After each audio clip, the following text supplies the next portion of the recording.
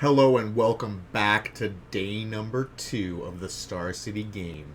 Indianapolis, Modern Open, and Top 8. Let's get into it. I want to see it. Ooh, round number 10. What do we got?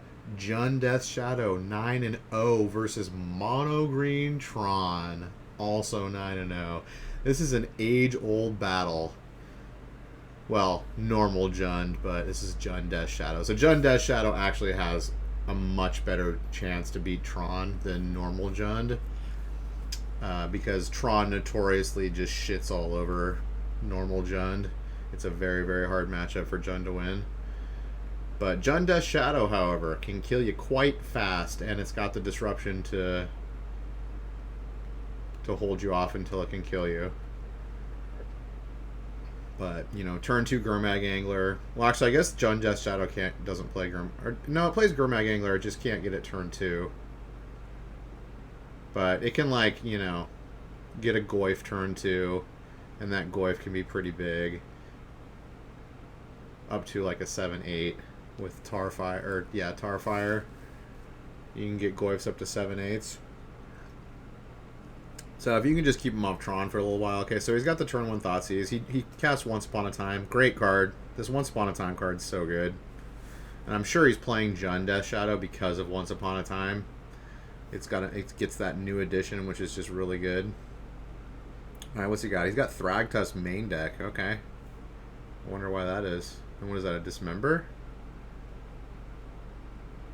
And then he's got Tron. So he's probably going to take the Thragtusk here, I would assume.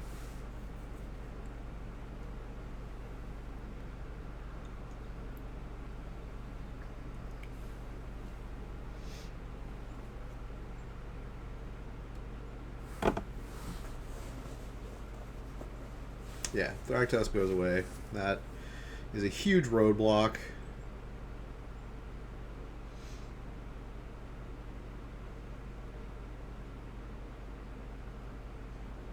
Alright, he's going to crack that map and get the 3rd Tron land. But he currently does not have a threat unless he just drew one.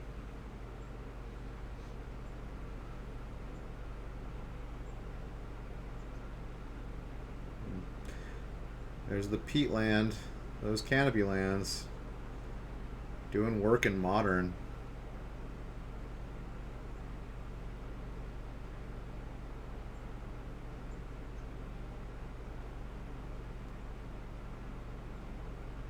They've kind of made their way into Legacy too a little bit. I've seen the Canopy lands being used a little bit. I think most Teamer Delver lists run like 1 Canopy land, Fiery Islet.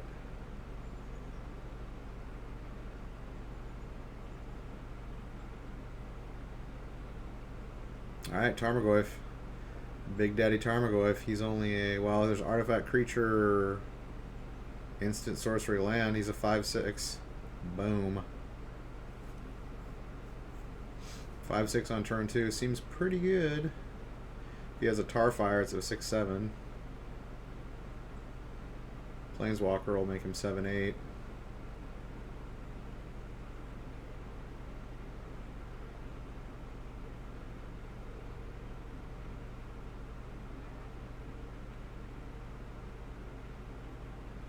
Alright, so he did not find a threat, so he's going to be digging for one. Going to be playing his little 1-mana cantrips, Chromatic Sphere, Chromatic Star.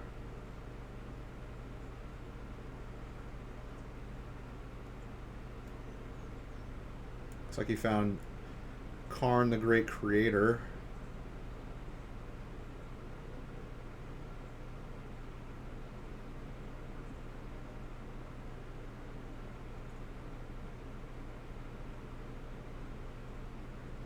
He could play Karn here, but it's going to die to the Tarmogoyf. He can go get an artifact, though, from his sideboard.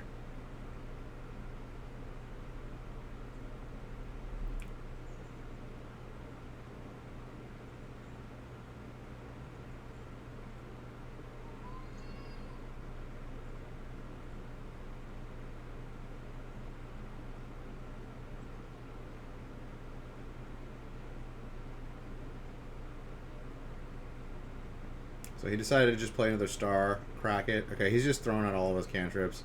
I guess he doesn't like the play. He wants to be able to put out Karn, get the card, and play the card on the same turn. Probably he wants to get Ensnaring Bridge, and then he'll keep the Karn in play. So he can get Mycosynth Lattice and just basically shut him out of the game.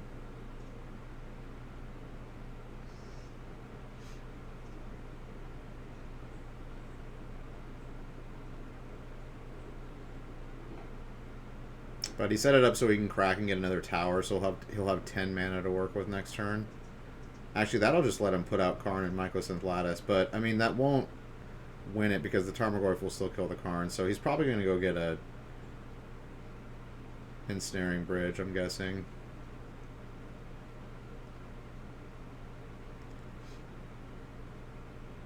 Okay, Inquisition's not going to get anything worthwhile here.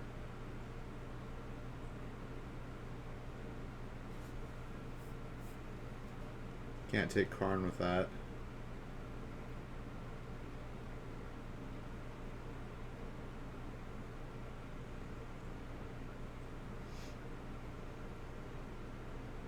He's got a Dismember, though. It's going to take the Dismember, yeah. But the Dismember doesn't even kill the Tarmogoyf at this point, so...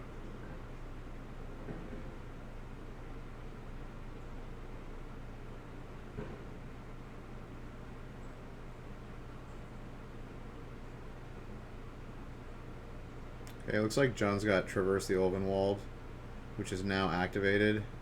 He can go get any card. Maybe, I think he just goes and gets what, Death Shadow? Maybe another Tarmogoyf? No, he needs to be able to play it this turn, so he's probably going to go get a Death Shadow.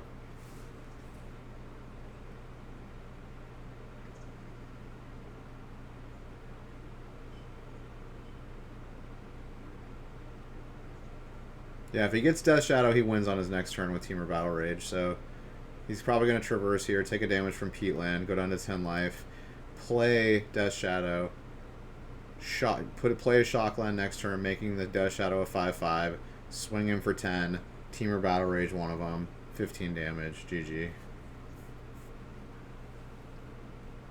Because normal Jund can't win on turn 4, that's why Death Shadow actually has game against Tron.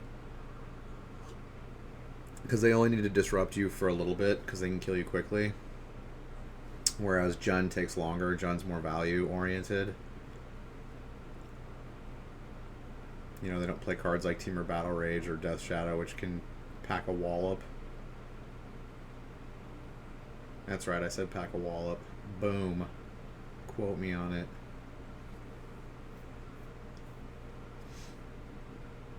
Oh, he found... top deck. Karn liberated. Boom. Okay, he didn't Traverse for Death Shadow. That's interesting to me. I wonder why.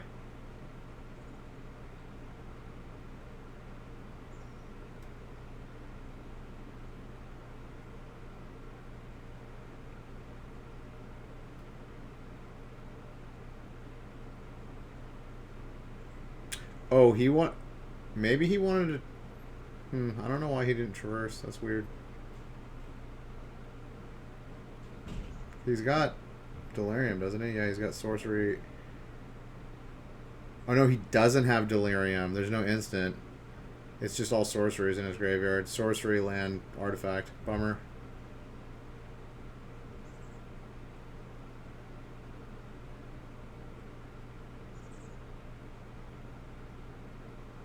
Oh, wait, what?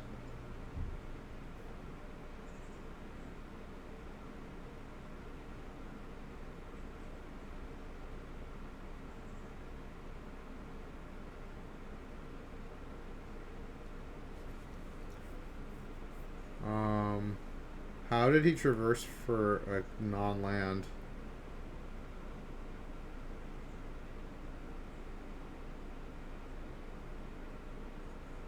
He's got sorcery, land, artifact. What? Okay, I'm confused. Did he just cheat? I'm gonna look up Traverse the Ulvenwald. I'm pretty sure Delirium you need 4 types, right?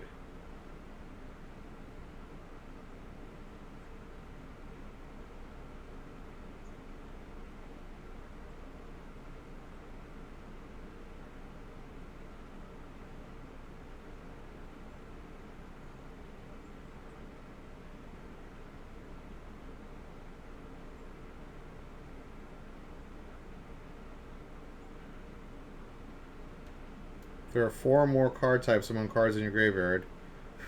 He does not have 4 card types. Bro. Bro. Did you just cheat, bro?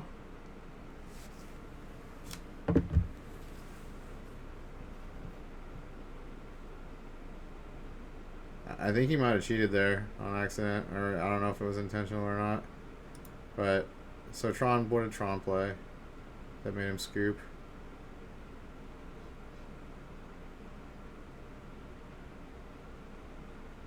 Oh, he's just gonna scoop. Okay.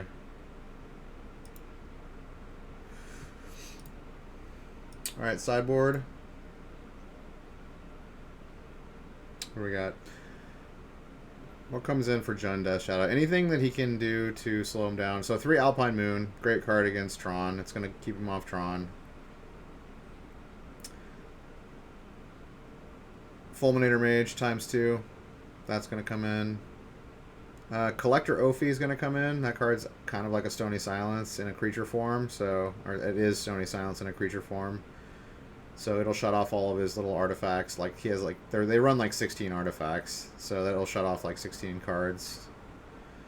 So he'll bring in 3 Alpine Moon, 2 Fulminator Mage to affect the Tron lands, Collector Ophi to shut off his artifacts, and that's it. And then Tron's gonna bring in 3 Veil of Summer. Veil of Summer is very, very good against hand destruction. It's really good when they like turn 1.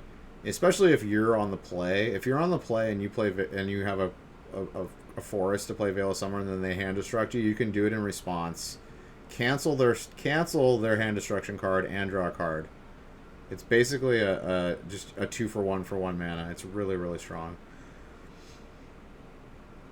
Leyline of Sanctity. Does he really care about that? I don't think Leyline of Sanctity comes in. I think just the 3 Veil of Summers are good.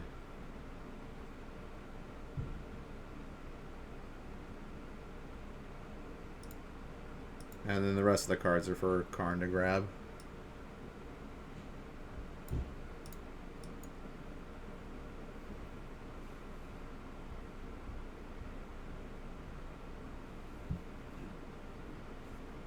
Alright, Once Upon a Time.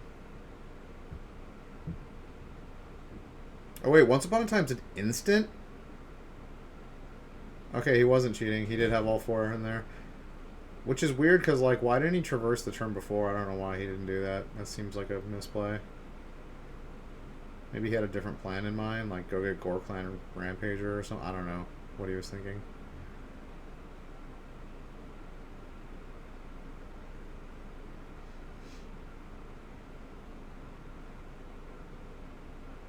God, Once Upon a Time's so good. It's instant. I totally forgot that it was an instant. You can just do it on someone's instep.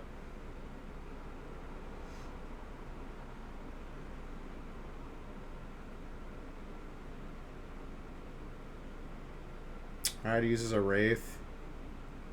And then Inquisitions. What does he got? 2 maps. Ancient Stirrings. Chromatic Star, Dismember, and Wormcoil. And 1 Tron land.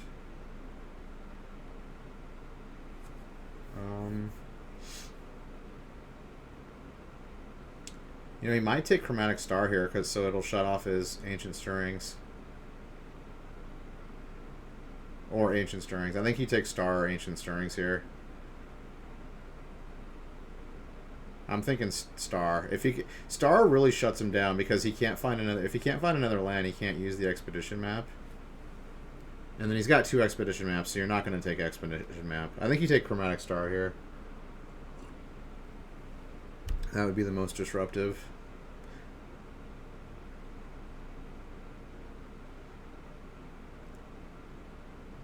Oh, he's going to take Stirrings. Okay, I think it's either Star or Stirrings here.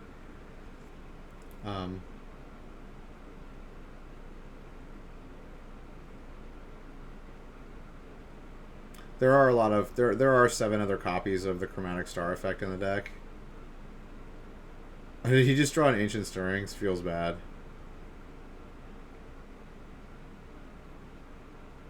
I think he just drew an Ancient Stirrings.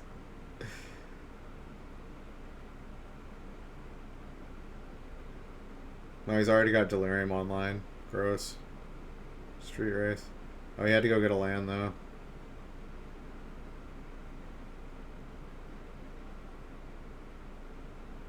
Gonna fetch Shock. Go down to what, 13? 12. So he can play Death Shadow now if he's got it. Yep. Mr. Death Shadow, turn 2. Always great.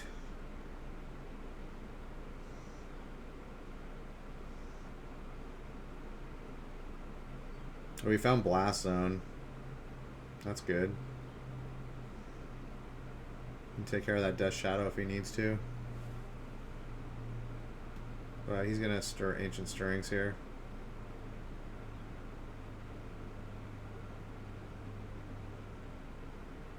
Finds a mine.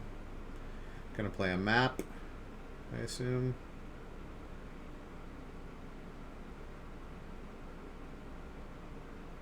Oh no, he's gonna dismember. Okay, yeah, good call.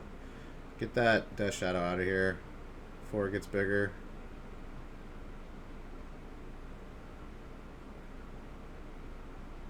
Looks like he's just gonna have to play a Tarmogoyf here and pass. Although it is a 5/6 Tarmogoyf.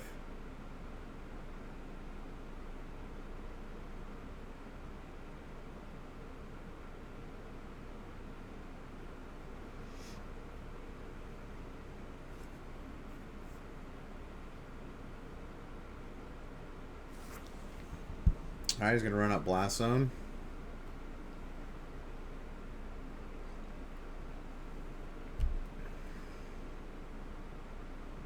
Play Expedition Map. He's got Tron online next turn, so...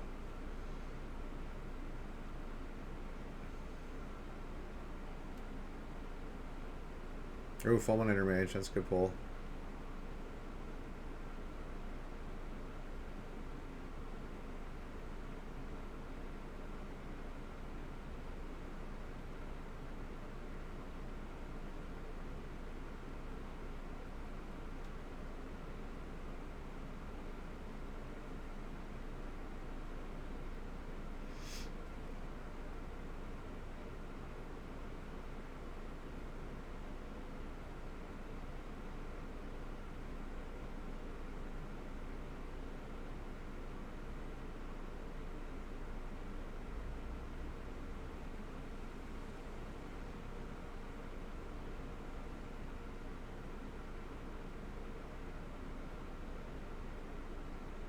So he didn't play Fulminator Mage? I'm kind of confused here.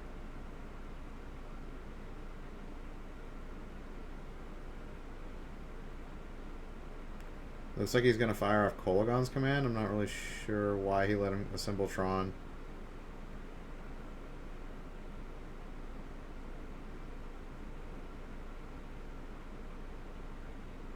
Oh, he wanted to Kolagon's command 2 damage to his face and then kill him with Temur Battle Rage. I think that's... I don't know. I feel like that's...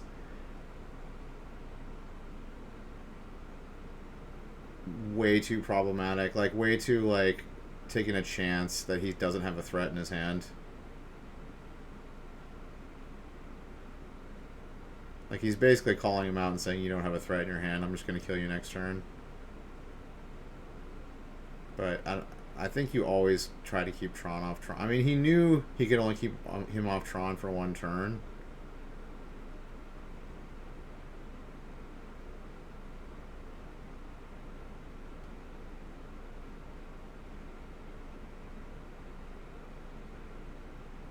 Which is, I guess, why he's doing it, because he's like, he figures it only keeps him off Tron for 1 turn, but I don't know. Now that Karn's out, I think it's going to be very difficult for him to win.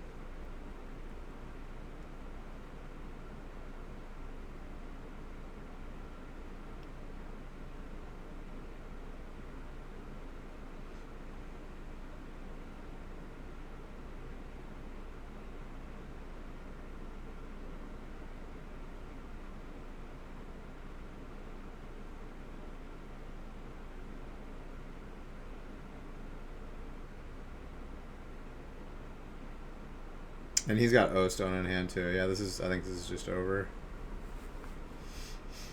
I think Tron just wins.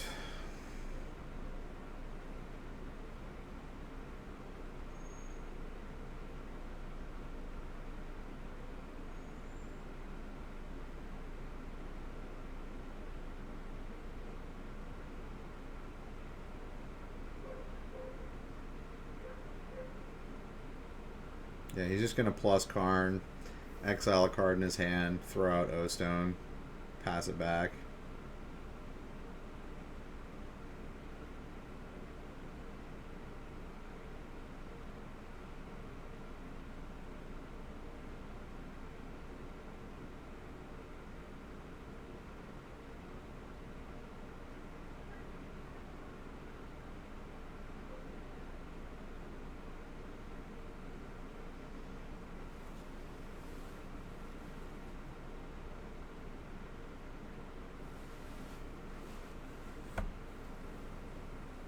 Yeah, I'm not really sure why he's in the tank right now. There's really no way he can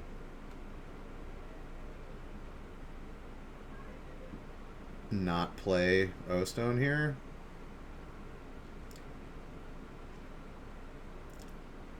I mean, he knows exactly what kind of deck he's playing. It's got Teamer Battle Rages and Gore Clan Rampagers in it. He's definitely can die next turn to either one of those creatures.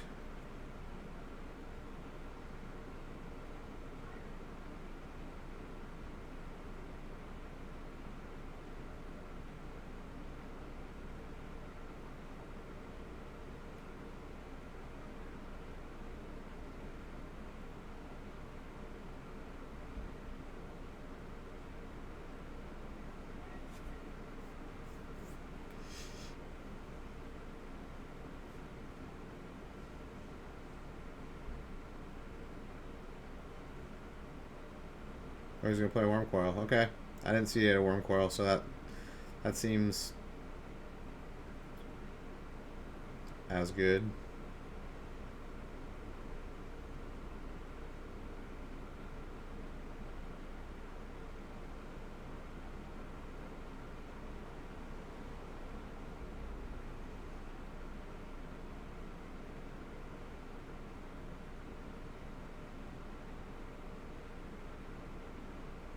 Yeah, I'm really curious as to why he didn't play the Fulminator.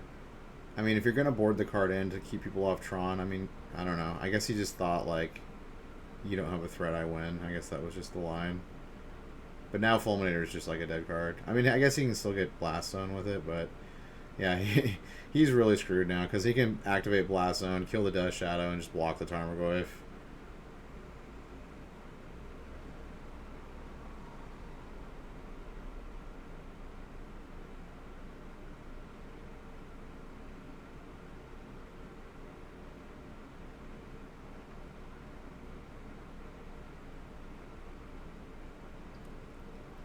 And yeah, his Tarmogoyf's not quite big enough to actually first strike kill the Worm Coil, so his Tarmogoyf's gonna die here.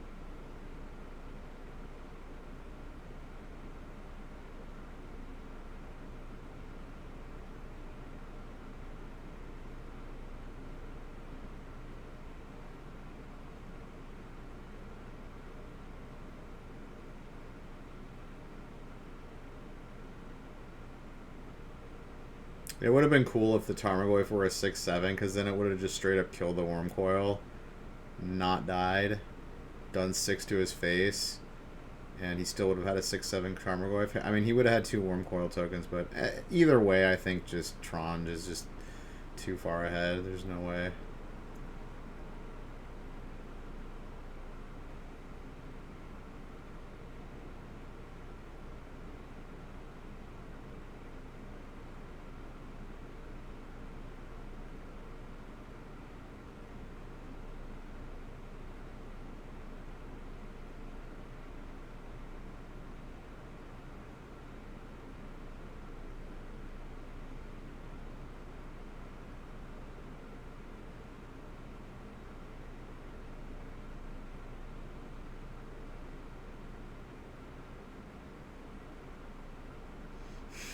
He's gonna shoot himself for 2 with the Kolaghan's command. Going out on his own terms. I like it. Yeah. I don't know. He made some interesting choices. Both game 1 and game 2. I would not have played either game the way he did. Game 1, I would have traversed the turn before and gotten the Death Shadow and played it. And then game 2, I would have played the Fulminator. Even though I know it was gonna, you know, only keep him off Tron for 1 turn. I mean, it still makes him waste his turn, like, you know, not playing a threat. I don't know. I don't know what was the right choice there, but I would have done it that way. Oh, he's on Storm. Let's go, Drake Sasser. Storm seems really good right now. If you're really good at playing Storm, I think Storm's a good deck right now. But can it beat Urza Outcome? He's going for it. He's going for it. Oh, boom. He just scoops it. He's like, ah, yeah, you got it. Sasser's not going to screw that up. Nice. Storm, 9-1. Pretty good. Oh, shit. Back. Oh, God, it's the Dirtle. It's the Dirtle. Sam Black. Let's go, dude. Oh, it's Urza Outcome versus Dirtle. Okay. Autumn Burchett. It's Miss Burchett. Does she live in America now? I would assume she does. Since she's shown up at Star City events.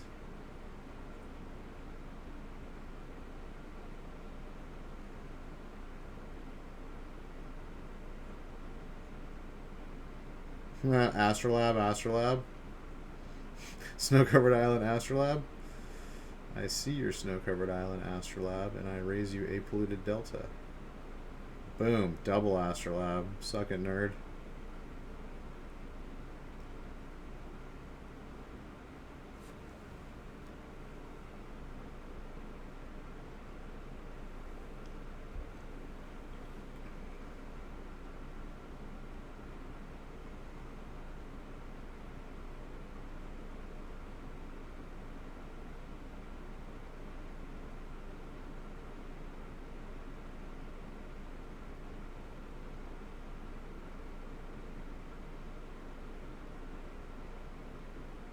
Is that a Sunken Hollow? Let's go. That's the, like, island swamp that only comes into play untapped if you have 2 basic lands, I believe is the wording.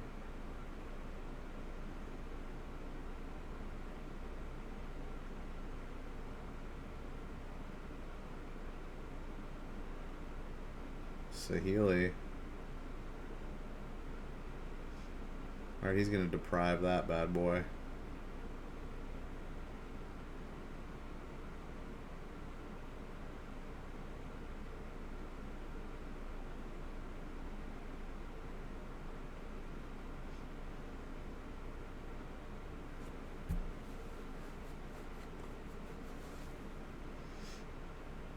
His deck is completely reactive. The Sam Black's deck, he's not going to play anything on his turn except for, like, Astrolabs. Like, his deck is all just instant speed, like, counter magic, card draw, value, Snapcaster Mages, one Gear Hulk, one Torrential Gear Hulk.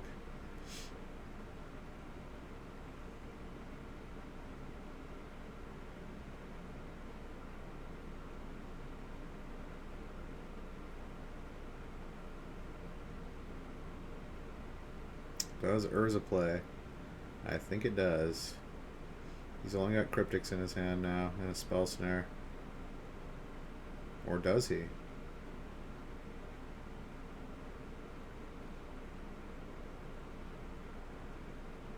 that an opt?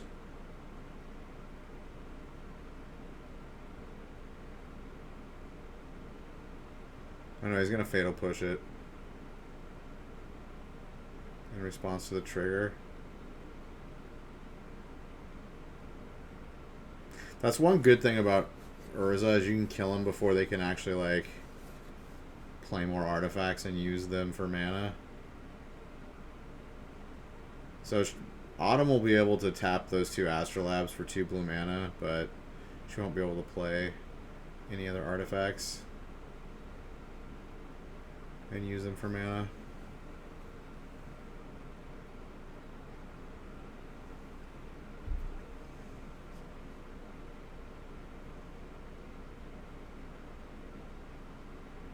Gets back to Deprive with Mystic Sanctuary. Dude, Mystic Sanctuary is so good.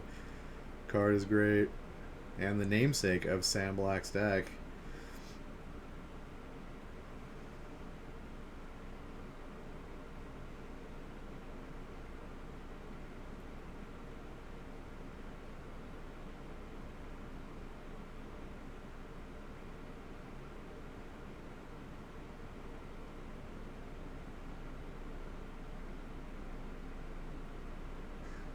Counterbounce the token. Nice.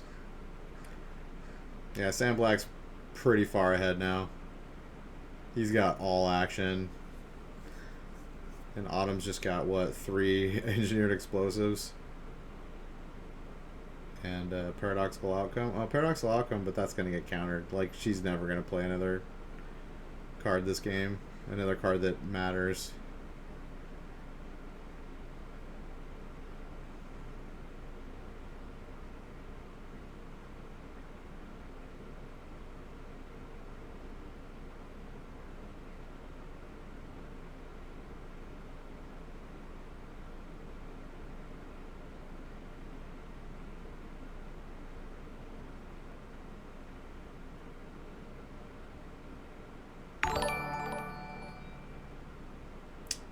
Cool GX, thanks for the follow. I appreciate it, man.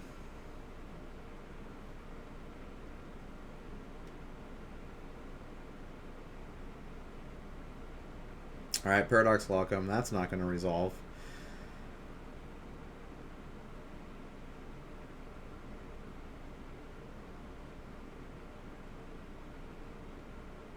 Deprived.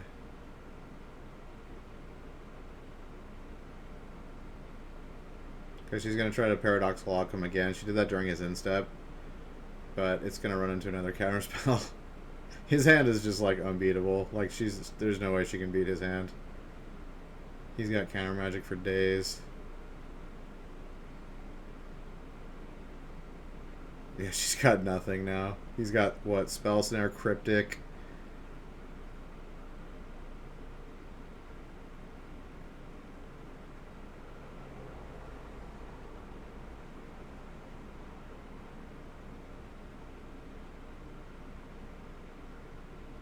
Yeah.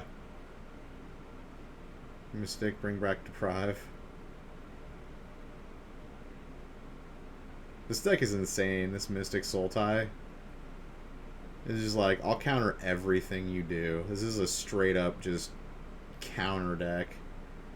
I kind of like it, actually. It's really cool. He also plays 3 Into the Stories, which are just straight up draw 4 cards, 4 for 1. 4 Snapcaster Mages, 1 Torrential Gearhulk. His deck is just full of, it's just removal, counter magic, card draw, and like 5 threats. It's like very old school, a very old school version of like a blue deck.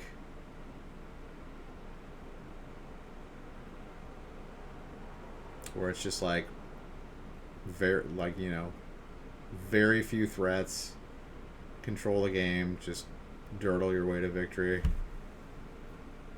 Yeah, Burchett's like, nah, I've had enough of this. I think he gets more wins from concession from anything than anything else.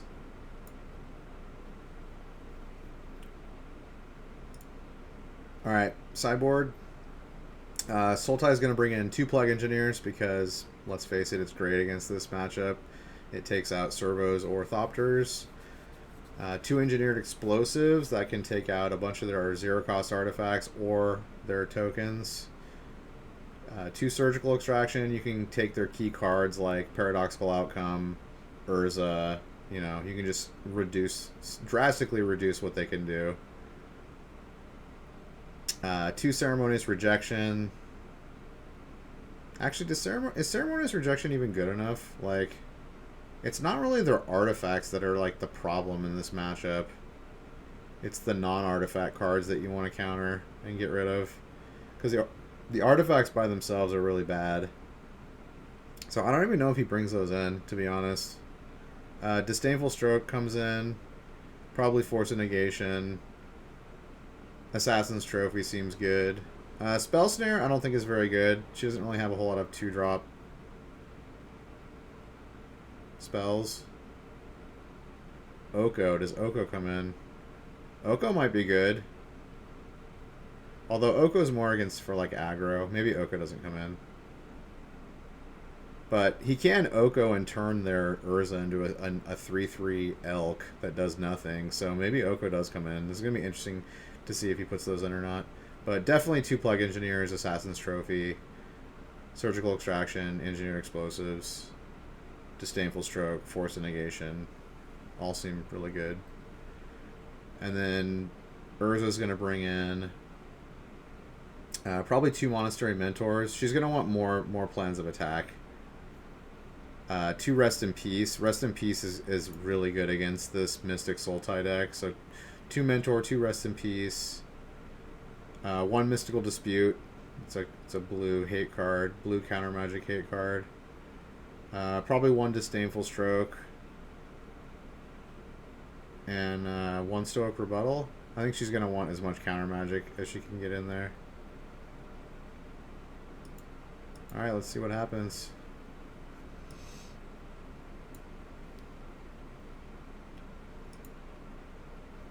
Alright, game 2. Turn 1 Serum Visions.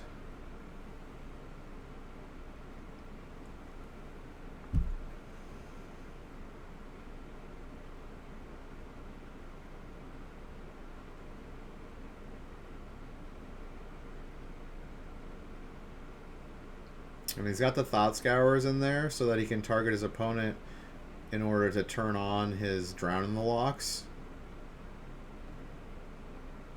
Or he can do it on himself in order to get cards in there for Mystic Sanctuary to bring back. Or Snapcaster or Gearhulk. Alright, he has Surgical. He might Surgical Psy here. Or he might just hold on.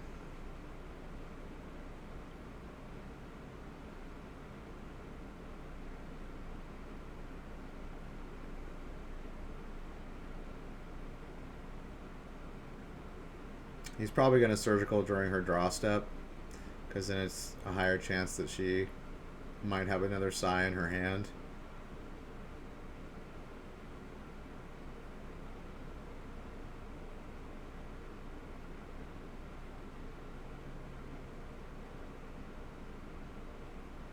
So I would assume he's going to fire it off during the draw step, maybe.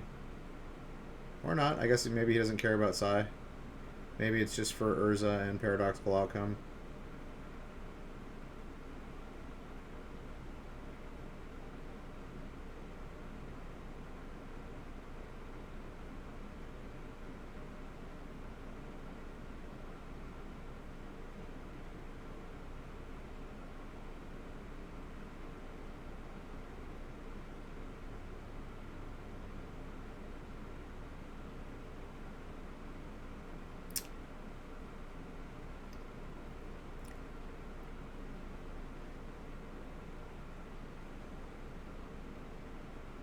Alright, it resolves.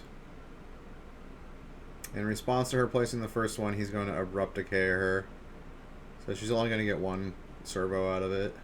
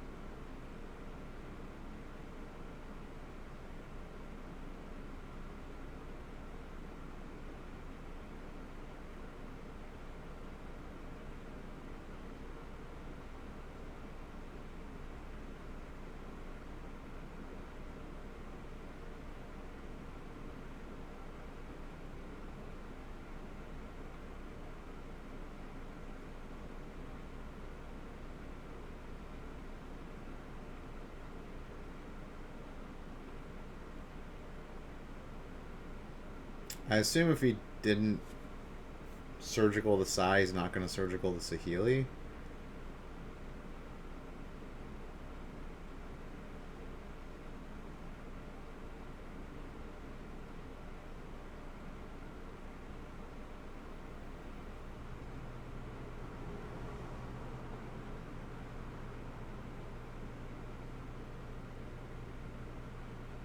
Oh, he is going to surgical Saheeli, so maybe he values the Saheeli over...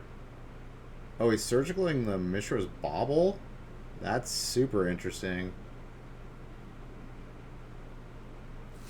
Oh, because he knew she had at least one in her hand, right?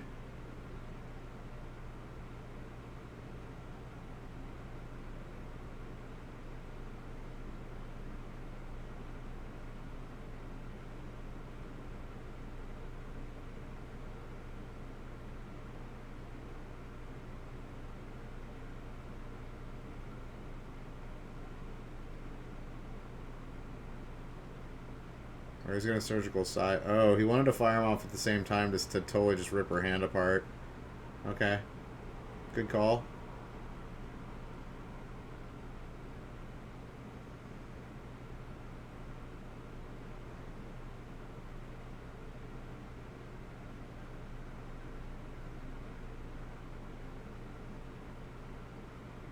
Okay, so they only play two Sais.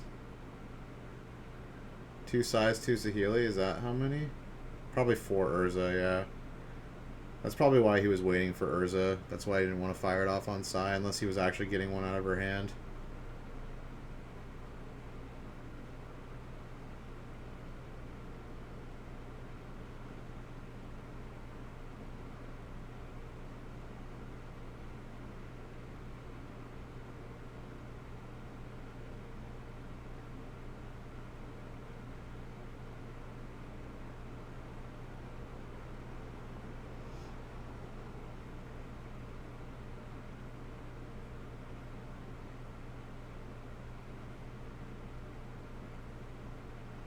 There it is again, Mystic Sanctuary. This card's crazy. It's an island, so you can fetch for it. Good stuff. I need to put one of those in my Breach Moon deck. At least one, if not two.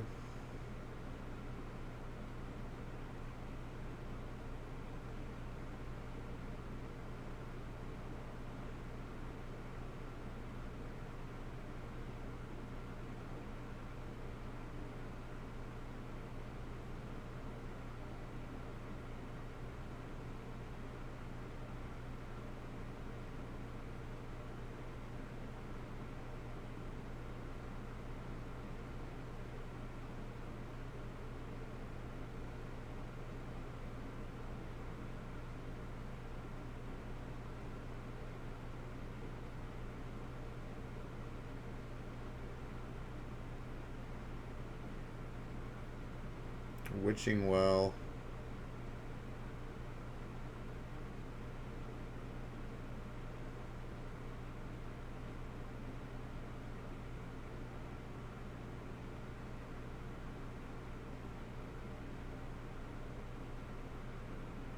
Witching Well, also a new card. Very good. One blue mana artifact, scry 2, and you can spend one blue 3 colorless to sacrifice it and draw 2 cards. So a little bit more value than a Serum Visions, a little bit less efficient than a Serum Visions, but still pretty good all around. Especially good in this deck because it's an artifact. And it's blue.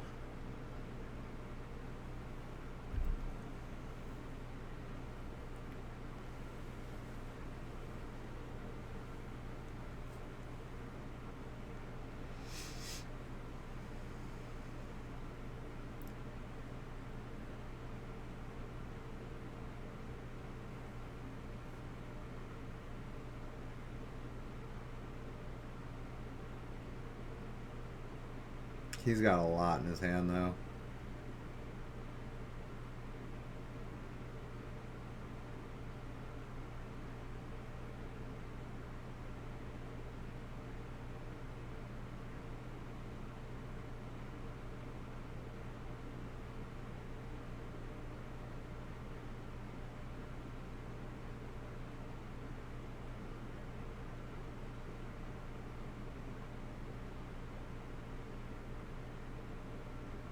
Alright, he's gonna put explosives on one.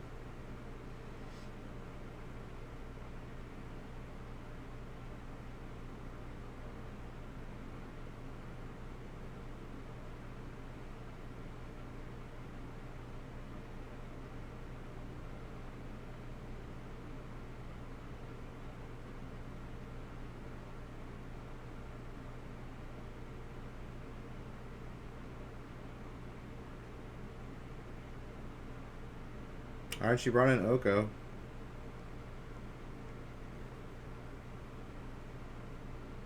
Just because she wants to have more threats, vary her threats.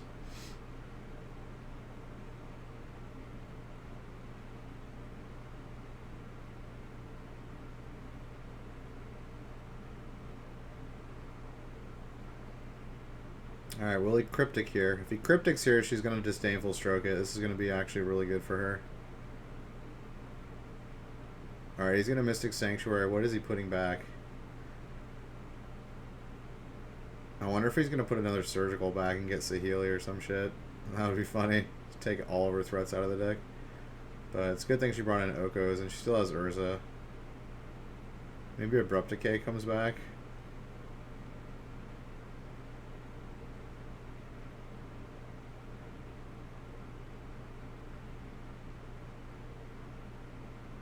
Pull some Marasa, okay.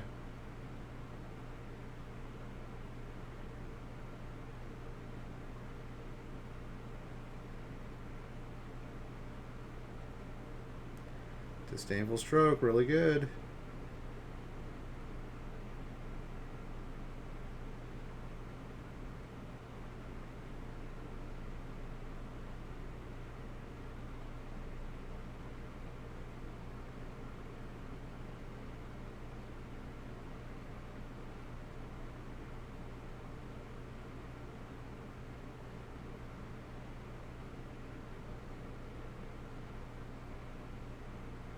And Emery.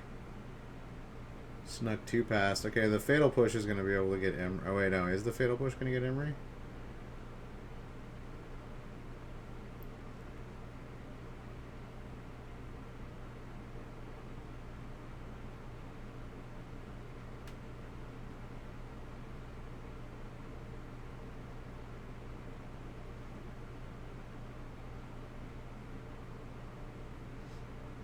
Ooh, that was a bad... Wow, she flipped over Monastery Mentor, another Oko, and an Emery. Those are all bad hits off of...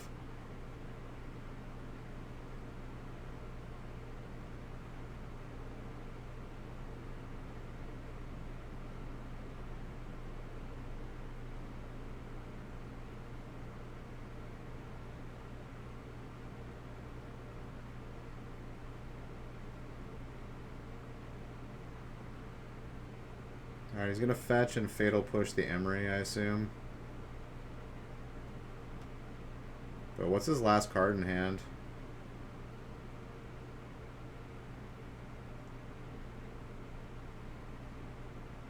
I mean, he's going to have to grab, what, Abrupt Decay so he can kill the Oko?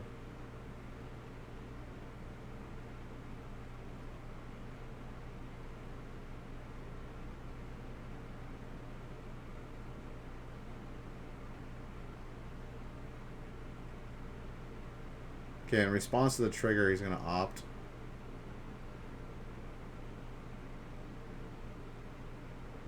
Okay, I didn't see what he got off opt, but he liked it.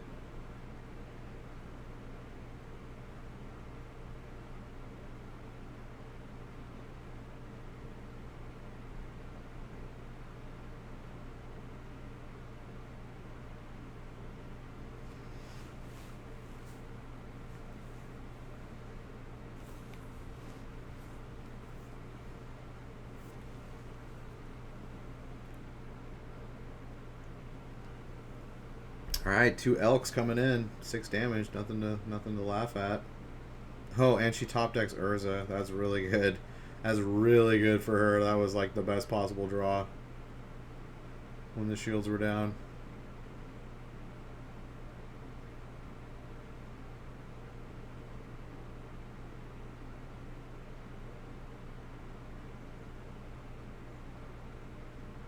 I bet he wishes that he hadn't played that Engineered Explosives. I don't know why he played that Engineered Explosives. It totally blew up in his face. Like, this is what happens if you pre-play Engineered Explosives if you don't have a target in mind. It becomes useless because the opponent's going to play around it. They're not going to, like, let you, like, destroy more things. So, if he had held that Engineered Explosives, he could have put it out and killed all 3 tokens now. And that he would have been firmly still in this game. But I think that was a huge misplay. I learned a long time ago because I played Bant Eldrazi, which plays 2 Engineered Explosives main deck. So I've used Engineered Explosives a lot. And almost every time I pre-play it, like I preemptively play it, knowing that they have like 1-drops in the deck or whatever, it ends up doing nothing. And I always regret it. Okay, so he draws 4 cards. He's probably just going to have to kill a token here. The 5/5. And he's going to take 9 here. I don't know. He's probably just dead. He has no board wipes in this deck, so...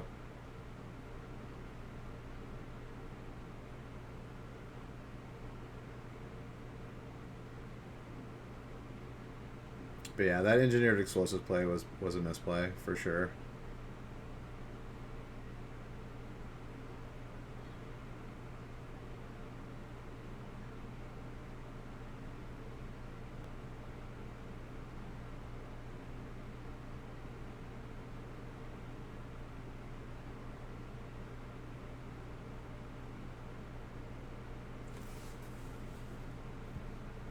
Yeah, he probably knows it too. Preemptively playing Engineered Explosives is most often a bad idea.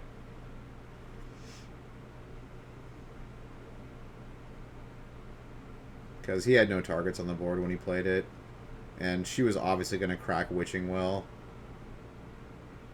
Or Wishing Well. That turn, so it didn't matter. If she was tapped out, then I could see playing it on 1 and killing the Wishing Well and the 2 Astrolabs, but there's no reason to play it to kill 2 Astrolabs. That's just, there's no reason. I mean, she had like 5 mana in play already. 6 if you count the Opal. Alright, here's game number 3. Turn 1 Emery. Busted. Dockside Extortionist.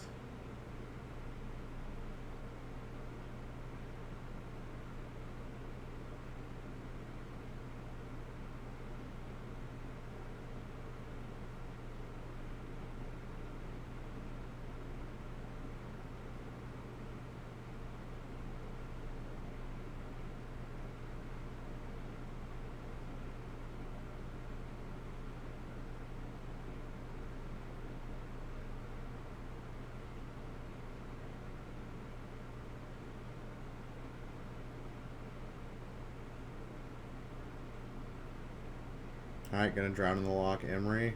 Good call. Although if she has a free artifact, she's gonna be able to play, you know, Sai or Saheeli. And I think she has a Saheeli in hand. It's Mox Opal, man. Mox Opal's too good. I feel like they're gonna ban something out of this deck. Probably Mox Opal.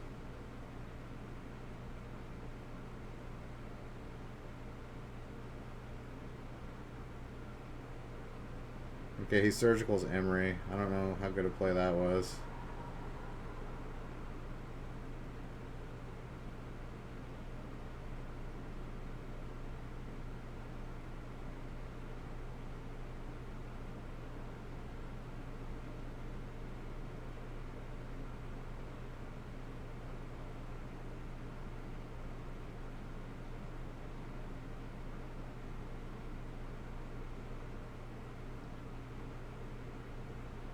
Okay, well, she doesn't have 3 artifacts, so she can't play Saheeli. That's really, really important that he gets to untap and have counter magic for one of those, or both of those, actually.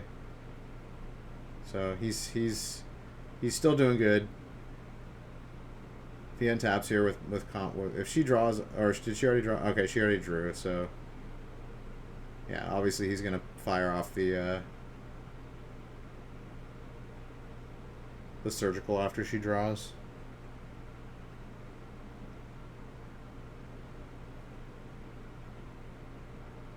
Alright, well, she doesn't even have a mana. Okay, that's really bad for her. And she bottomed both of those cards, so she's looking for mana.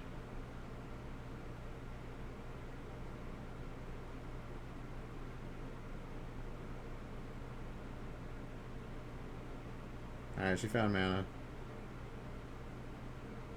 And Rest in Peace. Rest in Peace is really good against Sam's deck. But she's still not playing anything.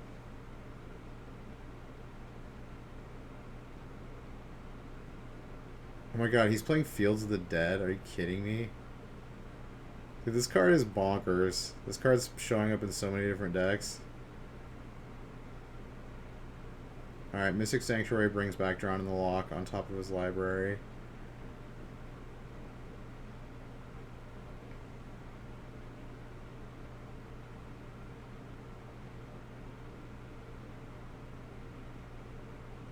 She's in trouble here, though. Missing that land drop and missing playing cards is just letting him stack up his hand.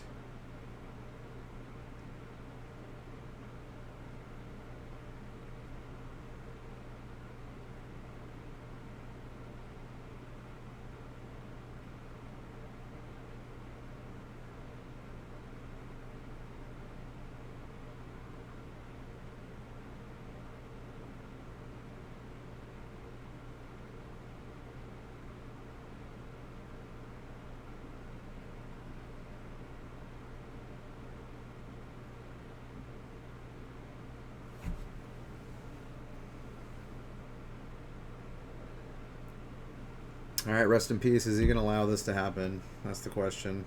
I think he's going to counter this.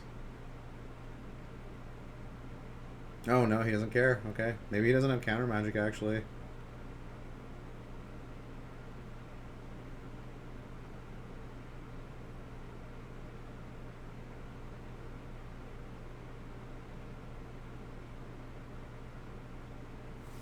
I like this Field of the Dead. I didn't realize Field of the Dead was in his 60. It's in his base deck, so he probably only plays one of them. Just so he can have some zombies to have another win condition.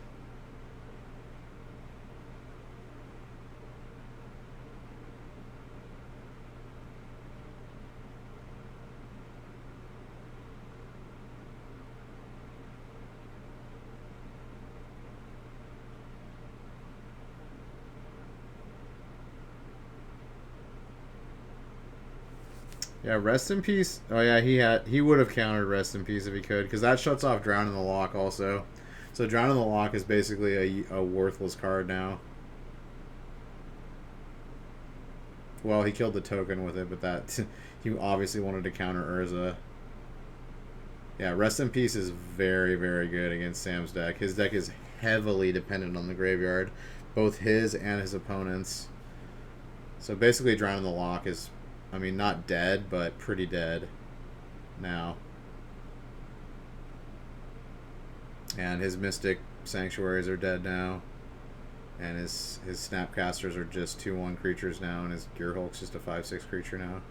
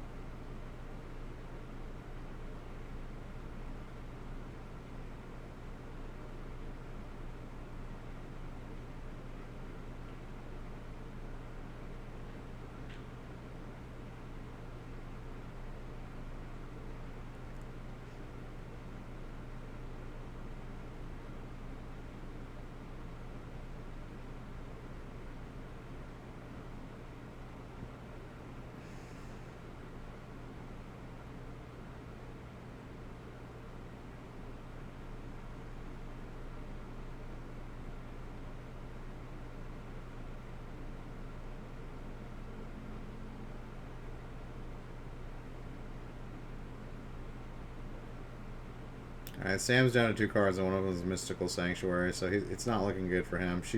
Autumn's got all threats in her hand. Yeah. Her hand's stacked. She got Saheeli. She's got Psy. She's got Paradoxical Outcome.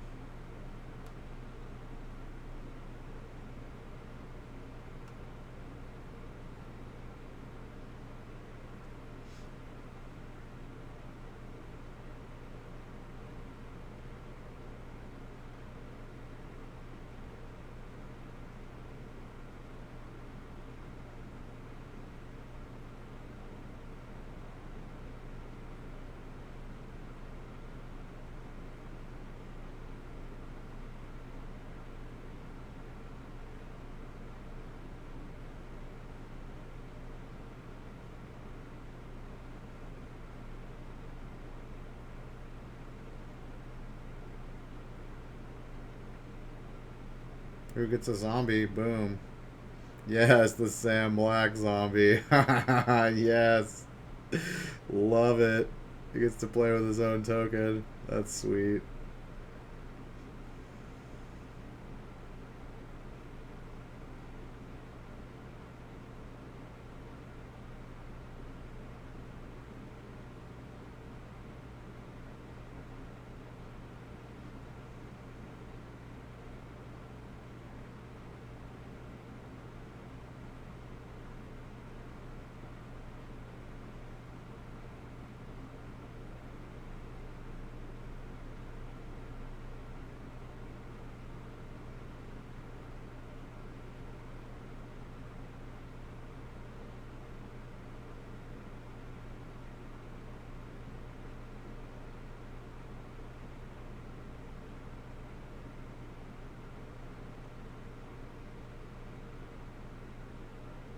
I think her last two cards are another Psy and Paradoxical Outcome. Her hand was stacked.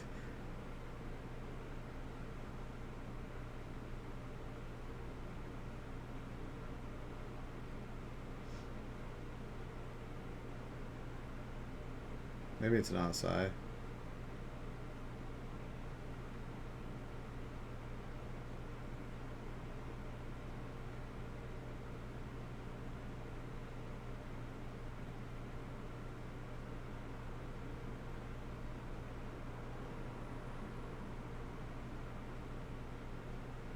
No, she drew two baubles off that. Okay, gross.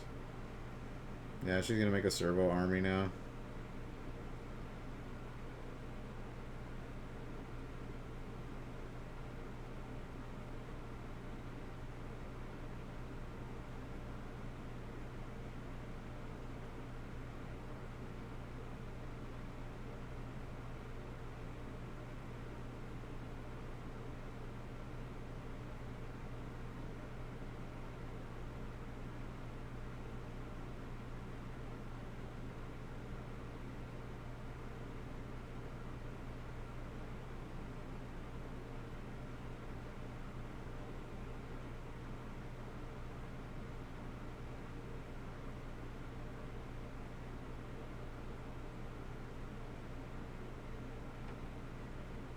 On her top is Urza. Wow. Yeah, this is over. I think this is over. I think Urza's got this one in the bag.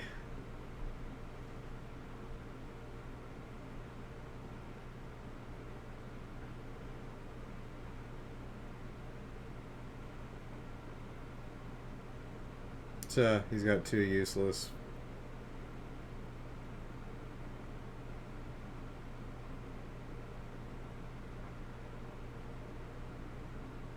Mystic Sanctuaries.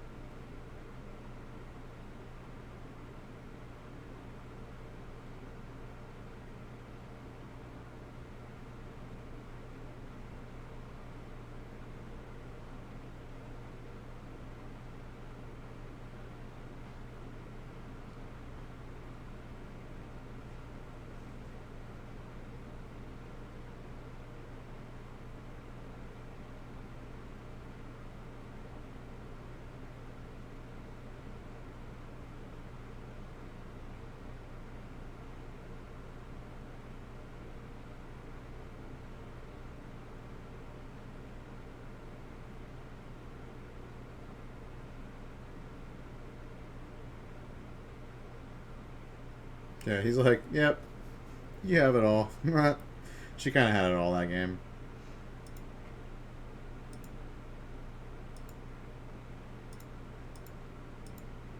GG's.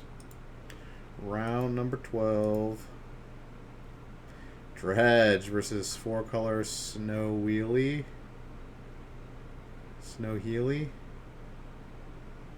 Okay, he's just trying to come up with some other stupid name for the same Urza deck. Okay. Actually, maybe this is different. Okay, he's got Stoneforge Mystics in here. Okay, it's slightly different, I guess. It's cool to see Dredge. Haven't seen Dredge in a while. Dredge kind of fell out of favor when Hogat came around, and it's taking a little while to bounce back. Well, I guess it's because there's no Faithless Looting now, actually. Seems like Dredge is considerably worse without Faithless Looting.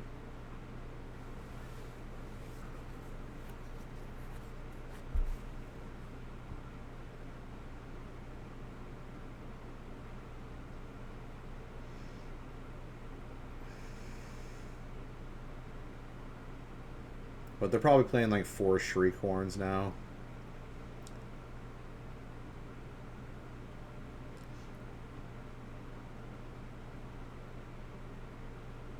Oh, he's playing that new guy, yes. The pay 1 red to draw 1, discard 1. Cool. That guy's actually pretty cool. And he's got, if you play him, the adventure guy, you can pay 1 red and 2 colorless and draw 1, discard 1. So I could actually see you playing him, just straight up playing him, you know, from the adventure pile and using his ability every turn. That's two extra. That's an extra dredge every turn. So, and of course, there's always Cathartic Reunion, very, very strong.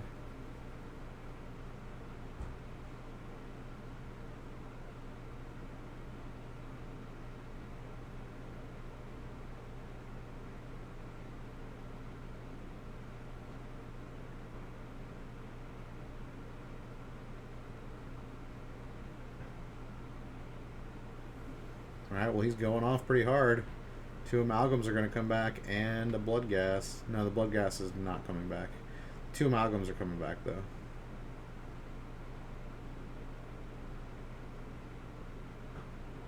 Three Amalgams. Okay.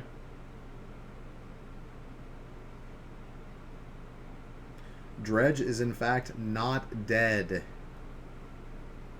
That was turn 2, boys and girls. Turn 2. Seems good. 10 power on the board.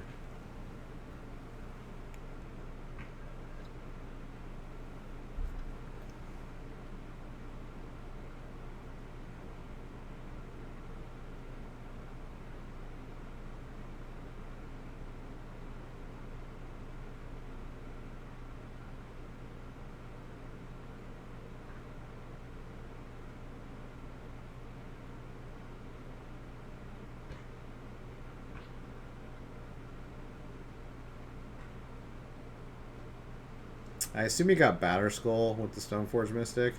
That card's going to be good in this matchup. Really good.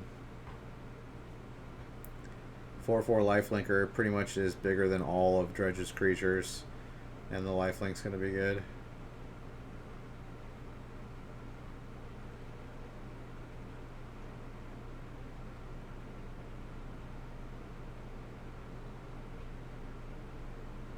So he takes 7, gains 4, loses 3 net.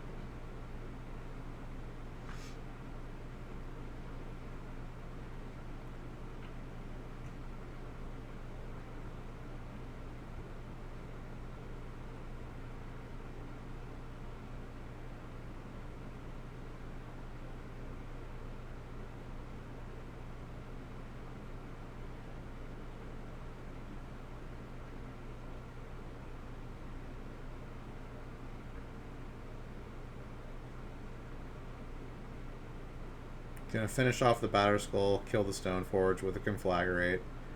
Oh, he doesn't have a land, so he can't bring back a...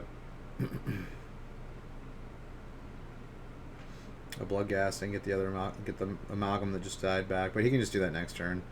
He's under no pressure. His opponent's got nothing now. And it takes 5 mana to return Batter Skull to your hand, so...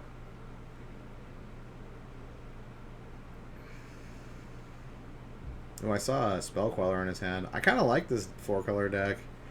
He's playing lots of little goodies. It's this Astrolabe. This Astrolabe card allows you to play like these 4 and 5-color decks without really any penalty. It's kind of disgusting. I kind of think Astrolabe was a bad idea.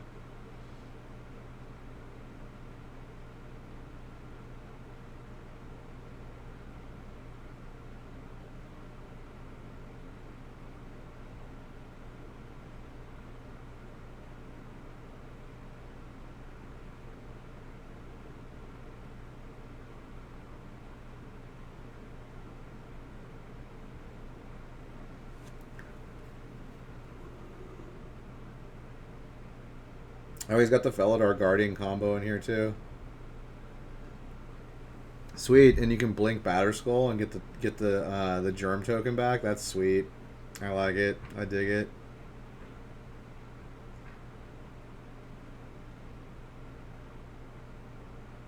Ooh, 4th amalgam.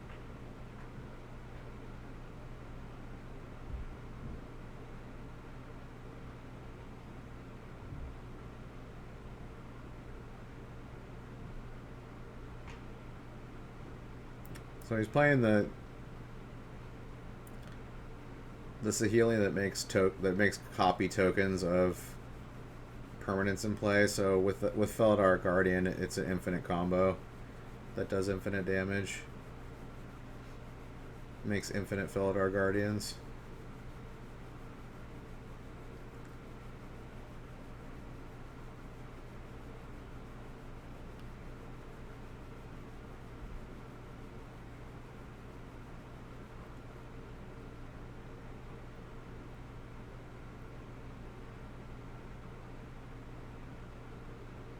And of course they gain haste via her ability, so they all can swing in.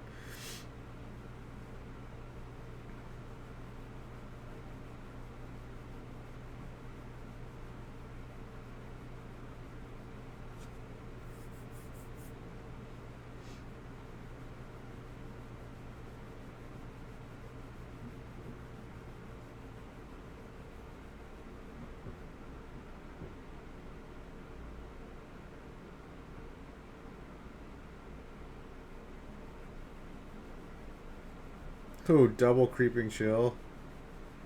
Go down to 2. If he had another Narcomoeba, that'd be game right there.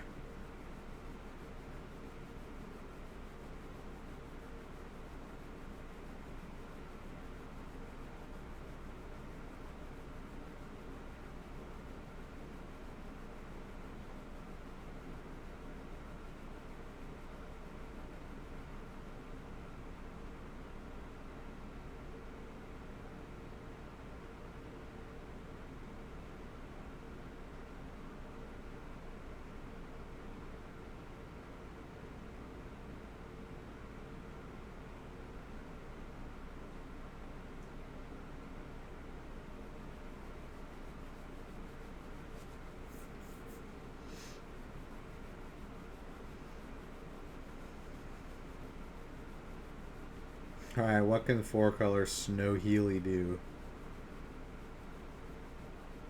He's got some action. He's got a handful of action, but is it enough?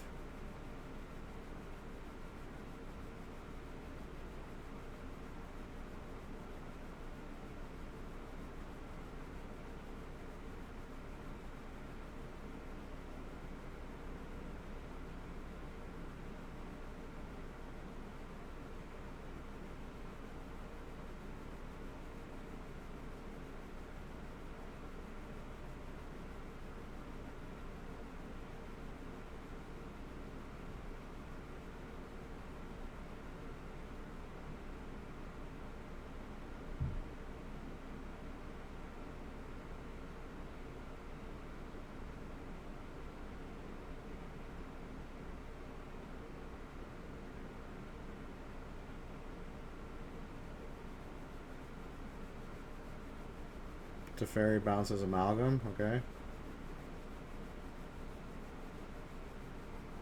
Swinging for 4.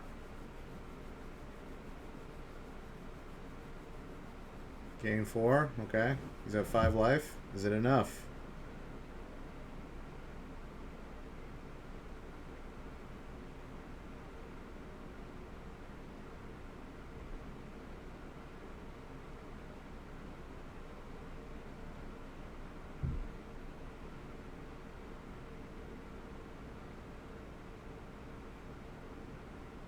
He was hoping to find a conflagrate there.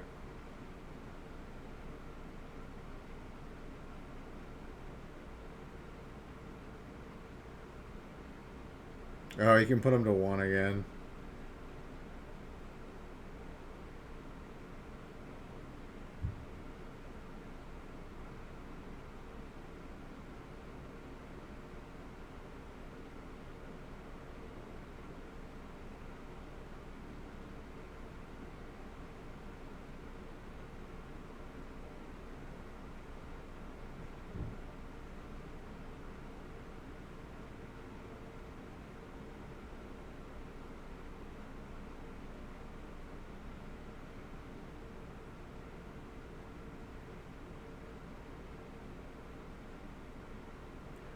Forgotten Cave. What does this thing do?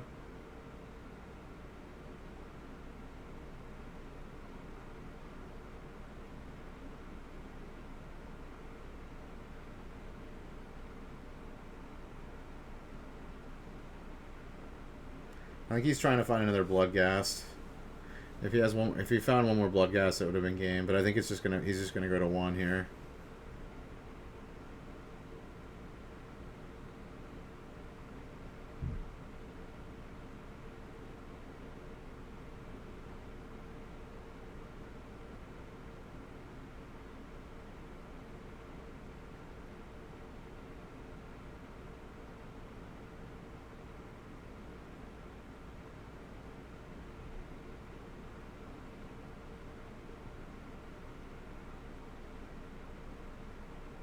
Actually, if he can fetch and find another land, he can...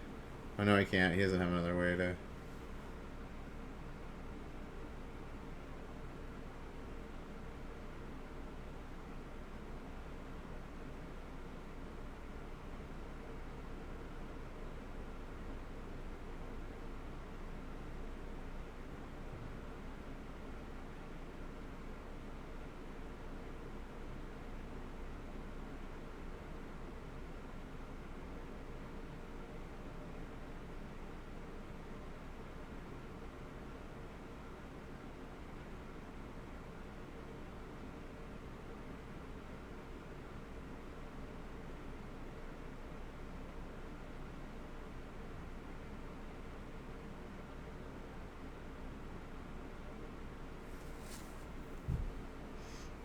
I mean, does he play Oko here? Turn his Astrolab into a 3/3?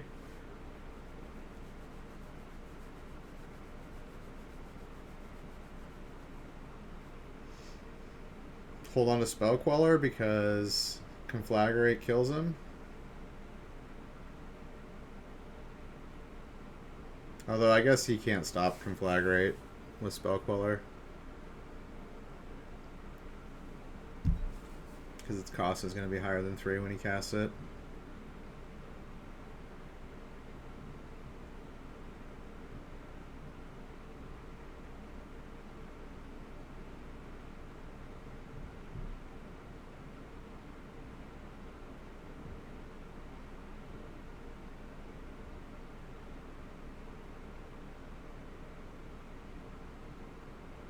Oh, he's just going to hold on to Spell Queller, I guess. Oh, does he have Quaddle too?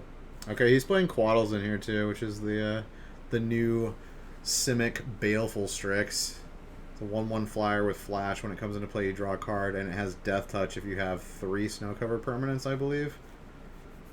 Which he does. So he's going to be able to block 2 Amalgams and 2 Bloodghasts. Gain 4, go to 9, take 4. So yeah, he's gonna need... Dredge is gonna need something. Okay, he's got Conflagrate. I think he just wins now.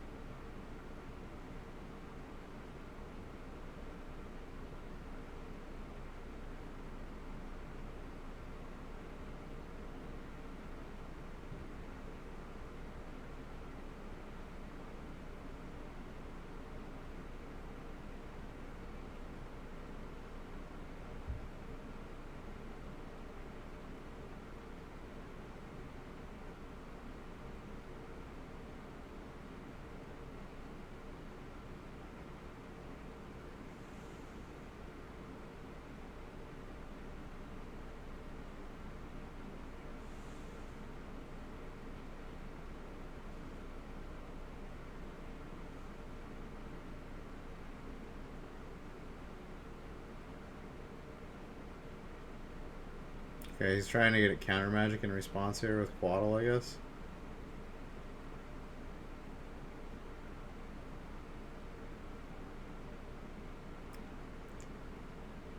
Yeah, you either have it or you don't, bro. You can ponder it all you want, but...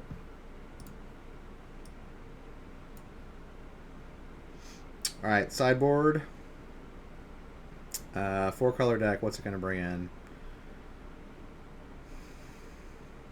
Doesn't look like he has any graveyard hate in this sideboard. I mean, Path to Exile, he could bring in 1 path. Maybe Engineered Explosives, you can, you know.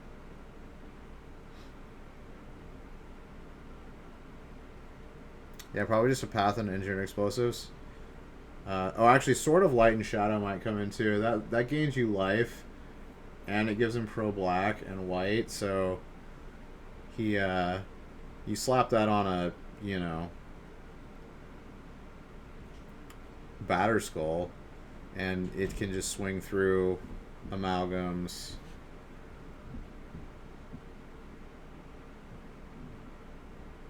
Well, it can't swing through Narcomoeba, but it gains you life. I don't know. Maybe he brings in Sword of Light and Shadow. I'm not sure. Dredge is going to bring in 3 Thoughtseize.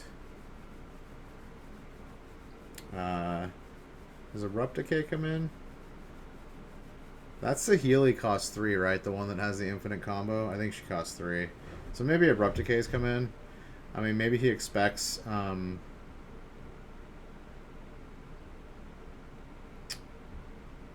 Rest in Peace. So maybe he brings in Abrupt Decay. So 2 Abrupt Decay, 3 Thoughtseize. Okay.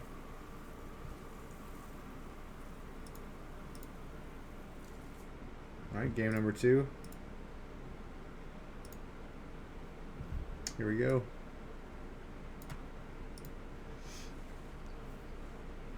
Turn 1 Thoughtseize. Okay.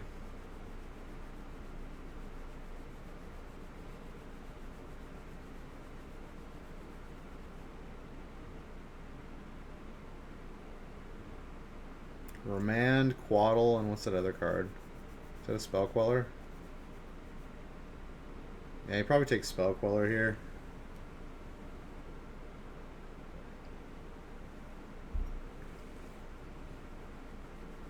Yep.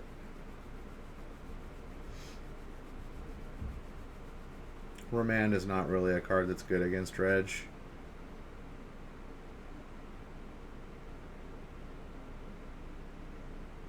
Gonna go get an island, play flash in Quaddle, draw a card.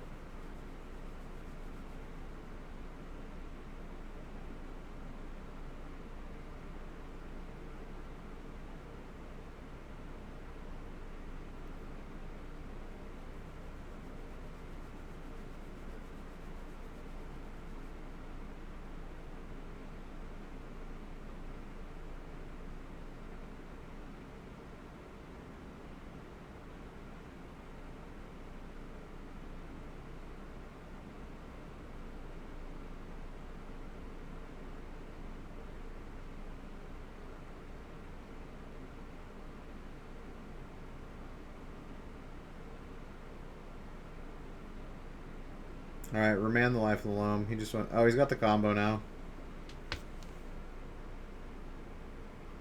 But he doesn't have mana to play... Or, oh, no, yeah, she does. Boom, Felidar Guardian. Dude, the tricks with Felidar Guardian. I like it. Drawing cards off Quaddle. Infinite combo with Saheeli. All kinds of shit.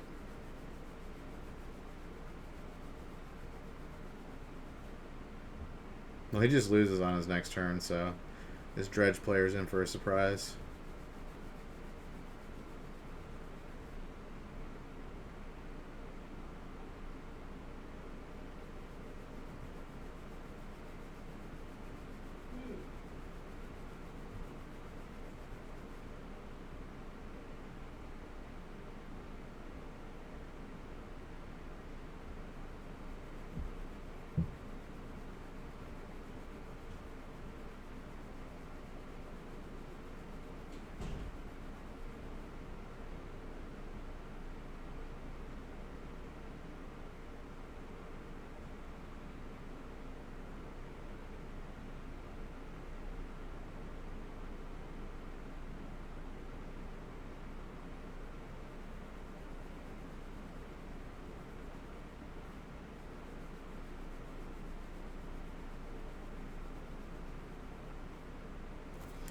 Oh my god, what are you guys bumbling about?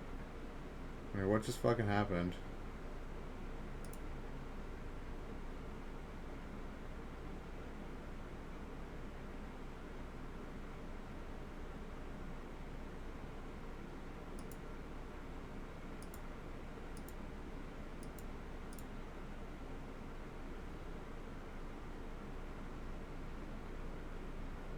Okay. Not really sure what happened there. Some kind of judge call. Alright, play Saheeli. Oh no. Did we just take 2 turns? Yeah, Saheeli, this game's over, right? He just...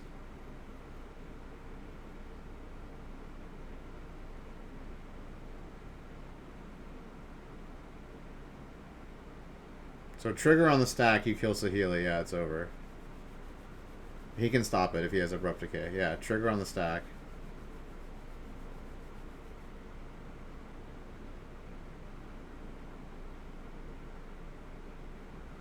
Okay, why didn't he do that last turn?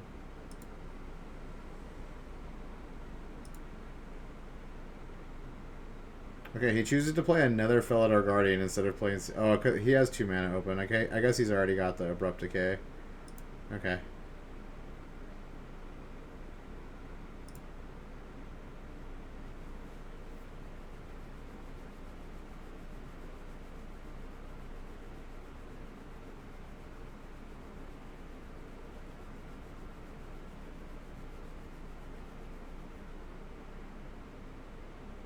Lucky he had that Abrupt Decay, though. He was just dead.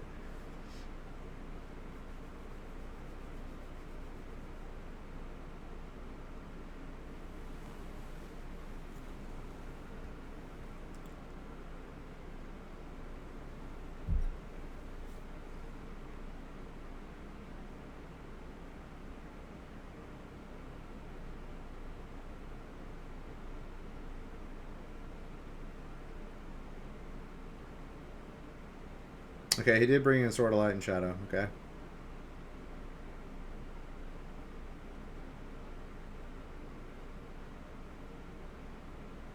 I love that artwork. It's fucking awesome.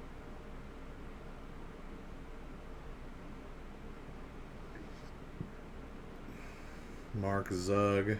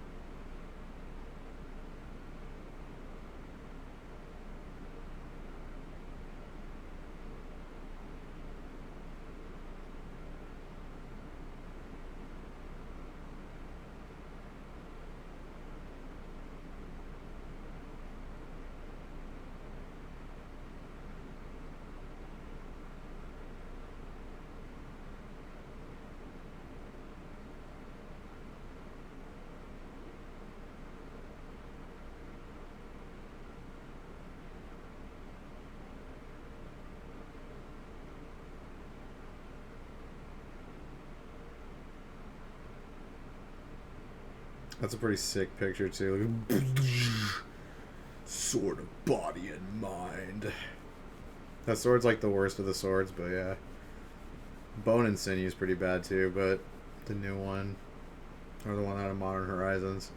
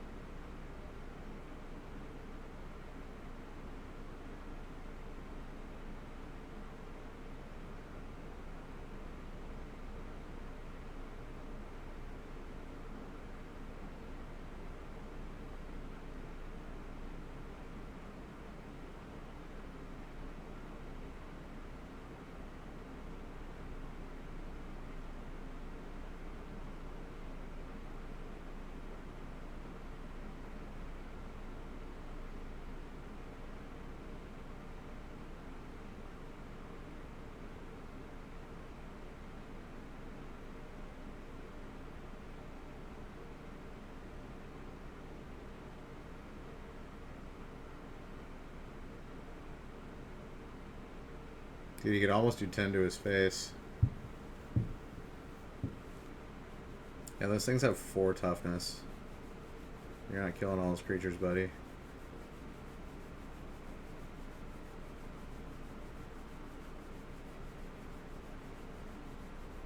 Hard cast the Creeping Chill.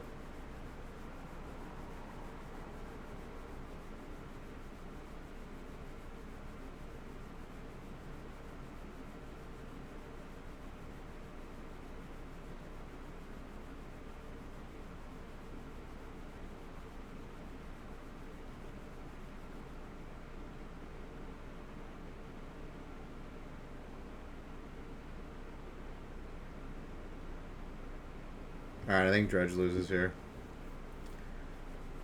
Because of the Sword of Light and Shadow.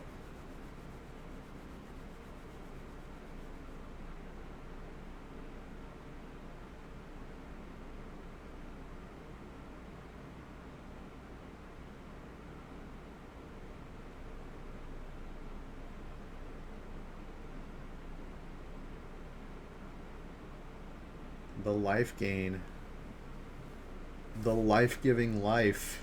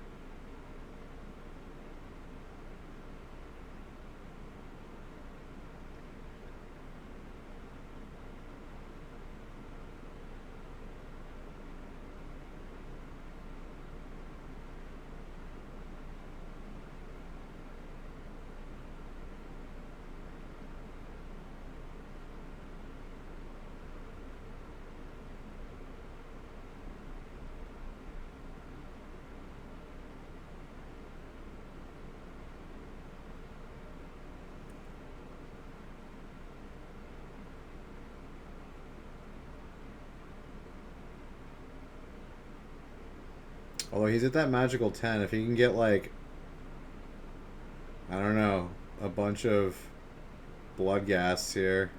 Nah, he's dead, I think. He can't do 10 damage.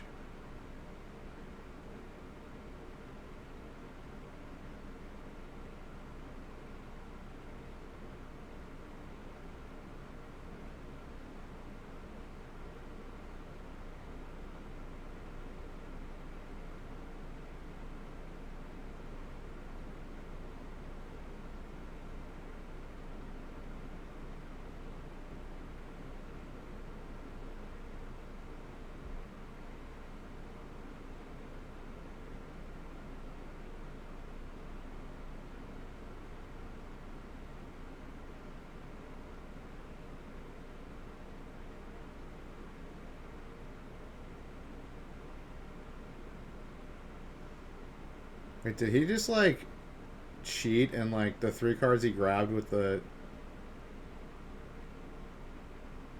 3 cards he just grabbed with the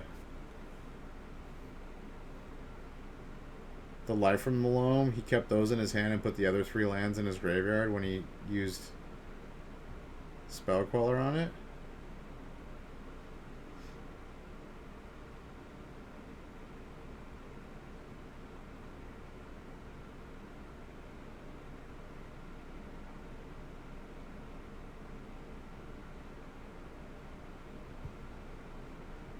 What the hell happened there?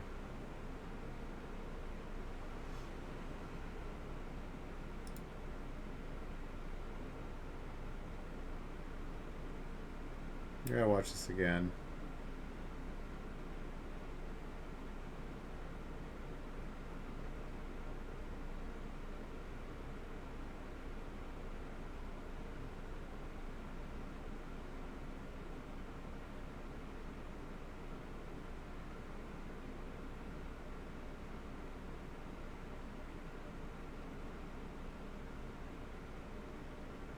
Yeah, okay, that cycle land is in his graveyard, right? Check this out. Okay, he dredges life from the loam.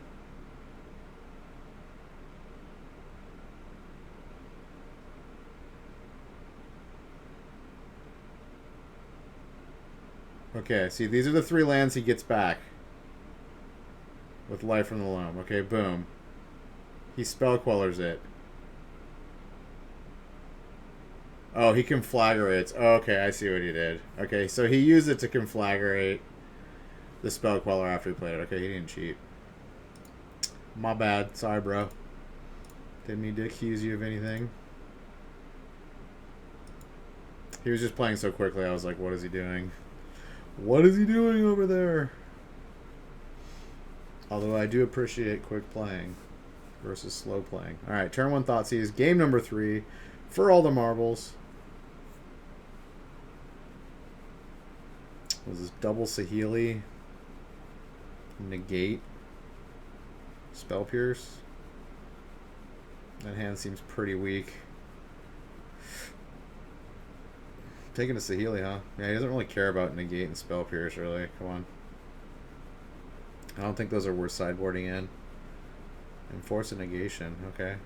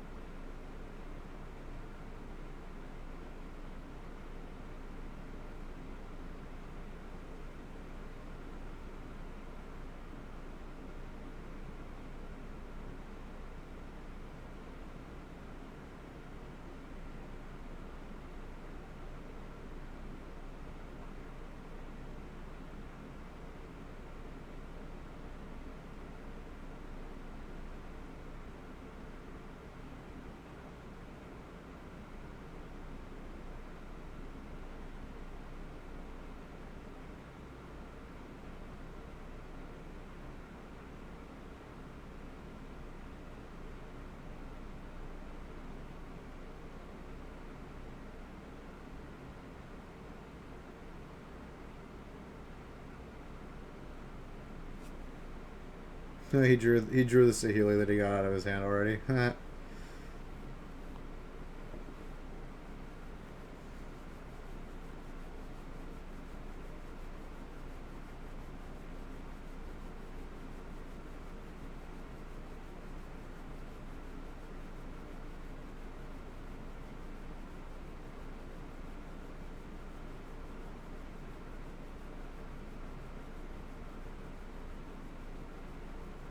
Yeah, he's just gonna play around this counter magic. He doesn't even like. Are you gonna counter life from the loam? Okay. They still get to dredge. Like that's why these counter spells are just not very good against dredge. Like, you don't want negates. You don't want. I mean, spell pierce maybe. Like if you can catch like their early the early Shriekhorn or the early Cathartic Reunion. Sure, but on average, these counter magic against dredge is not very good.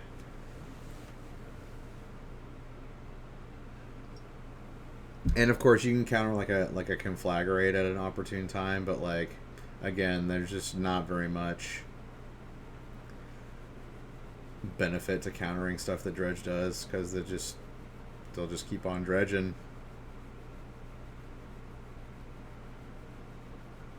And especially if they know that you have it in your hand.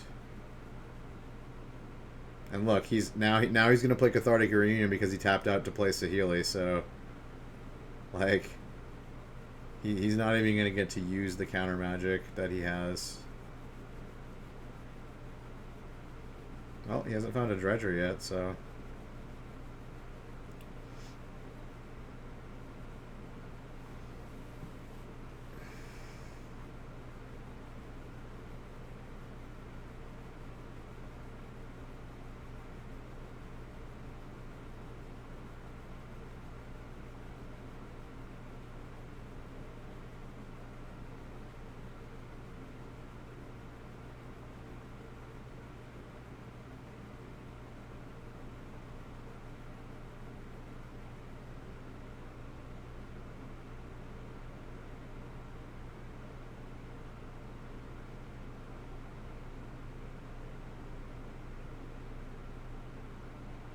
you know, what is her +1? It's like Scry 2 or something, right?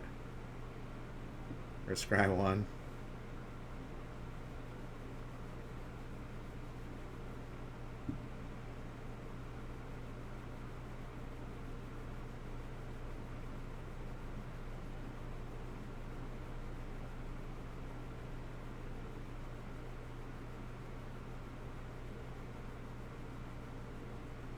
Oh yeah, they get the cycle lands got reprinted in Modern Horizons, so those are really good actually for Dredge. And he hits 2 imps, yeah. This is what I'm talking about. He hasn't gotten to cast a single one of his piece of counter magic because it's too specific what you can counter in Dredge. And then they play Abrupt Decay, so that can't be countered either, so it's like there's not very much you can counter, and if they know you have the counters, then they're going to play around them 100%. It's going to be easy.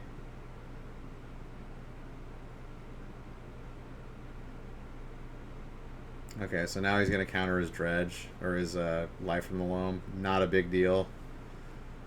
Like, not a big deal at all. Doesn't really stop his plan, really.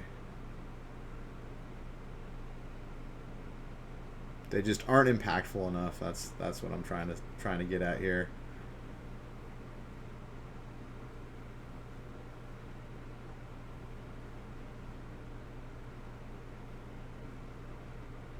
Do I know what the Saheeli deck does? Yeah, it's a control deck, Shell, and then it plays Saheeli Rai, which and Felidar Guardian, if you're familiar with that card.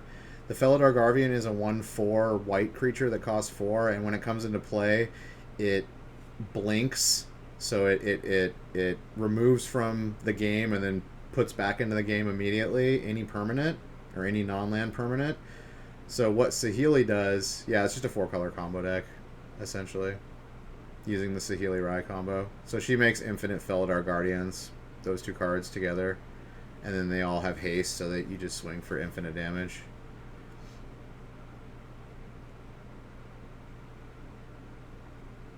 And then it's playing like Ice Fang Quaddles, which are like the new Baleful Strix in Simic colors from Modern Horizons, and it plays like Spell Queller and Counter Magic and like Paths and stuff. And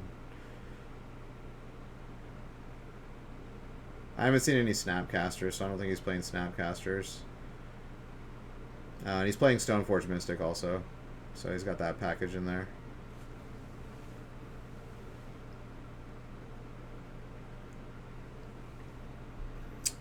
I guess could be worse then. Just comes down to the Dredge player keeping his opponent off the combo. Yeah, exactly. The problem is all the counter magic that he's got, and he actually boarded in more counter magic, which I just strongly disagree with, because counter magic is just not very good against Dredge. Like, I typically board all of mine that I can out against Dredge for more useful stuff. But he's got no graveyard hate in his sideboard at all. I guess he just figures he's going to beat graveyard decks before they can beat him with the combo. But yeah, he's totally dead now. He's in a real bad spot. He's got, what, a negate in hand? An Astrolab and a Sahili? Okay.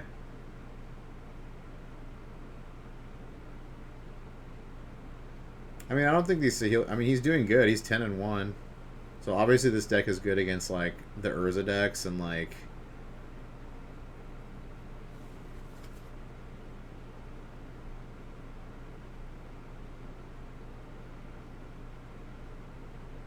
other, like, mid-range decks. It's probably good against, like, Jund. Well, maybe not good against Jund.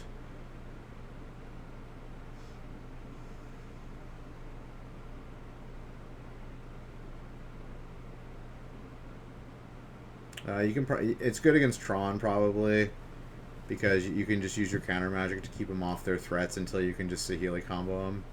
So it's probably got good game against Tron and Urza.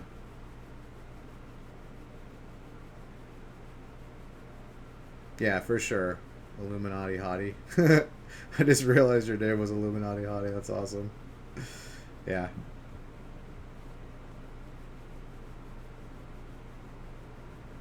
I really like this version of Dredge that without Faithless Looting. He's playing that new creature out of Throne of Eldraine. The one that lets you draw one, discard one for 1 red, and then you can play it from Adventure. And he's a 2/3 that you can spend 1 red, 2 colorless to draw 1, discard 1. Seems like a great just replacement for Faithless Looting. And then he's playing the 4, what is it, Fragmented Caves. The cycle lands that were reprinted in Modern Horizons. That's just 1 red cycle.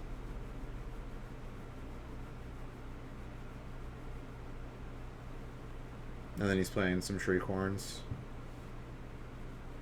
Probably 4 Shriekhorns. At least 3.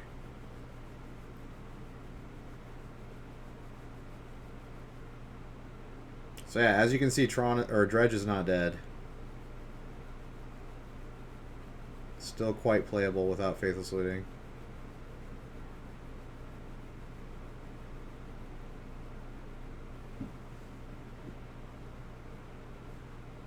Alright, so Dredge is doing a bunch of stuff. He's only got, like, what, 8 cards left in his deck?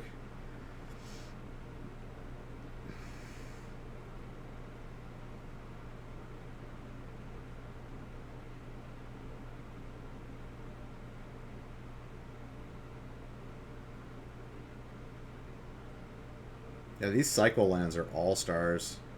They let you dredge so much.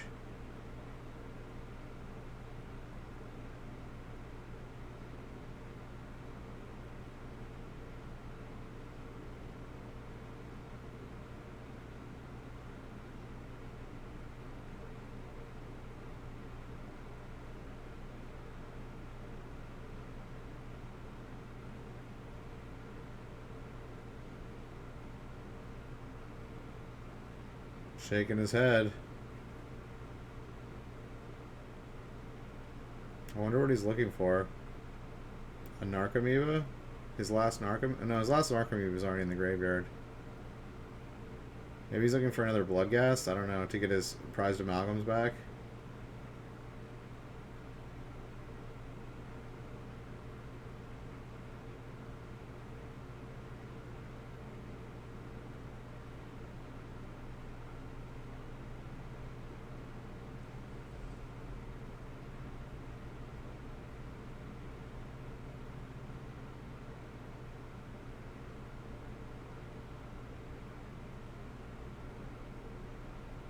Okay, found Creeping Chill.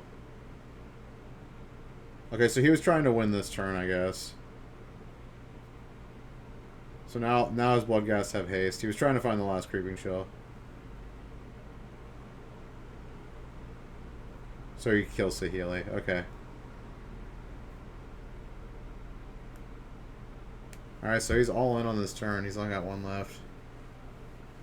Keeps you with land flooding with Loam. Yeah, it's just really strong. He gets to I mean, this is the second game where he's been down to like his last cards in the deck. He's been able to dredge like his whole deck like really quickly in like 6 or 7 turns.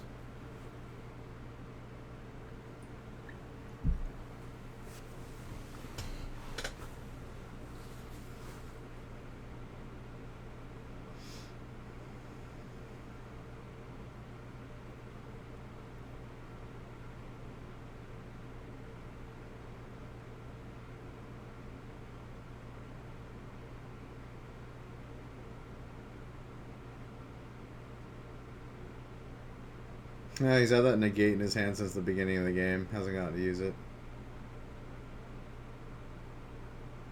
Yeah, he's got nothing. He's not even conceding. That's funny.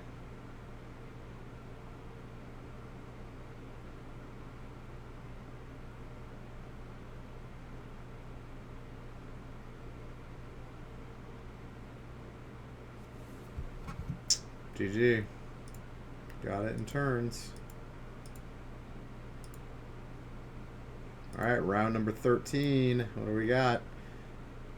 Ooh, Gift Storm versus Jun Death Shadow. Alright. This should be a good matchup. If Jun can keep him off his Goblin Electromancer slash other creature enabler and disrupt his hand, he can kill him. Jun can this Death Shadow deck can close the game really quickly. Turn 4 or 5 easily.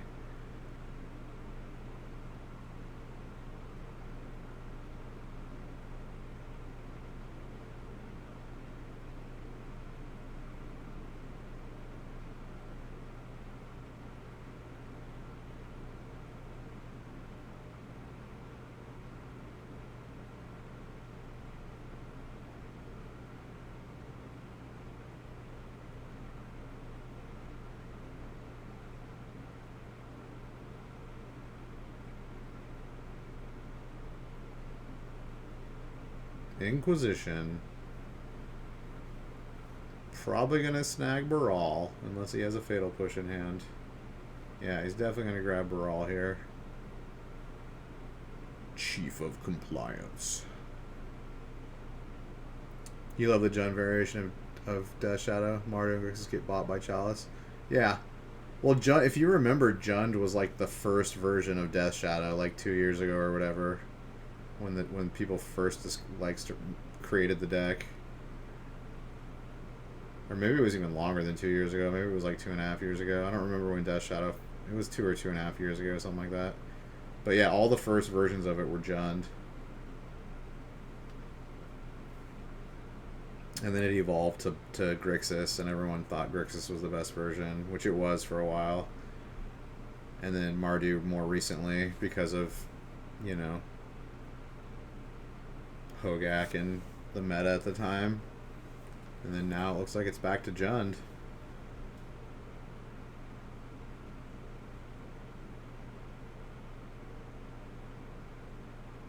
Just going for the full-on, Gore Clan Rampager Teamer Battle Rage plan. Yeah, Hobbs is always doing good at SCGs. He's a good Magic player. He's always playing, kind of fringy, what you would think of off meta, for standard and stuff. Like he top 8'd a couple of the standard ones, I think, and he was playing like the Flash. He was playing like the Flash, Esper Flash or Bant Flash or something like that. It was some weird off meta standard deck, and he top 8'd with it. I think he got second place, and then I saw him again, I think at a standard tournament. He's tarfiring himself for 2. Yes. Get there. Hey, sometimes you gotta. Sometimes you gotta to get your life total down. Oh, Tarfire. So funny. It's how you get the mythical 7/8 Tarmogoyf, though. You gotta have a tribal card.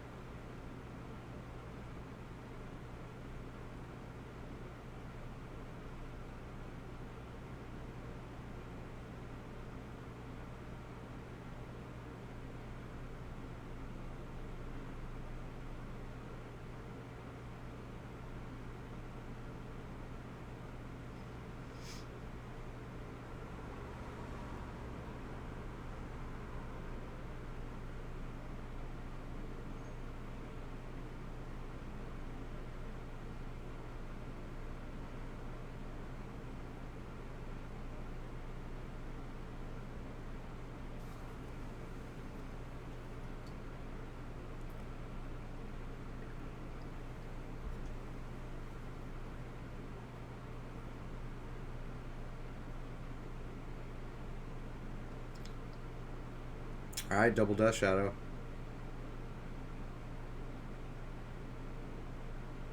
with fetch land backup. So if he tries to like grape shot both of them or something like that, he can fetch shock and response, grow them into 4/4s.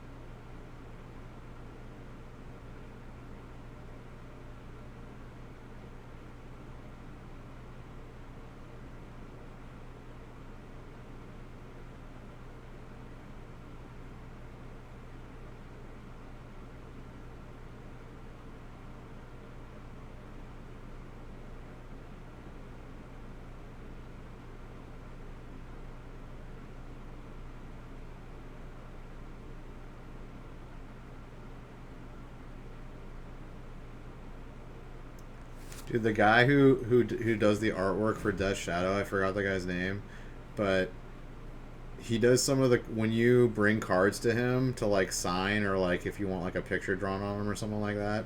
I saw this guy that had a play set of Death Shadow, a guy that goes to the local shop that I play at, and he put like these blood splatters like all over the text box, and it looked like legit like splatters of blood, like with like a Sharpie or something, or like a specialized like drawing marker or something. It looked fucking sweet, and each one was like different. Like they were like different on each of the 4 Death Shadows. It was super sweet. It's like the first time I've ever seen like a really cool the artist do a really cool like signing for it. He also like signed it, I think. He like signed it like at the bottom in the middle. Like he did it pretty small cuz I don't like it when they do big signatures on them. Like I would much prefer like what that guy did with the crazy like, you know, put some artwork on artwork, you know what I'm saying? It was really sweet though. I was like wow, that's really cool. I think the person gave him like $20 or something to do that.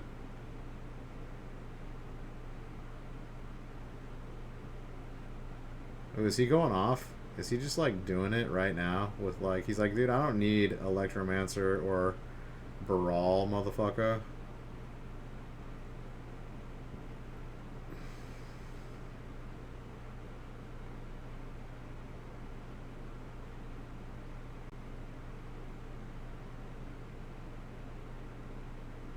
He's like, who needs Electromancer or Baral? That's for pussies.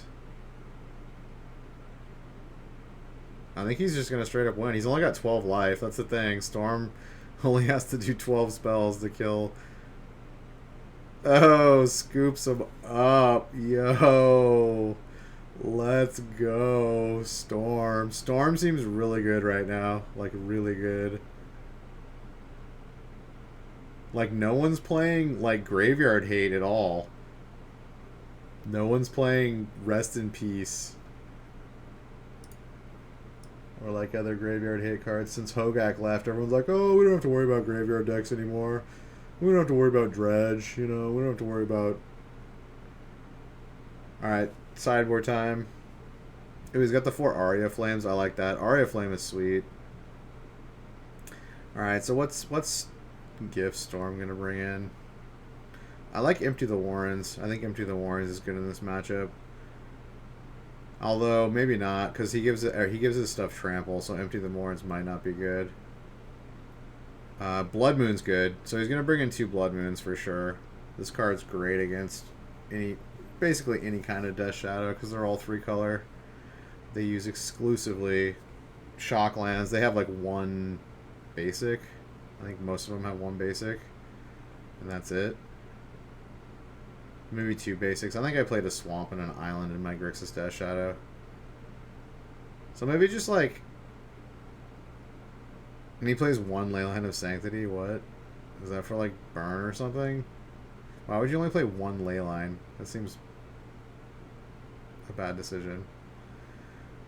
I think he's only going to bring in two Empty the Warrens, two Blood Moons, maybe.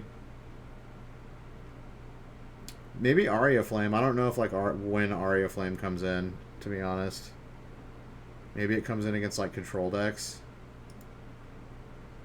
And then Death Shadow is going to bring in what?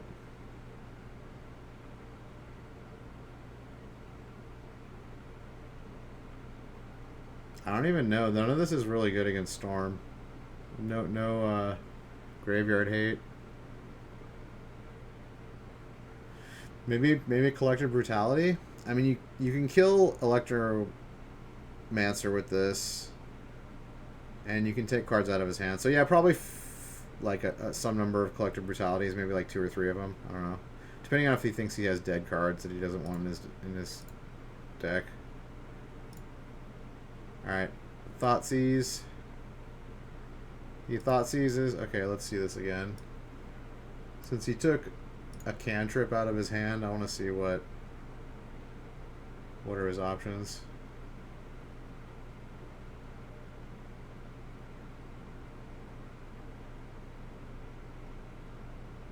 Okay, opt, cast in Flames, or Serum Visions. Okay, that's why he took a Serum Visions.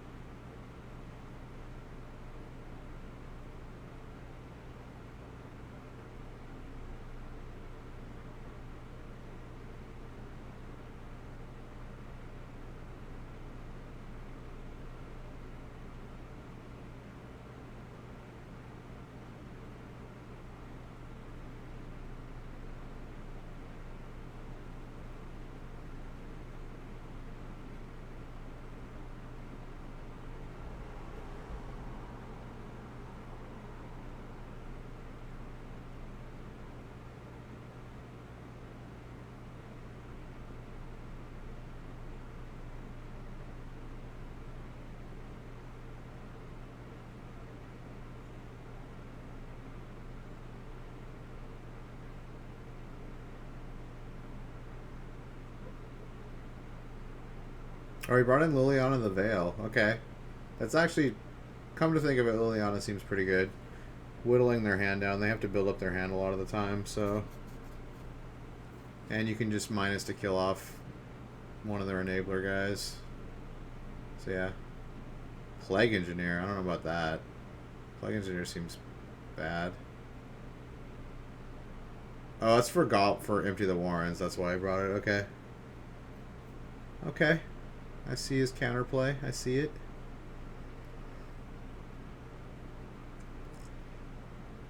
Alright, double Death Shadow. Both 2/2s.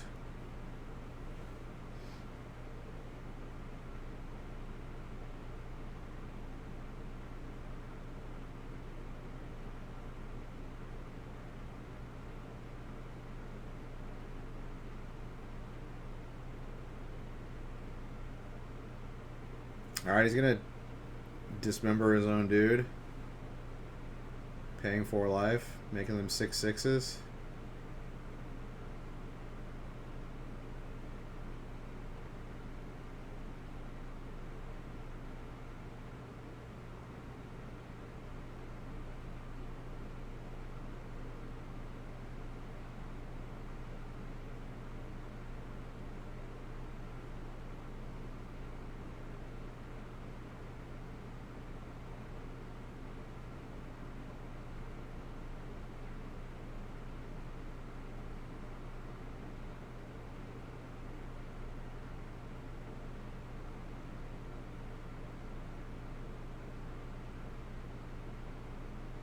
Alright, so another 8/8 plus 4. That's 20 damage. You did. Feels good. 20 damage, turn 4. Suck it, nerd. Katana.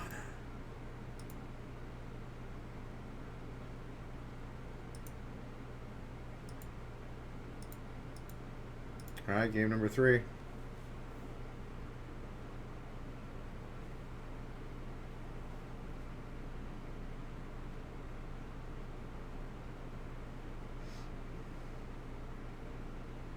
Inquisition.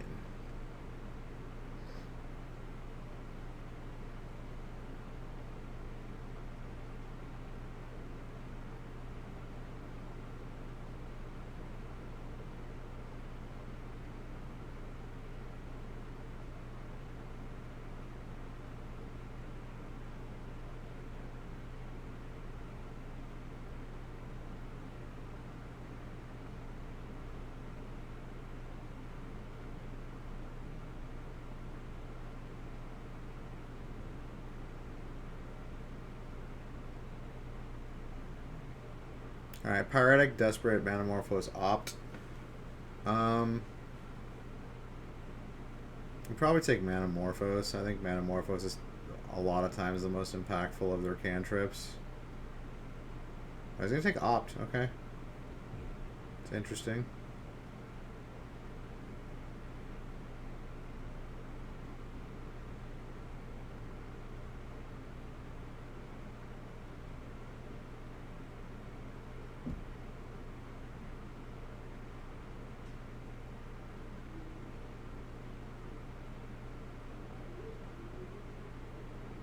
Okay, he brought his one of Leyline of Sanctity in. That's a dead card. I guess you can cast it with Manamorphose, make 2 white mana.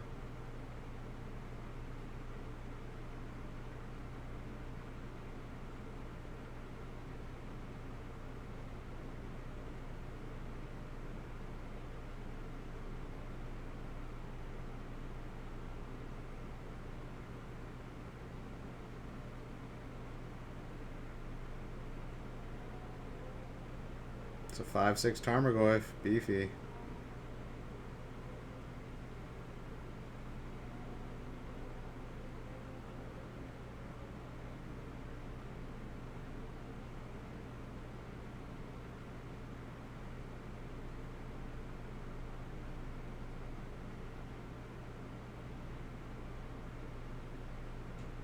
Yeah, it was probably the right pick to pick Opt over Manamorphose there, because his hand was just not very good. He's got Baral now, but he's got a Fatal Push, so he's probably just going to take a Ritual. Desperate Ritual.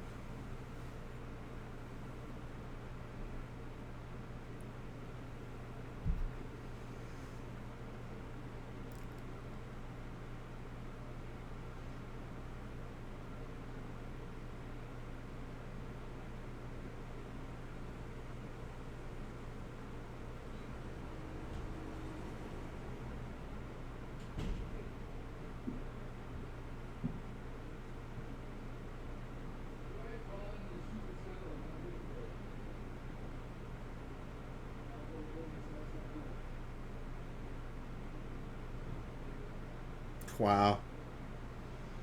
Just completely destroys his hand. Yeah, these when you face like this much hand destruction as a combo deck, your chance of winning is like slim to none. Like you have to get incredibly lucky.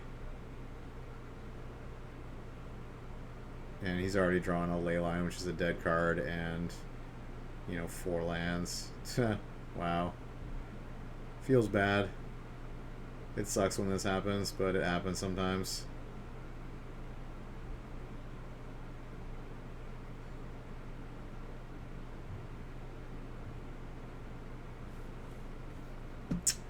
He couldn't really do anything that entire game, unfortunately. GG's.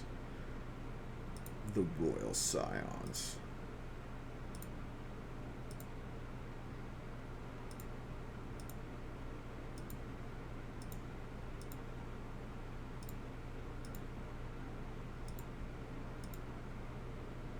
Alright. Azorius Stoneblade versus Amulet Titan. Let's go. Once Upon a Time. Boom. Round 14. Let's go. Bajuka Bog.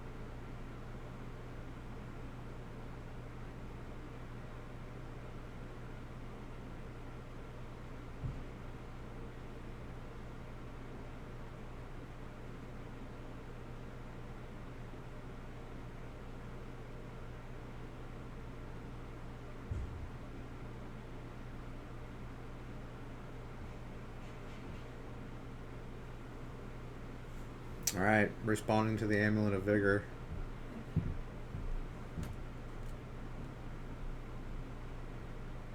He's probably going to path the Tribe Scout? I don't know. It's the only thing I can think of. If he Spell Pierces here, that's really bad because he can Sakura Tribe in response and pay the 2 mana. It's probably a path. I don't know, he's going to opt. Okay. Maybe he's looking for a Force of Negation. Oh wait, he has a Force of Negation in hand. Okay. He's just trolling. I don't know why he needs to opt before this, but okay.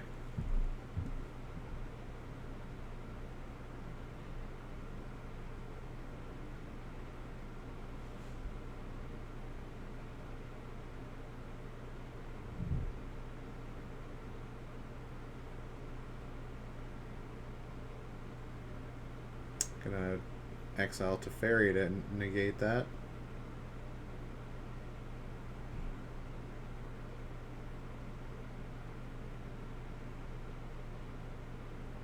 Celestial Colonnade.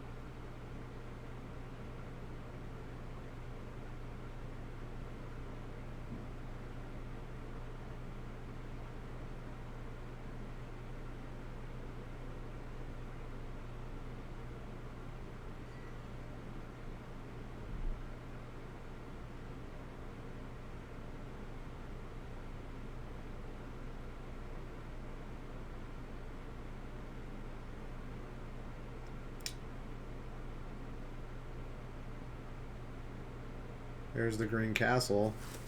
Great new addition to Amulet Titan. That and Once Upon a Time, both incredibly good cards for the deck. Castle makes it take 1 less mana to get a Titan out.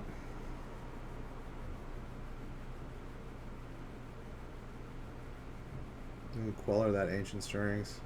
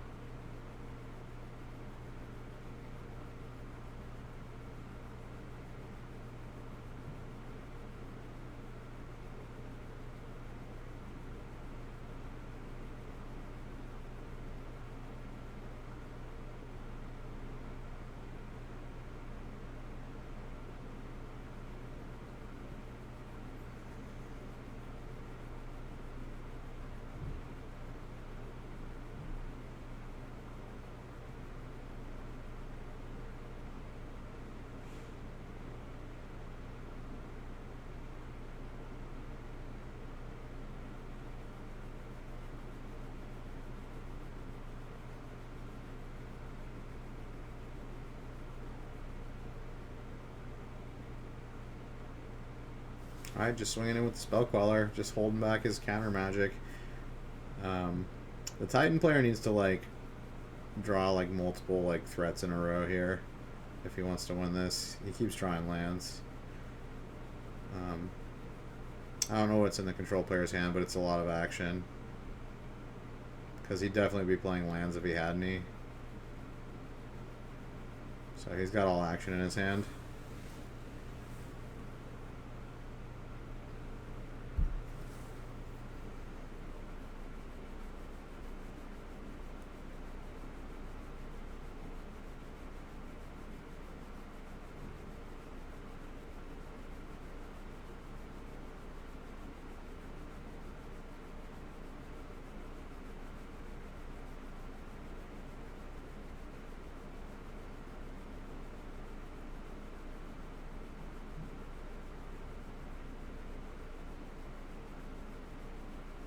Although he can cast through Mana Leak now. He can cast the Titan through Mana Leak.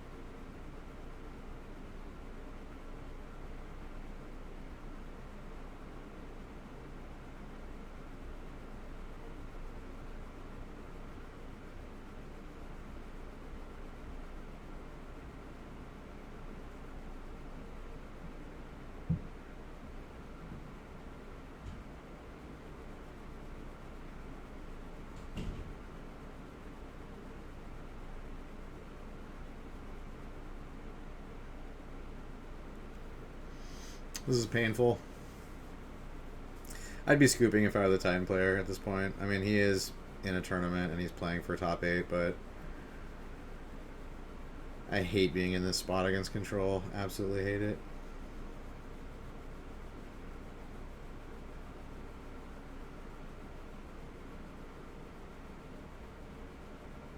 I mean, like, yeah, let him cast it.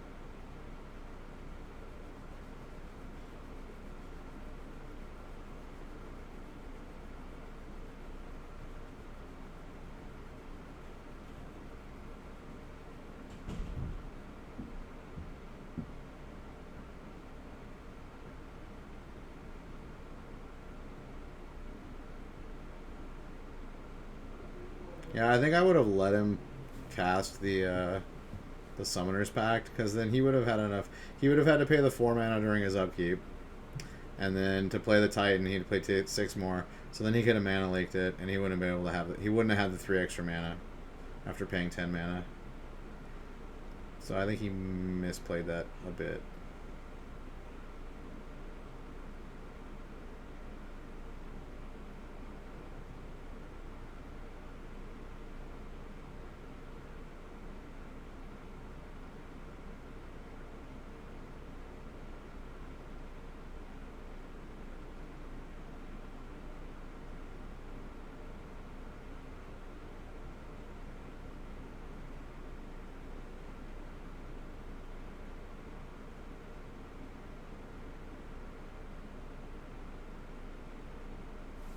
Alright, he's going to scoop him up now. On to sideboard. What do we got? I like Disdainful Stroke ×2. Always good. What else?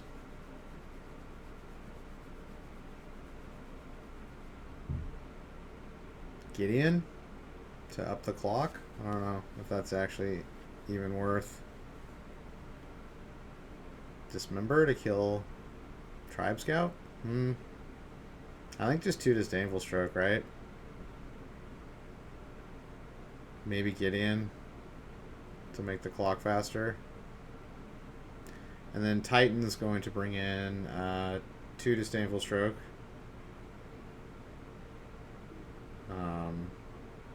2 Oko. Oko's great against control. Field of the Dead, also great against control. Ramming Up Excavator, also good against control. Cavern of Souls, obviously good against control. Hornet Queen, probably going to put that in. He's going to want as many threats as possible to get through all that counter magic.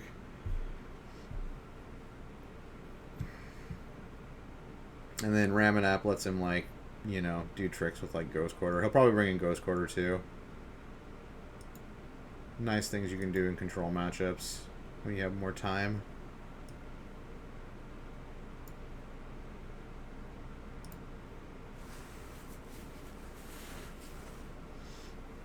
Alright, game number 2.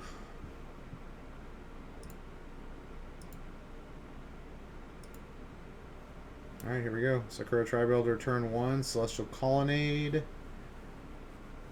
Yeah, looks like he brought in Hornet Queen.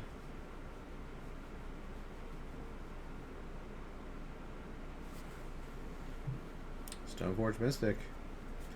Probably grabbing... Oh, Feast or Famine. I like it. Getting aggressive. Oh, he brought in Dismembers, too. Oh, I guess Dismember, obviously, for... Spell Queller. Sure.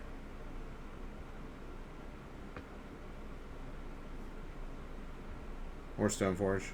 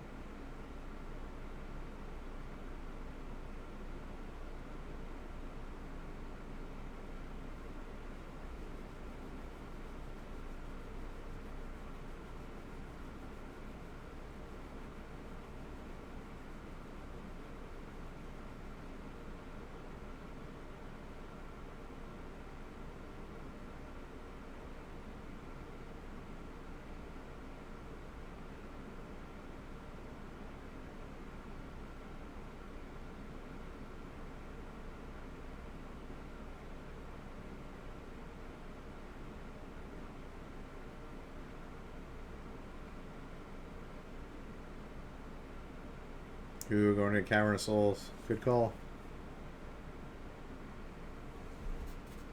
Transmute is good. Teleria West. I'm surprised Teleria West is only in this deck. It seems like such a good versatile card, but I guess it's just not good enough anywhere else.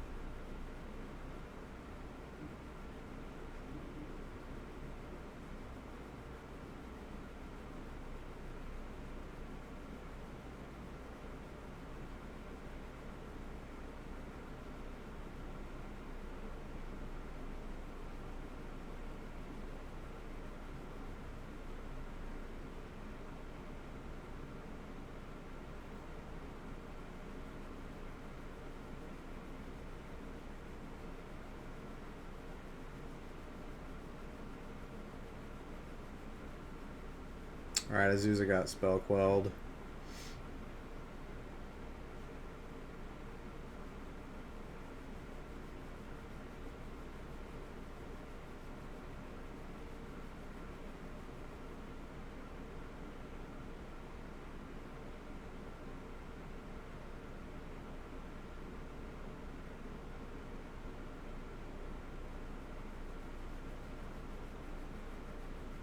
Alright, he named Giant with that.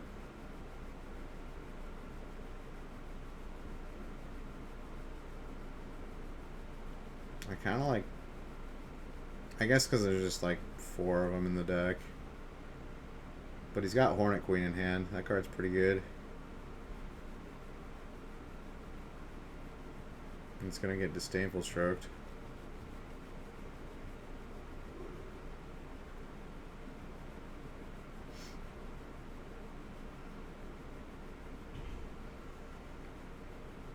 Oh, there's Mystic Sanctuary.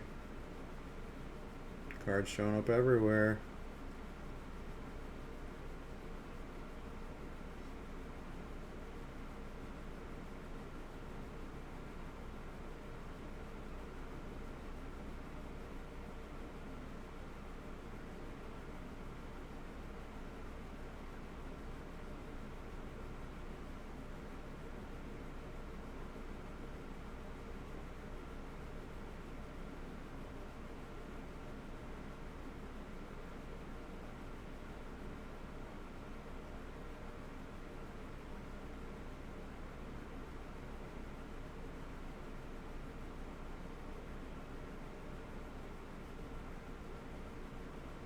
Does the Summoner's Pack resolve?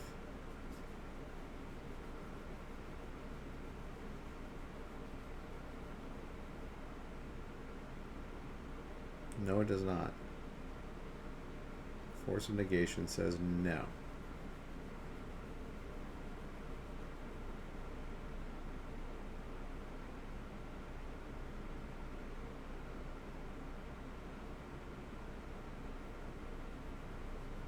But he already had one in his hand.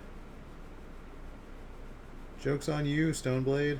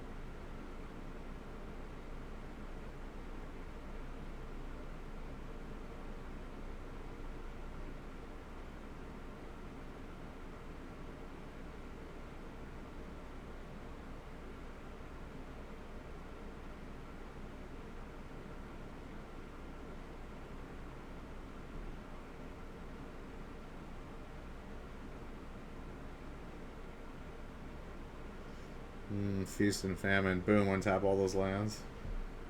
Opponent discards a card. So good.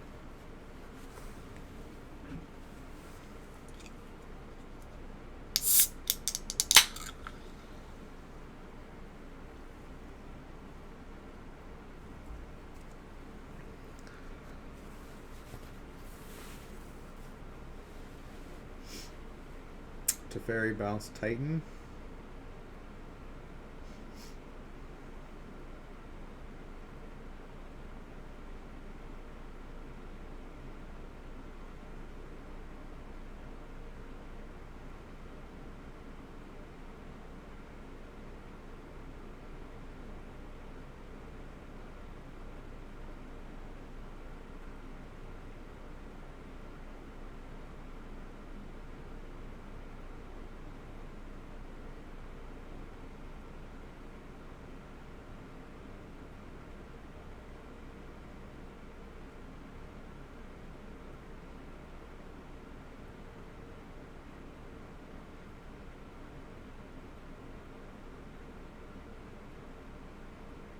Yeah, bouncing prime time, not the greatest.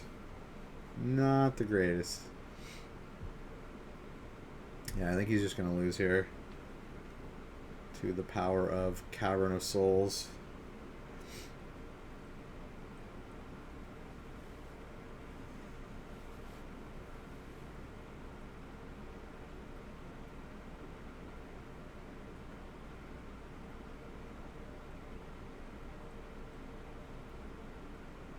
Hey, and he's going to get 2 zombies out of it, too.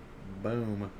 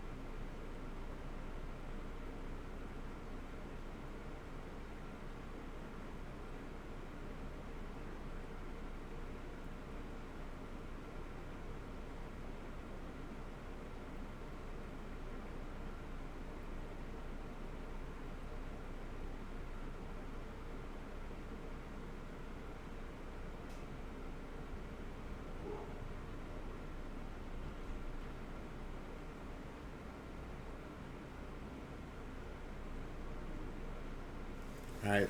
Stoneblade's going to need a board wipe here, or lose.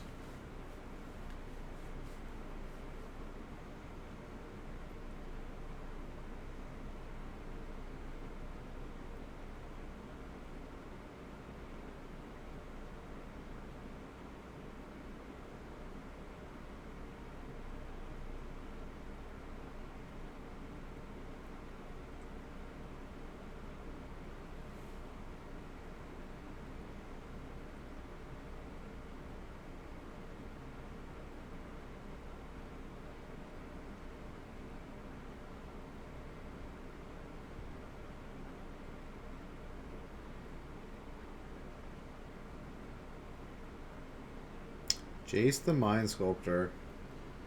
Alright, he's brainstorming for a board wipe, right?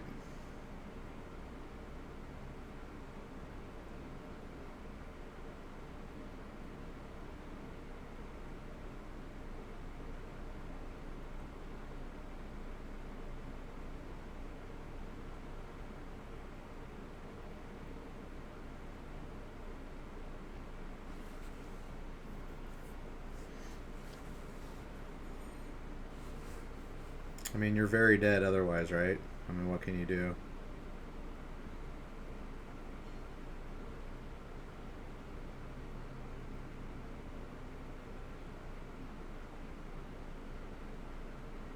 You're taking 14 damage, right?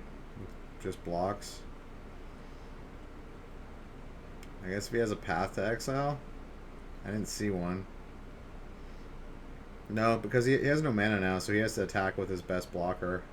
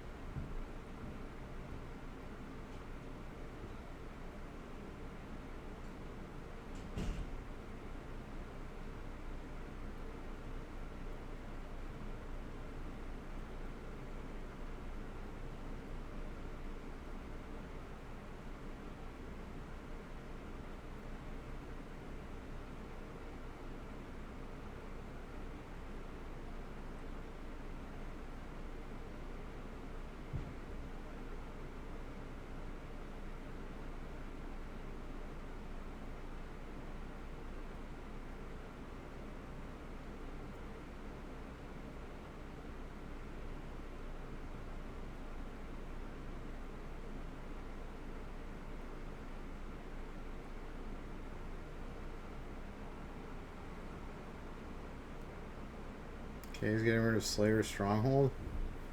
Does that even matter? I think he's just dead. I don't know. Okay, he can put out Batterskull. Gain 4. Goes to 16. Blocks 4 of the Titan damage. 2 tramples through. So he takes 2, 4, 6, 8, 10, 12, 14, 16, 17. Yeah, you're still dead, bro. You're still quite dead.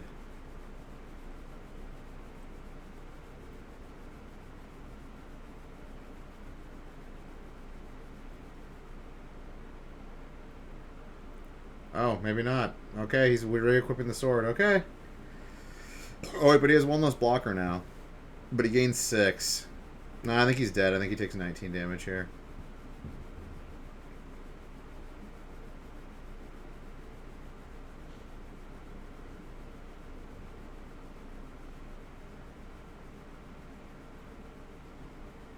Yeah, he just traded a blocker for 2 more. Oh, no. Okay. Takes 2, 4, 6, 8, 10, 12, 14, 16, 17. Okay. 18. Gains 6. No, he takes 18. He's dead. If he just swings with everything right here, he wins. He doesn't need to do anything. Just swing with everything. Do math. Math is your friend. Count. Count, buddy. Count. It's easy. Addition. Do that addition, bro.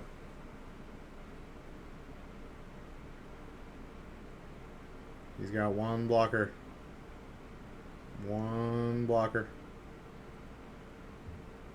No. Just... He's tapped out, bro. Ugh. I hate people that just don't count up the damage they have.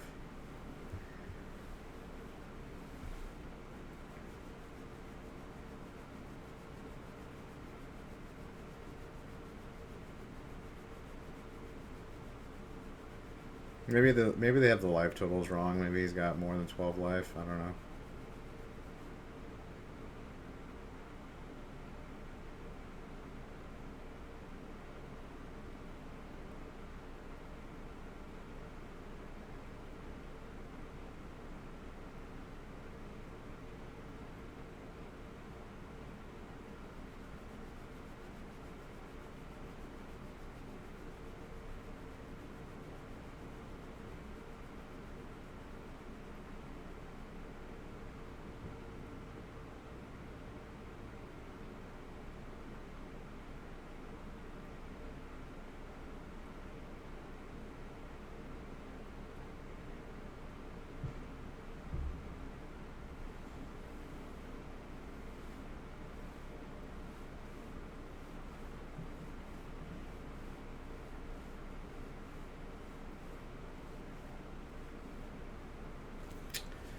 All you had to do is just count up your damage, buddy. And you had it.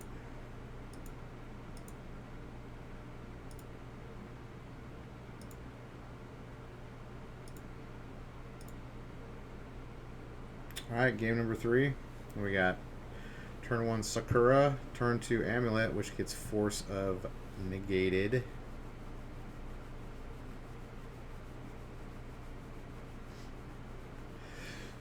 Excuse me. Into Stoneforge, which gets Sword of Feast or Famine. Yeah, Sword of Feast or Famine really feels like it's the best sword in Modern. I mean, it's pretty clear that Fire and Ice is the best sword in Legacy, but I think it's Feast or Famine in Modern. A lot of people have said such as well.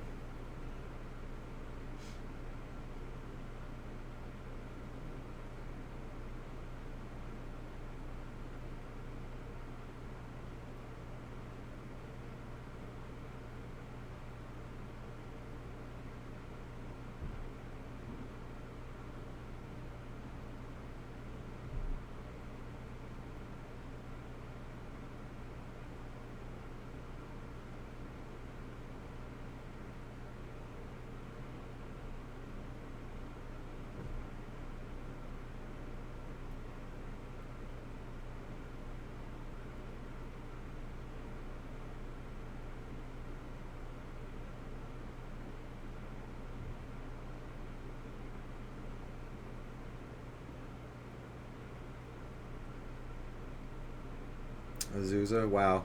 Did he miss his third land drop? Okay. It's not looking good for control here. And he's got Oko on the table too. Dude, Oko is so good.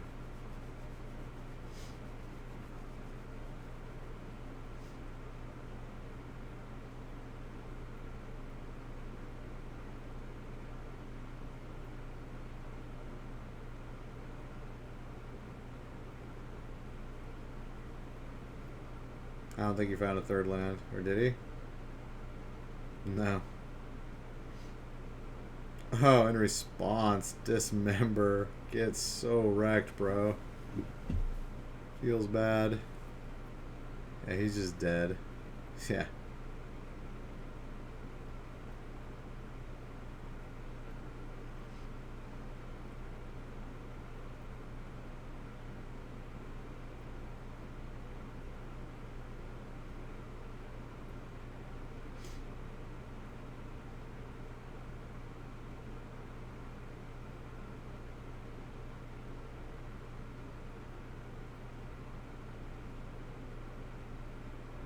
Dude, the fact that both of his like good abilities are like tick up. Like the making him 3/3 elk should be like a -1. Come on. Not a +1. Or maybe even a 0, but +1, shit. It's so good. He's like +2, I'm 6 loyalty when I first come out, make a food. +1, make an elk next turn, I'm at 7 loyalty. Like what? Yeah. That's a rough one, Kyle Bogomies. Bogomies. It was rough.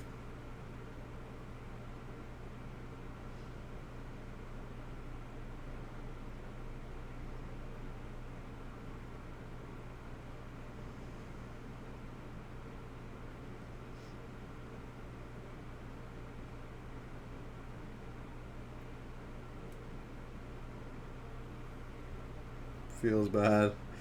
Oh, Bogomies. Are you out of it, Bogomies? I think Bogomies is out of it. Actually, 11-3-1 might make it. 12-3-1's like an auto end. No, 11-3-1 I think loses.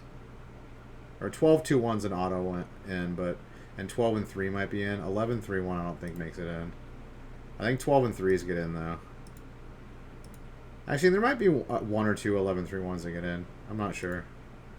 It's much easier to top 8 a Star City Open than a Grand Prix.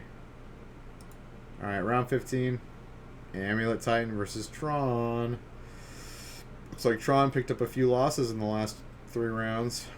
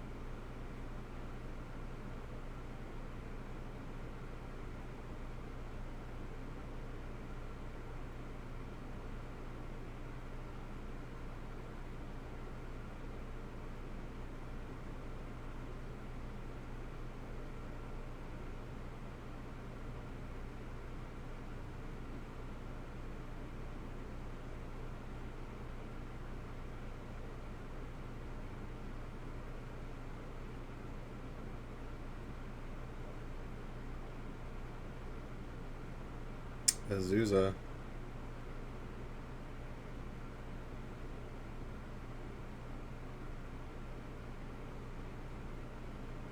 Does Tron have Tron? That's the question. Because I think Mr. Titan's coming out next turn. Okay, he's got Tron. Karn. Gonna get one of his lands. Yeah. Okay. It's probably over for Titan already. Karn is kind of the best card you get against Titan. You can kill one of their bounce lands, which is basically taking away 2 of their mana. Pretty strong. Oh, Slayer's Stronghold on Azusa to kill Karn. Yes. Yes. I have not seen that before. Nice. Add that one down into the record books. But I don't think it matters. The damage has been done. And if he has another threat here, it's just over. And he has Karn, the great creator.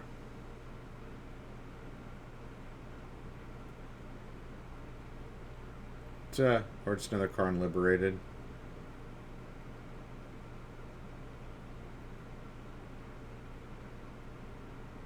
Wait, why is he playing Great Creator? All you gotta do is kill his Boros Garrison.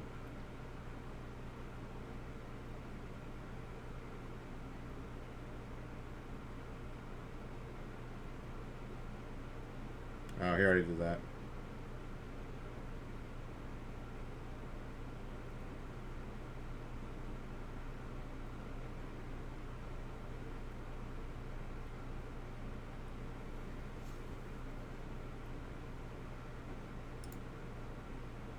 He's asking him if he's got the Mycosynth Lattice. Okay, bro, you're dead regardless. You have 2 colorless producing lands in play, and he's got Liquid Metal Coating and Karn. Do you really think you're coming back from that? Like, I think that's very, very bold of you to assume that you can come back from that, but no. Regardless of him having Mycosynth Lattice, you are, in fact, not coming back from that. Alright, sideboard. 2 Disdainful Stroke. Great.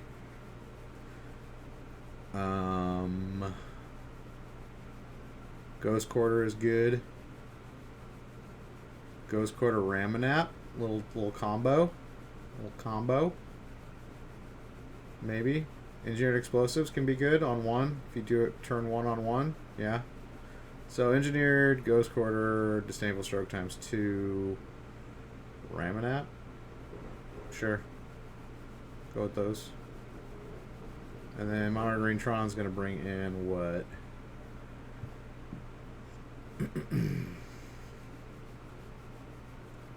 Nature's Claim? Does he care that much about Amulet? I mean, I guess he does, right?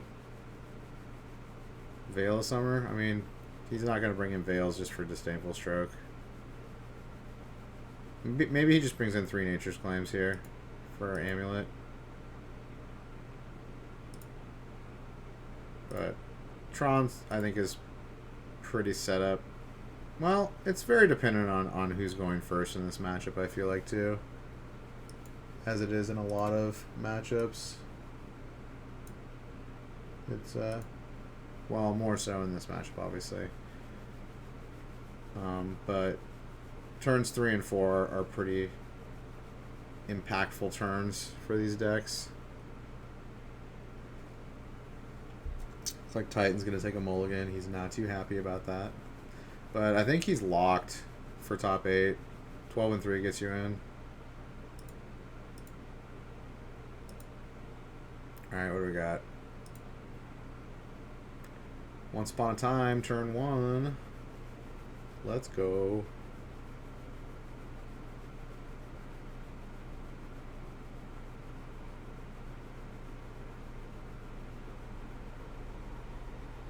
Gets the Sakura Tribe Elder. Doesn't matter, he doesn't have any lands in his hand anymore. I don't think. Yeah, he has no more lands in his hand. He's like, cool. Thanks for killing that card that does me no good.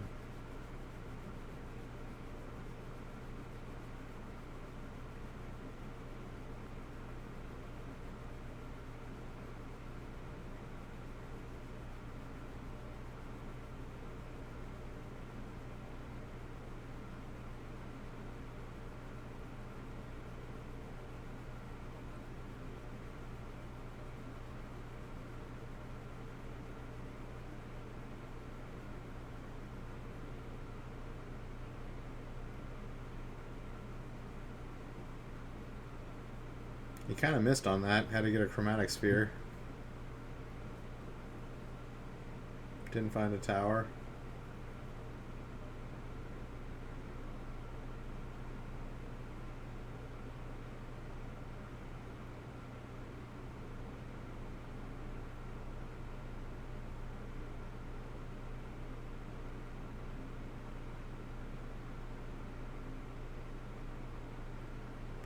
He really wanted like a breeding pool. Or not a breeding pool, but... Well, a breeding pool. I think he's playing breeding pool. Or Simic growth chamber. I think he's going to grab, yeah, gemstone mine.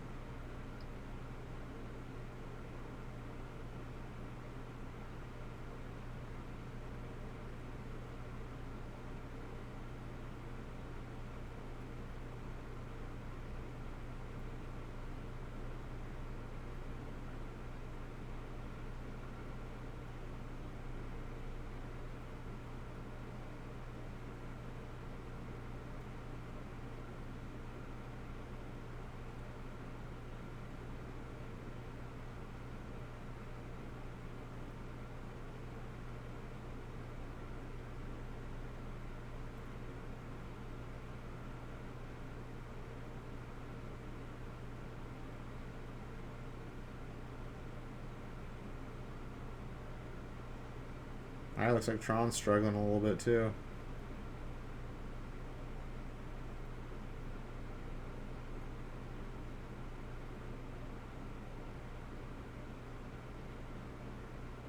Alright, if Titan draws any land next turn, he can play Titan. Or he can play Summoner's Pact into Titan.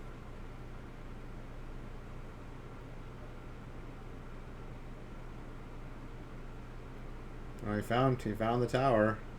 Top deck.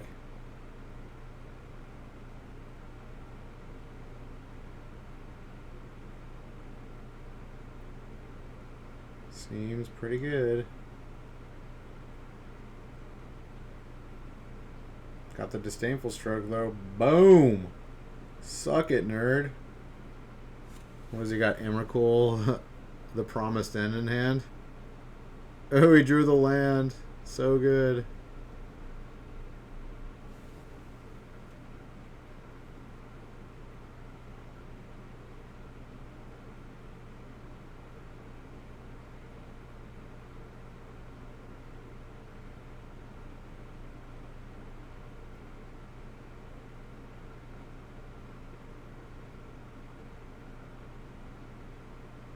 Castle Garenbren. Garenbren? It's got a really weird name. Garenbren.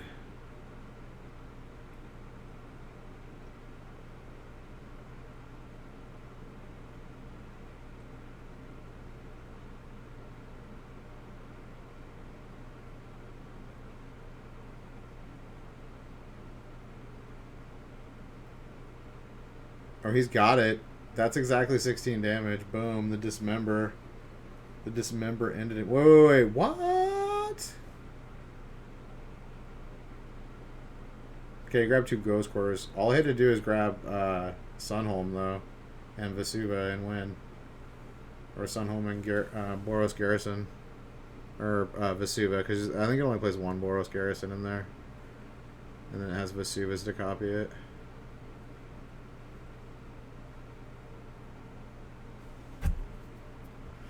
Alright, game number 3.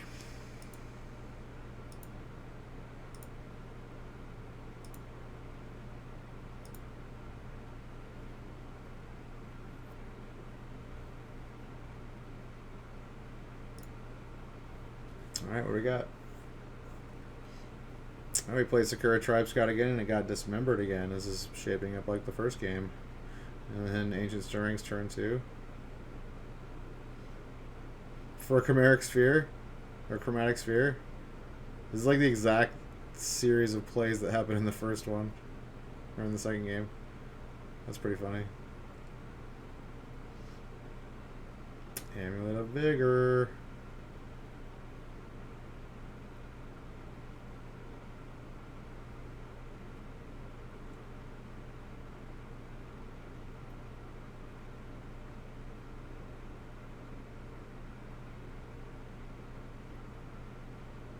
Oh wait, Sunholm takes 4 mana to give double strike. Oh, okay, never mind. He couldn't have done that. Yeah. It takes 4, I think. 2 colorless and a red and a white.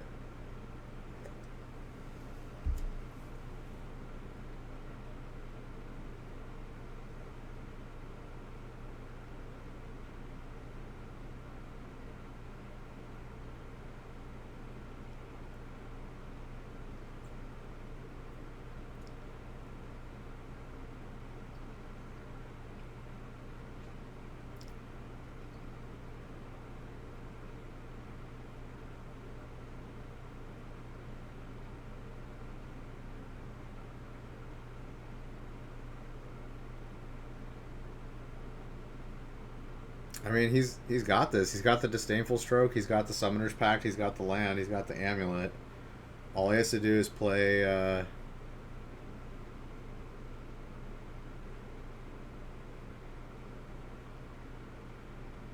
Breeding Pool, right? Or Simic Growth Chamber. Pass the turn. Play Titan next turn. Win the game. I mean, it doesn't matter what threat he plays. He can't play Ulamog, so anything he plays will get countered by Disdainful Stroke, and he wins, right? I don't know why he's thinking about this so hard.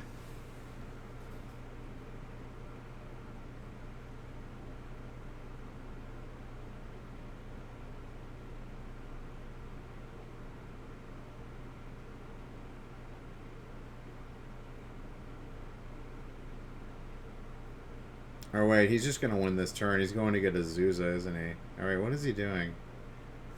Does he have a... Okay, he's getting a Zuza. Playing a Zuza. Does he have...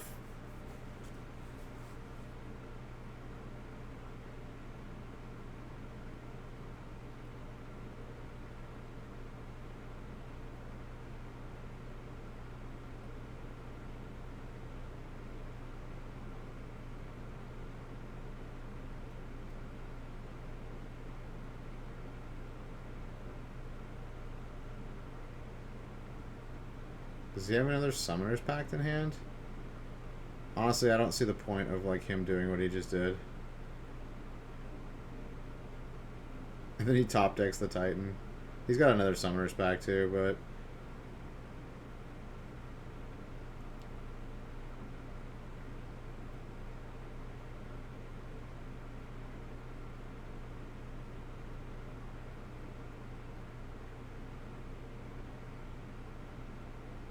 Yeah, he knows it's over. GG. Yeah, Dominic Harvey actually played this deck before he started playing Tron. He top 8'd with it a couple times. Actually, he beat Hogak. He won a Star City Open with... Oh no, he did it with Tron. Never mind. But I know he did play Amulet Titan at one point. I think that was the first Modern deck I saw Dominic Harvey play. Oh, he's asking him for he's asking him if he'll concede to him, I think. Because he's already got the top 8.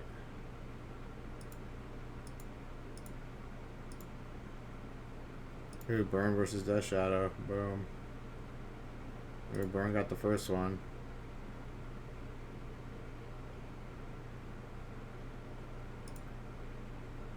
Grix got the second one.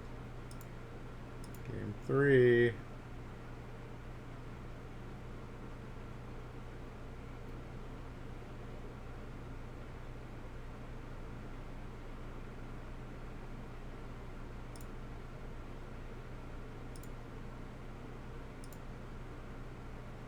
You got it.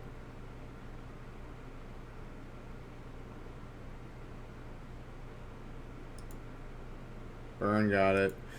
Burn, burn, burn. Alright, what do we got? Zach Allen.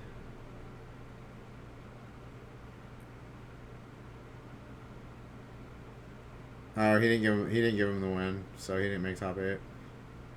Okay, so we got Amulet Titan, Dredge, Junda Shadow, Burn, Storm, Urza with the Ascendancy in it, the Urza Ascendancy combo, another Amulet Titan, and Selesnya Eldrazi. Yo. We got every different deck, or we've got 7 different decks and then 2 Amulet Titans. Nice. Not a single of the other styles of Urza decks made it. Just the Ascendancy one. Okay, well maybe the deck's not as busted as I thought it was, or maybe people like were expecting a lot of it. So, what? We're watching Gift Storm versus Urza's Ascendancy? Why? Talk about the most boring... Like, what? They're both combo decks. Who cares? Like, I would much rather watch, like, Junda Shadow versus Burn. That's an awesome matchup.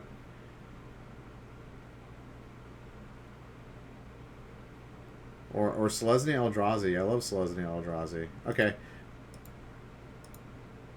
Let's get to the top 8. I'm going to go pee real quick. Be right back. And we'll do the top 8.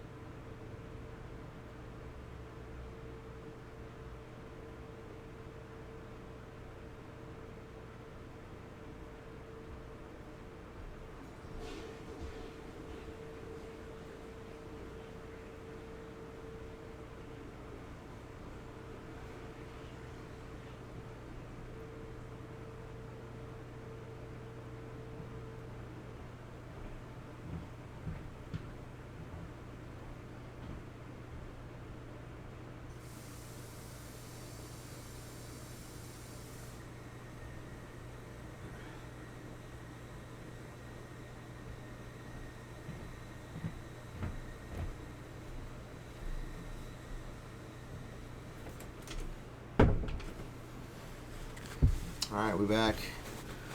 We back. Here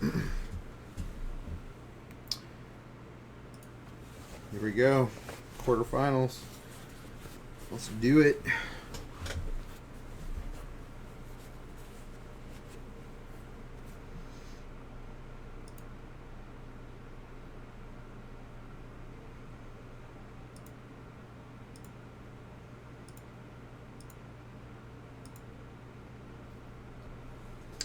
All right, game one, Storm versus Urza Ascendancy.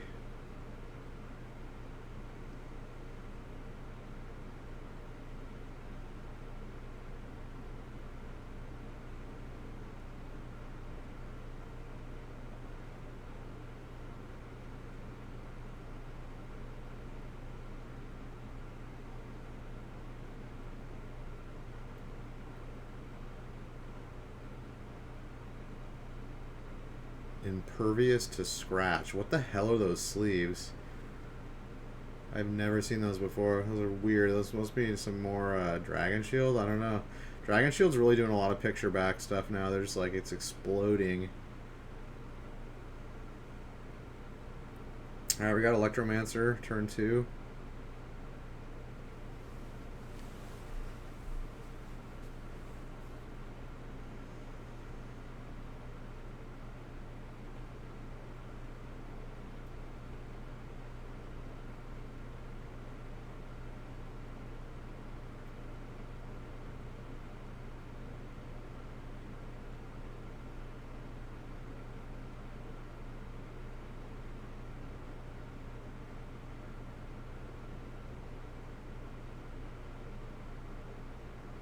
Alright, he's killing the Electromancer. Probably a wise decision. Turn 3, they can definitely go off with Electromancer.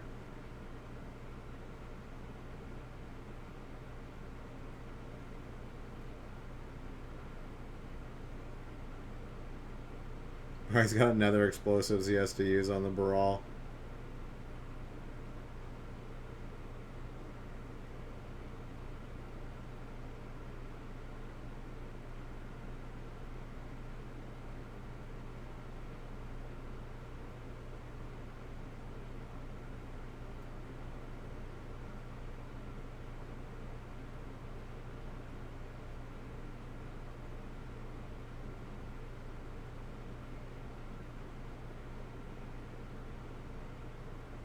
Merchant Scroll.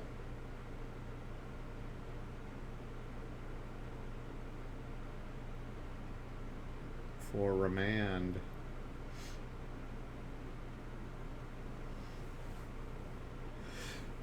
Excuse me.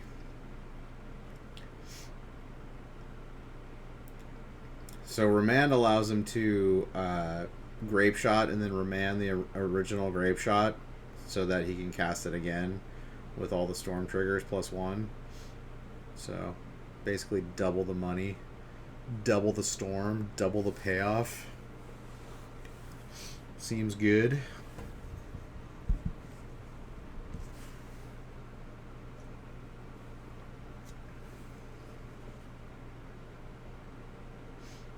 It looks like Urza Ascendancy has not much going on, but some dirtle.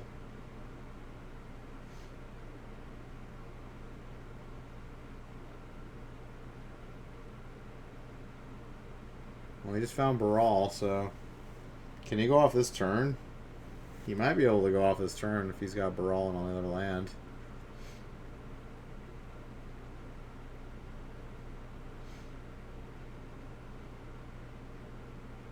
Alright, he's going to wait till next turn. He's just going to play Baral and then have 2 lands to go off. Easy enough.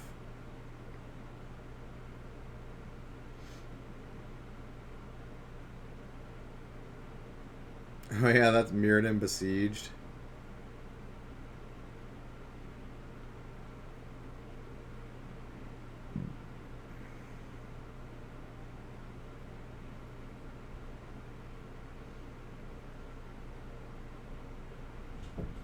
Yeah, he's got it. I'm pretty sure he's got it.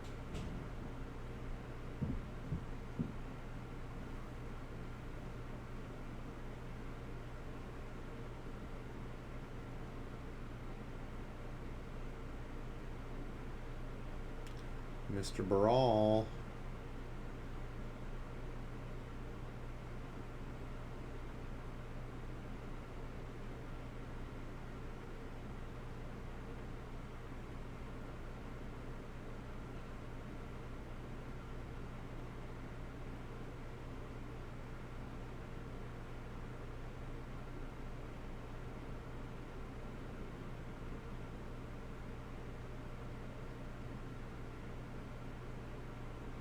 Go to get a Past in Flames.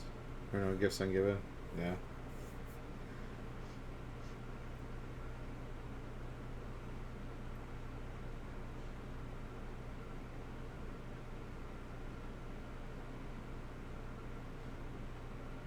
Five is the key mana you need to cast the gifts, because then you can cast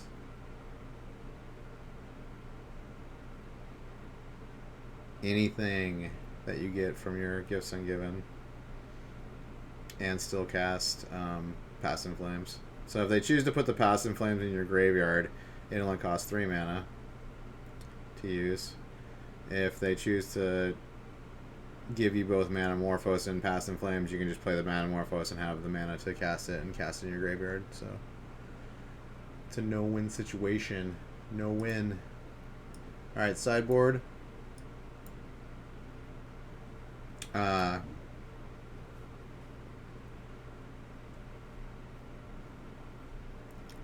Does Storm even like board anything in? Like a Braid is like whatever.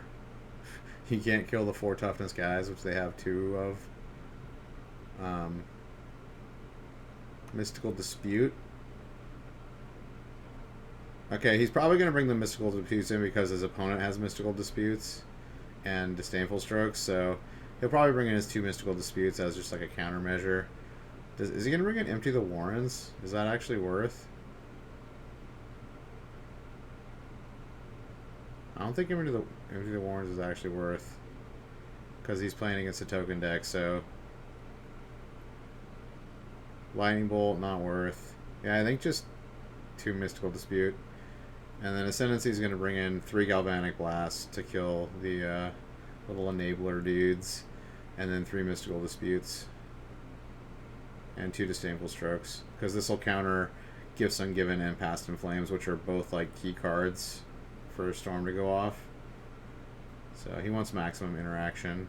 Is that it? Teferi, Weather the Storm. Is Teferi actually good? I I mean, they do it all on their turn, so I don't think the fairies actually matters. Alright, let's go.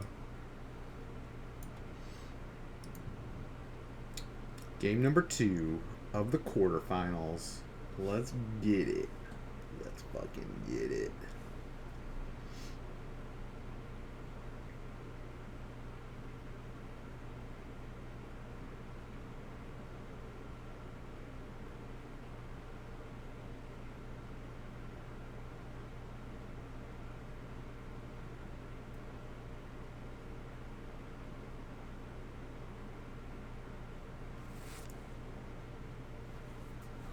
Did Tomiko take a mulligan?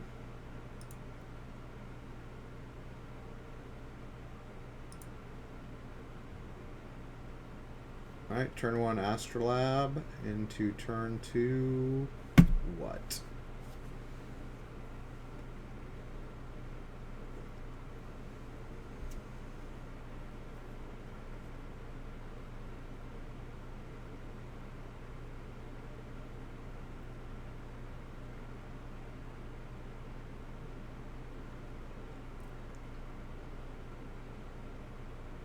Into Emery.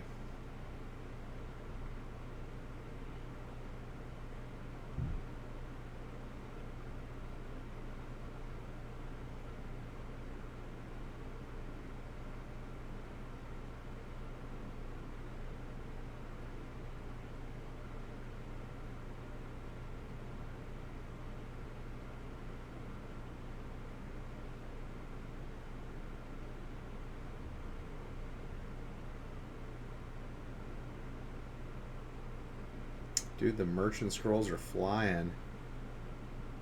That's like a new addition to this deck. Oh, I guess I've seen versions that have Merchant Scroll in them occasionally. But it's definitely not...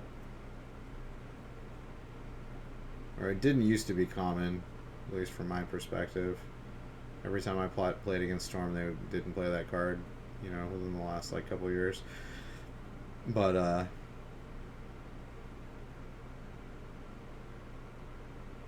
maybe he knows something that we don't.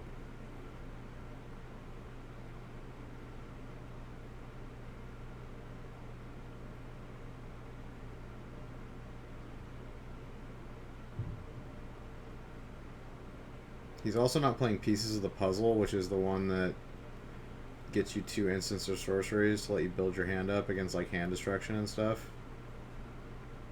He's not playing that in the sideboard or in the main deck. Alright, he's got the Jeskai Ascendancy out. So he just wins on his next turn, doesn't he? The Emery goes infinite.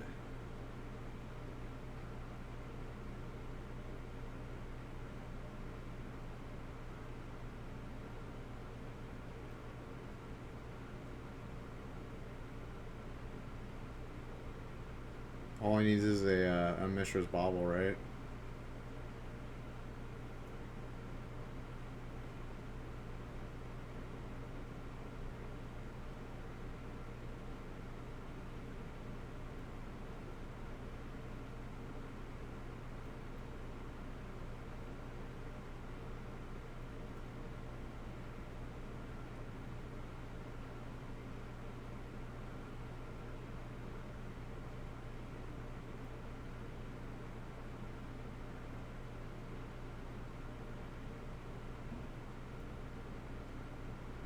Boom. Countered. Jebaited into that one.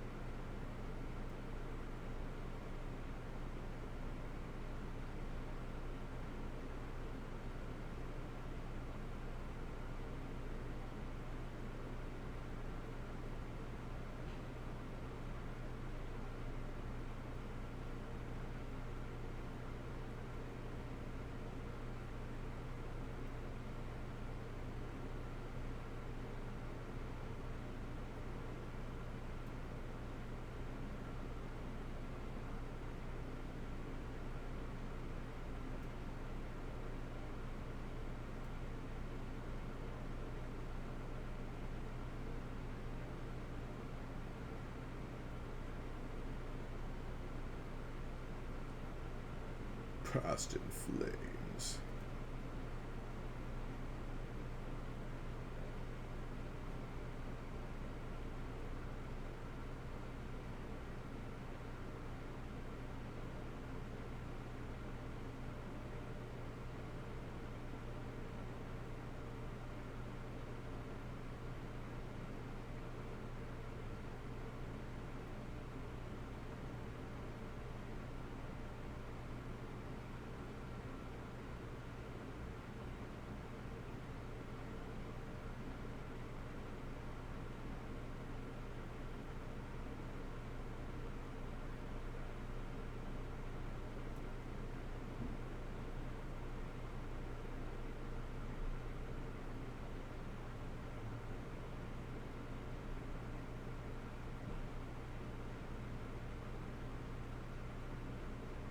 I think Urza just loses here. I think Storm has it on his turn. This is why Storm is so good right now, because Storm just goes off faster than any of the Urza decks.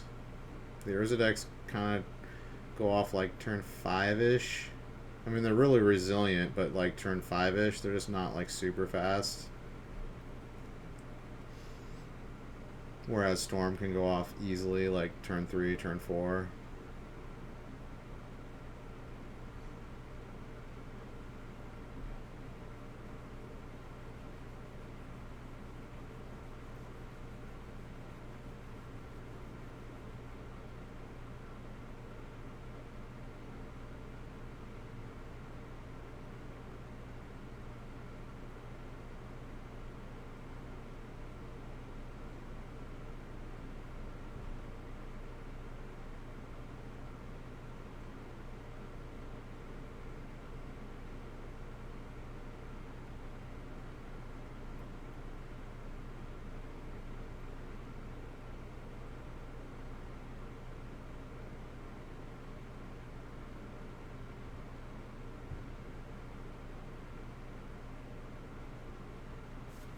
Storm takes it pretty handily. Pretty handedly. Well, let's see the burns. This is the match I wanted to watch. I'm going to watch it now. Only time shifted.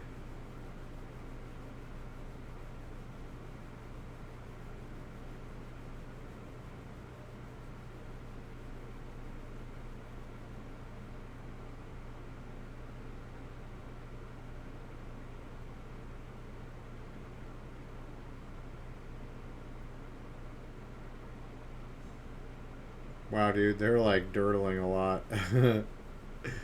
It's turn 2, bro. This is a hard matchup, though. It's definitely very skill intensive.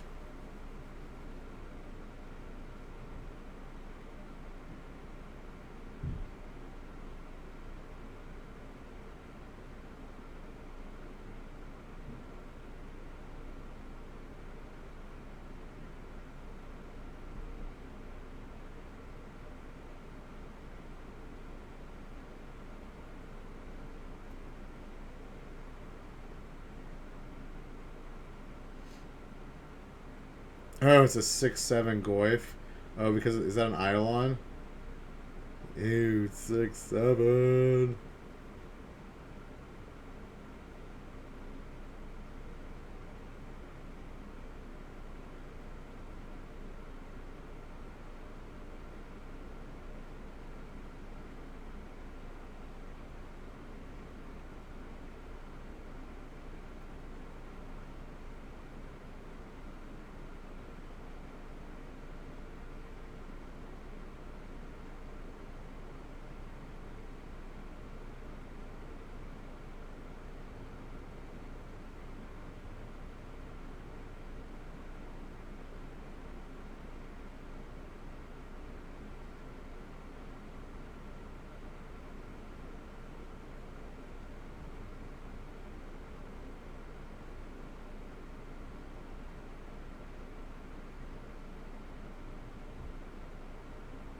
Oh, why did he go down to 5?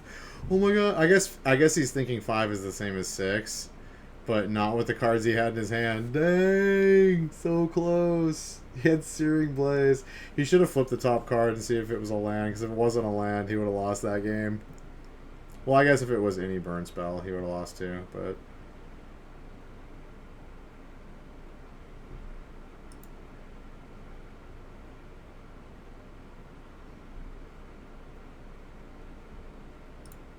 That's why there's so many, like...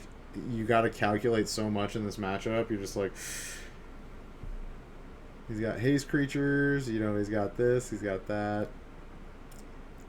Alright, game 2, we had to mold a 6. Inquisition gets a Rift Bolt.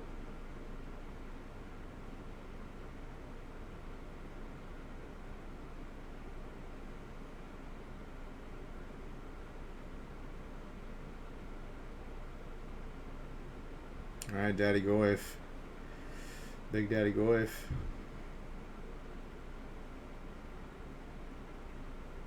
He's a 1-2. That's a sad Goyf.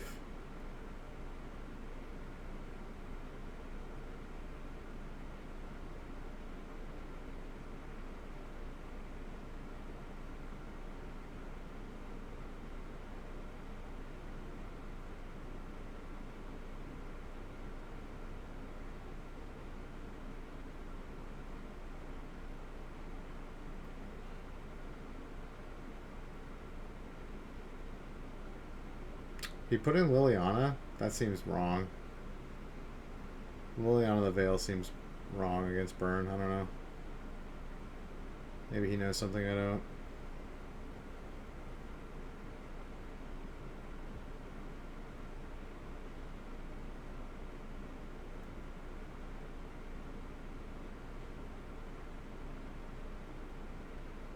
I mean, I feel like I'm fucking on all 3 modes right here, right? Oh, except he didn't want to gain life. Okay. Yeah, I guess 2 modes is fine.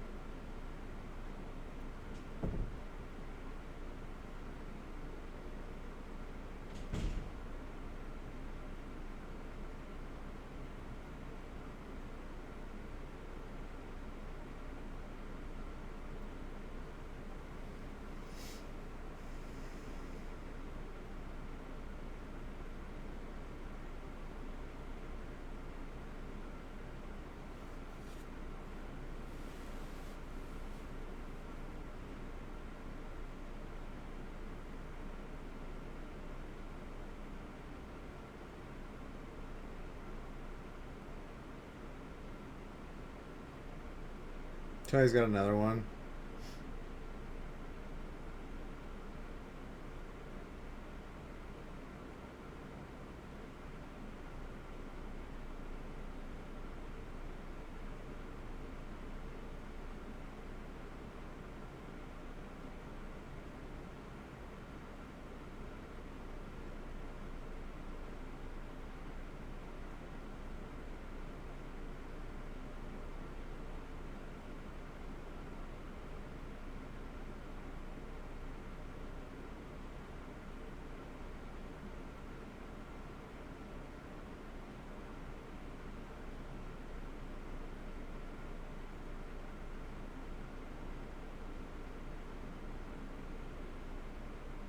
Is that Traverse and Fatal Push?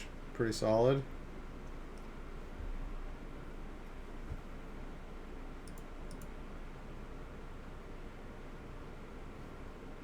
Oh, he's at 1. Double Goblet Guide! Are you kidding me? Oh, shit. Damn. See, that's why those matches are awesome. They're always fucking close if they're both good players. Damn, John, buddy. You did good. You did good. But you lost it to Burn. Lost it 2-0 to Burn. Alright. Is this round number 2? Or semifinals. What is this game? Okay, let's go back.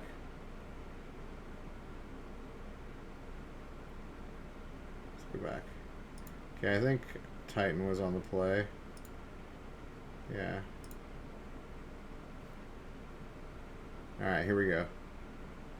Turn 1, Amulet of Vigor. Seems good.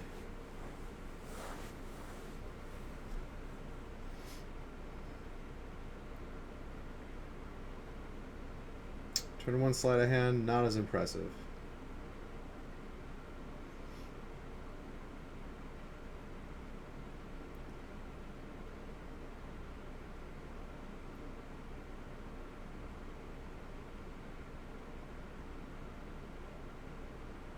Turn to Azusa. Seems good.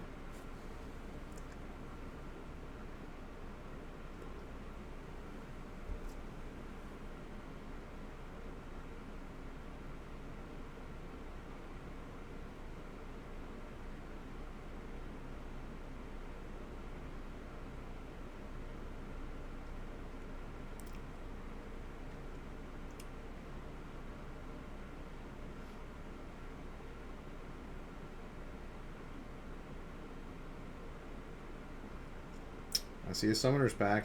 Taking that.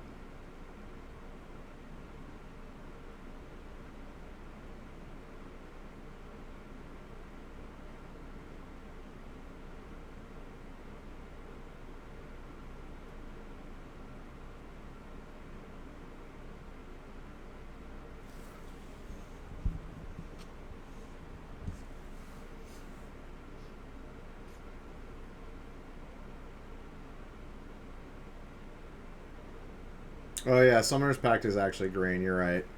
Thank you, 100 mana. Because it says on the card, this card is a green card. Yeah,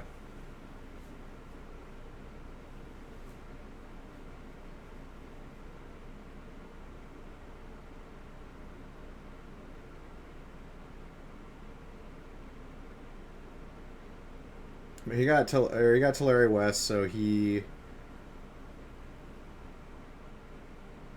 going off next turn, isn't he? Does he have enough mana?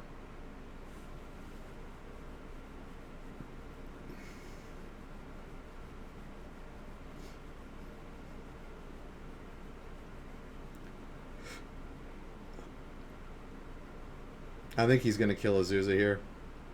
He kind of has to with Grape Shot. He kind of has to burn cards out of his hand to get rid of Azusa.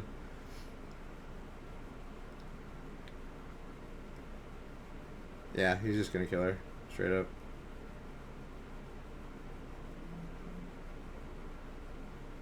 Good call.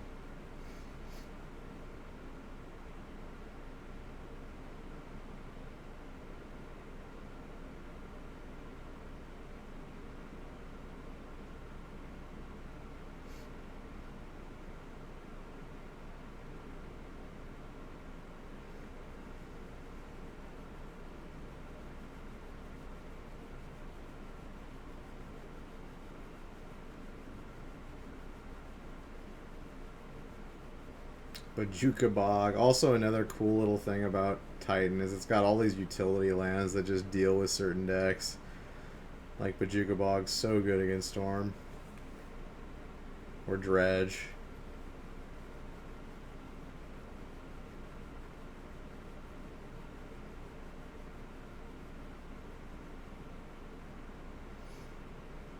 Okay, he finds a second Azusa.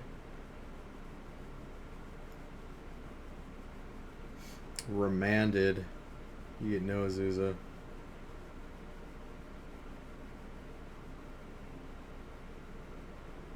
Dude, is Storm going off? He's got Gifts Ungiven. Gross.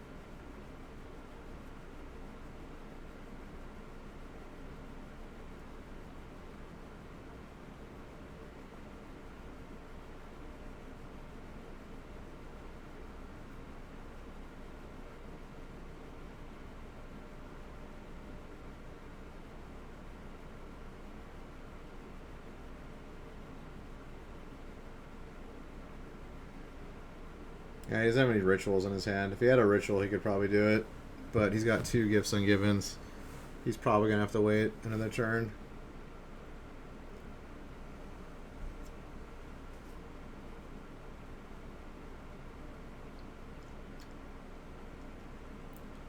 Yeah, he's going to wait. Too risky. He would have to hit perfect. Probably.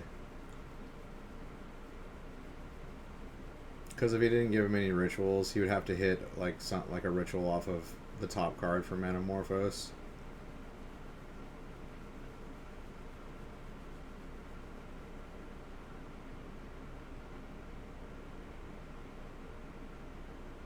Well, I mean, Amulet's got it now, doesn't he?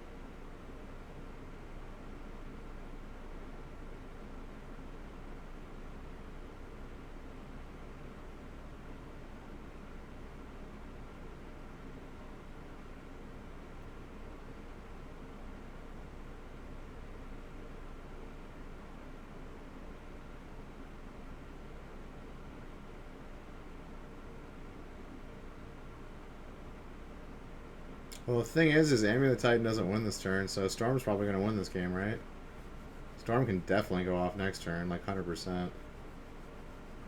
Unless he's got some utility lands that are going to, like, do something here. I don't think he has any. Because he doesn't need to load his graveyard up yet.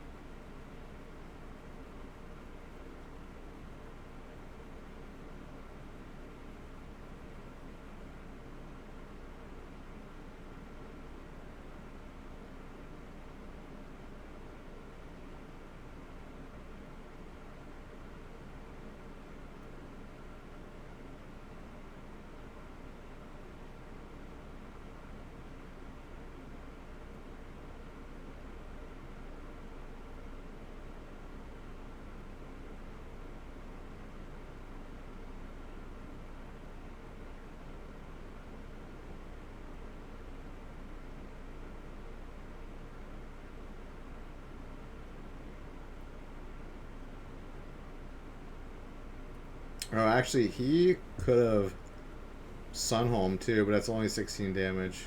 17 with Azusa. Yeah, he can't quite do enough damage.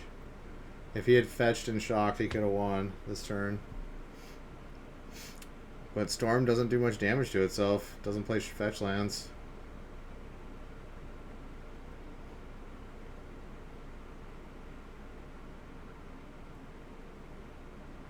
Or I guess it does play fetch lands. There's one in his hand. It plays like 4 fetch lands. I don't think it plays many.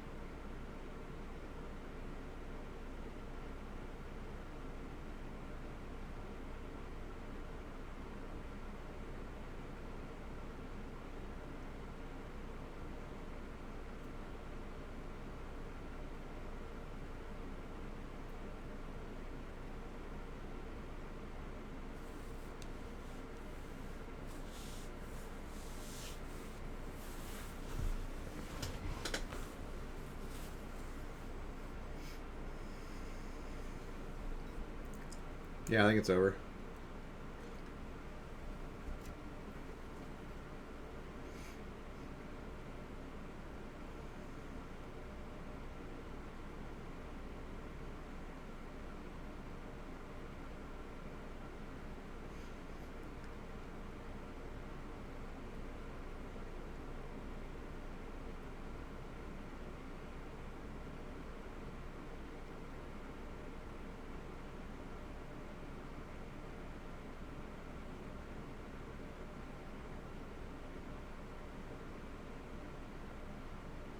Oh, he does get Pact of Negation. Forgot about that card.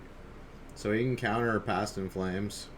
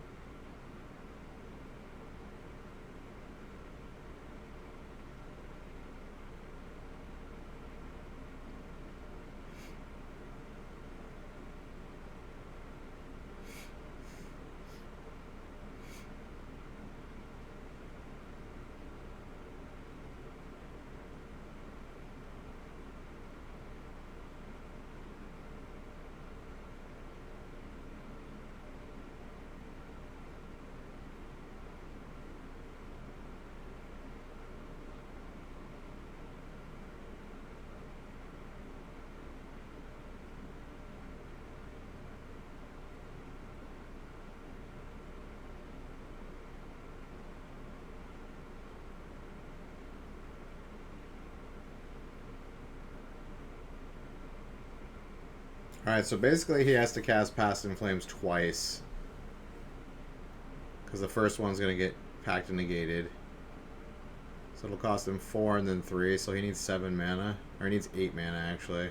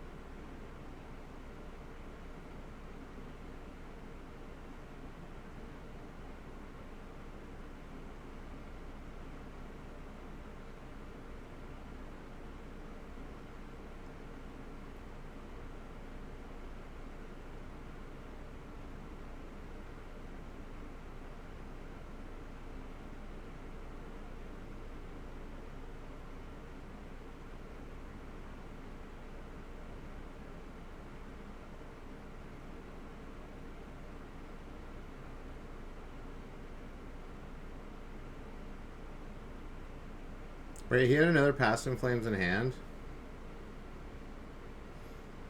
He could have Merchant Scrolled for a Ritual and Past in Flames, right? 3 and 3? He had 7 mana. I think he could have gone off there.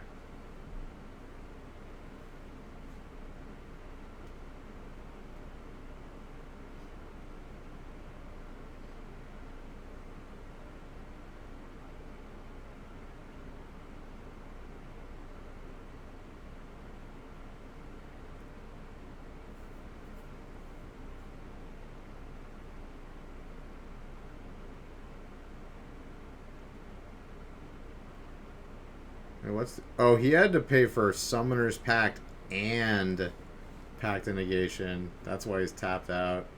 Okay. Yeah, he's just gonna win now, right? Oh, he Bajuka bogged him though. I think he's still gonna win though.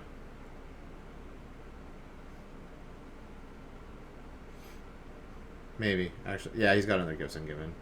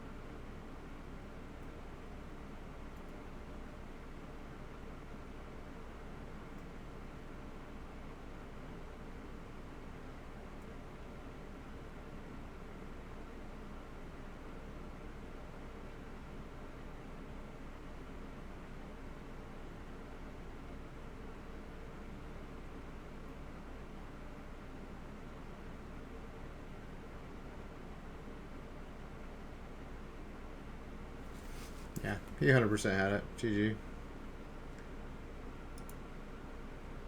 Alright, sideboard. What do we have here? 2 Disdainful Strokes are going to come in. 2 Dismembers are going to come in.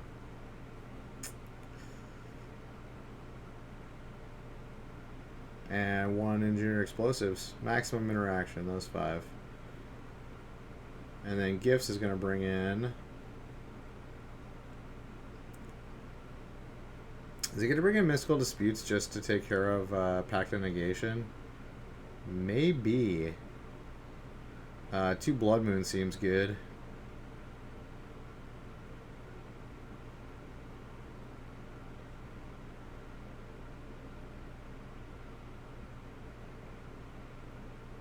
Yeah, 2 Blood Moon maybe?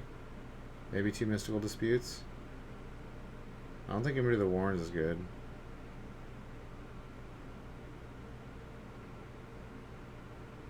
Maybe 2 Lightning Bolts. Yeah, maybe 2 Lightning Bolts take care of Azusa. Well, Azusa really does her damage before you can, like, react.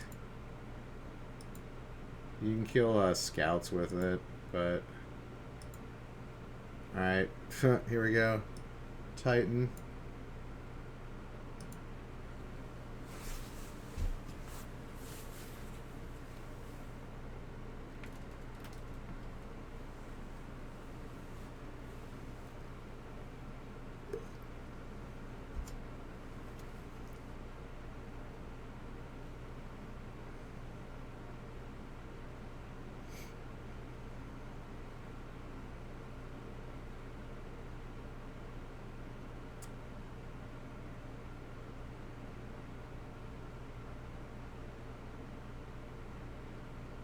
He played Azusa. He doesn't have more lands to play.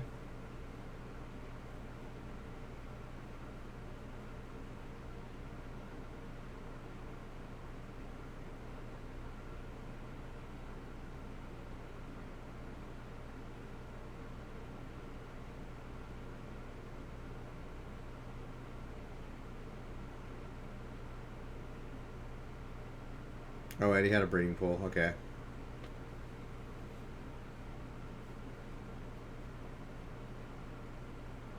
Or not a breeding pool. Simic growth chamber.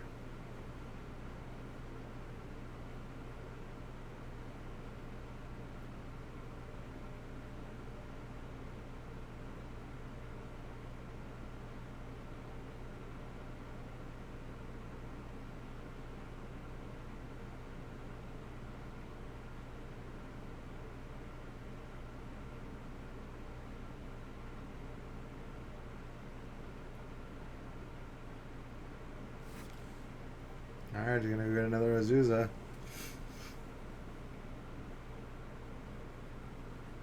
Oh, remanded, bro. Feels bad.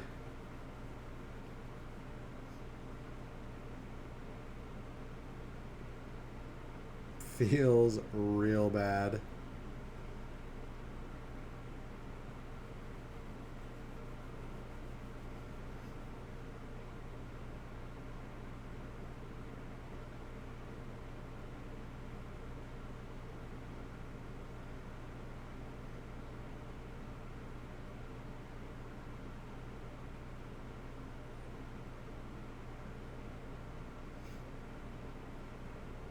Okay, they need blood moons. Okay.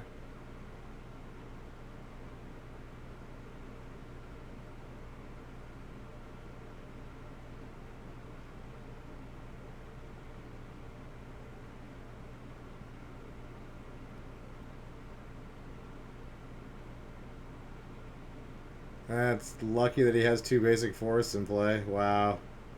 If he didn't have 2 basic forests, that would be GG.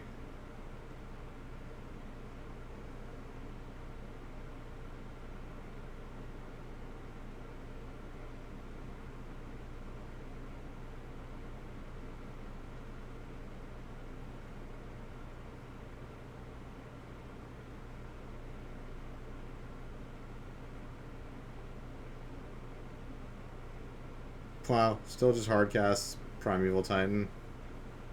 Get wrecked.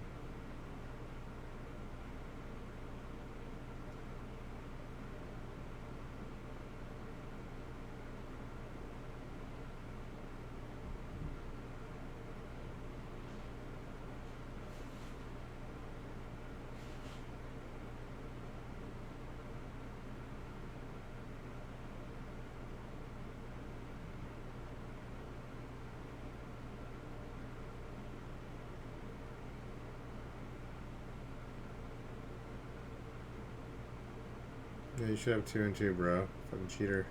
Cheater. Cheater. What a cheater, bro.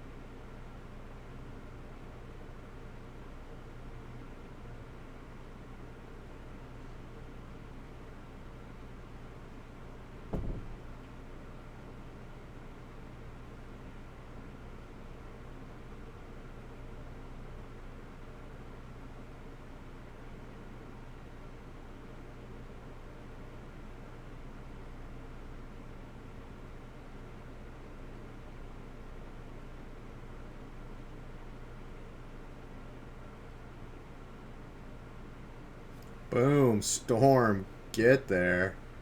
2-0. Dude, is he going all the way? Fucking all the way. Finals, baby. Storms were... Oh, it's another Titans. Amulet Titan versus Storm.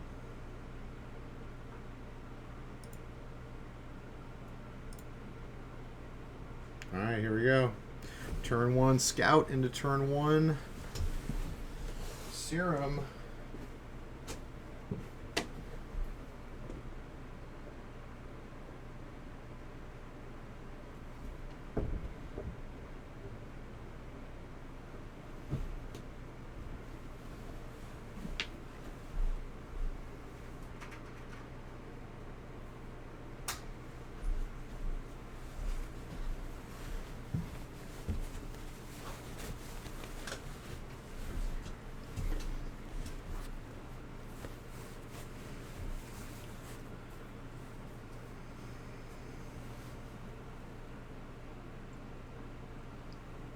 Alright, he's got Amulet online. And another Scout.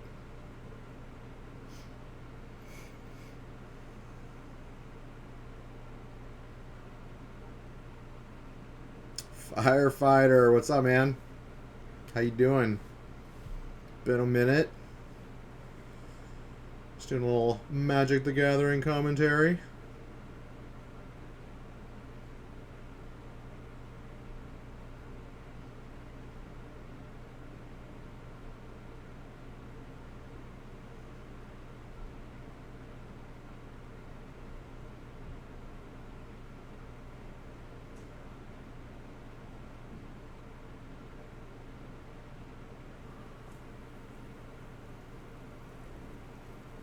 You still playing Magic, bud?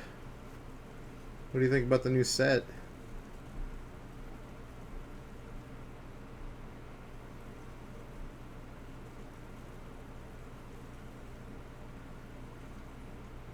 Alright, so he's just gonna grape shot down these these Scouts.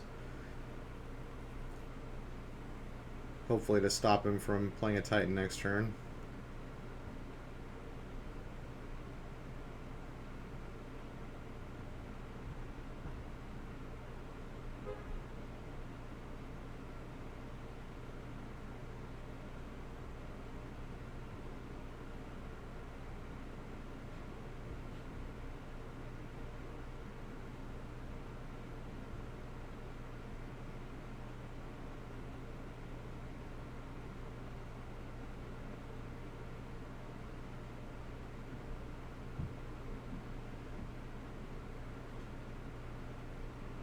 Dude, you got Power Surge? That sucks, man. Wow.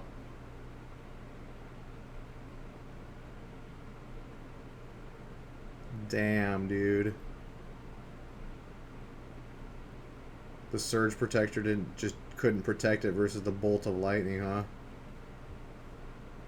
Alright, he's got Titan online. Turn 3. Seems bad. Castle Garenbrig. Card is a menace.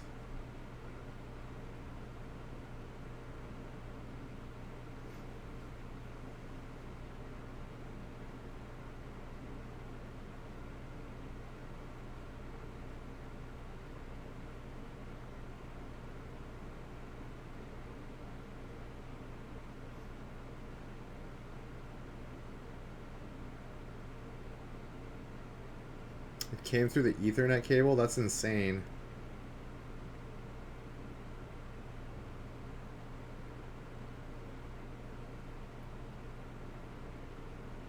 Which is underground, so how did those get, like, hit? So the lightning hit the ground and it, like, nailed the, like, internet cables and it went up through your Ethernet? That's fucking crazy. That must have been a crazy bolt of lightning.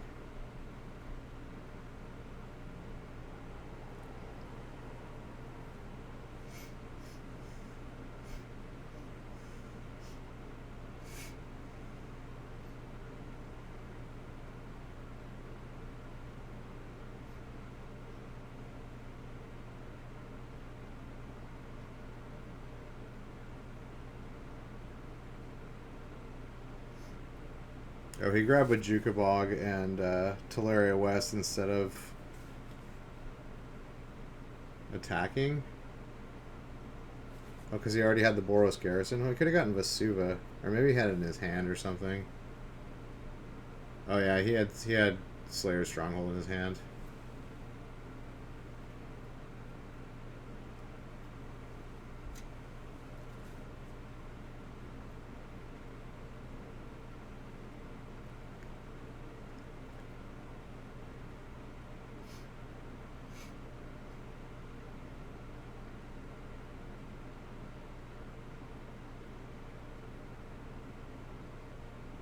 Alright, he was going to Vesuva and make both of them attack. Yeah, that was GG.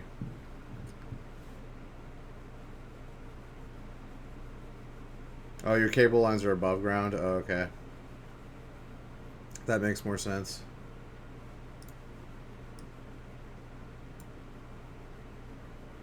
Alright, sideboard time. Titan's going to bring in 3 Dismember, 2 Disdainful Stroke, 2 Engineered Explosives, and that is it. And then Storm's going to bring in 2 Blood Moon, 2 Lightning Bolt. Yep. Same as last time. This is the same matchup as last round, so let's see what happens.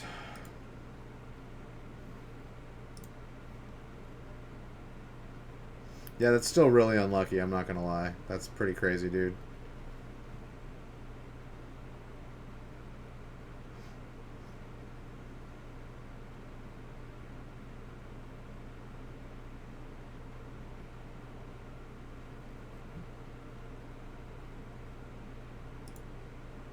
Alright, he's mulliganing.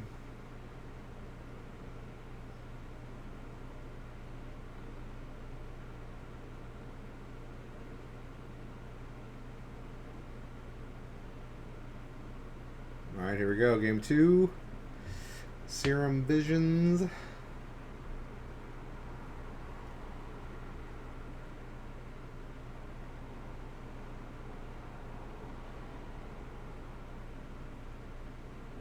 Kabutomoth. Kabutomoth.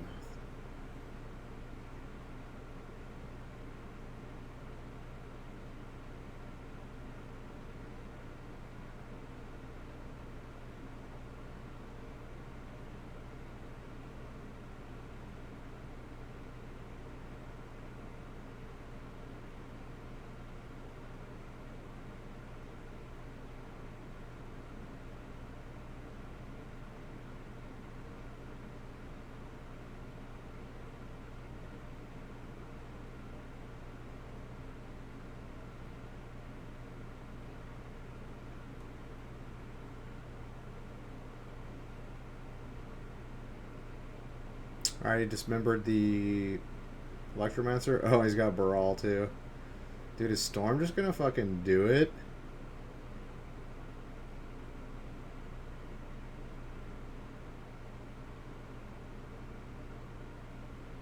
He's like, you know what? I'm not even gonna wait. I'm just gonna go. I'm just gonna win right now.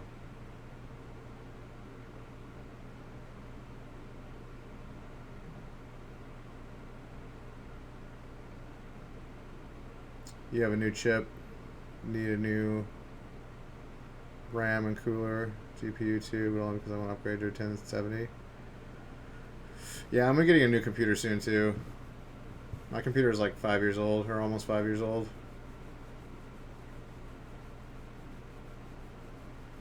Pass the Flames. Dude, is he just gonna win right here? He's like, turn 3, I'll play Baral and then just win with my 1 mana. Dude, the Drake Sasser are killing it. Bro. Bro. Bringing that Storm back to the meta, bro. Where's Caleb Shearer?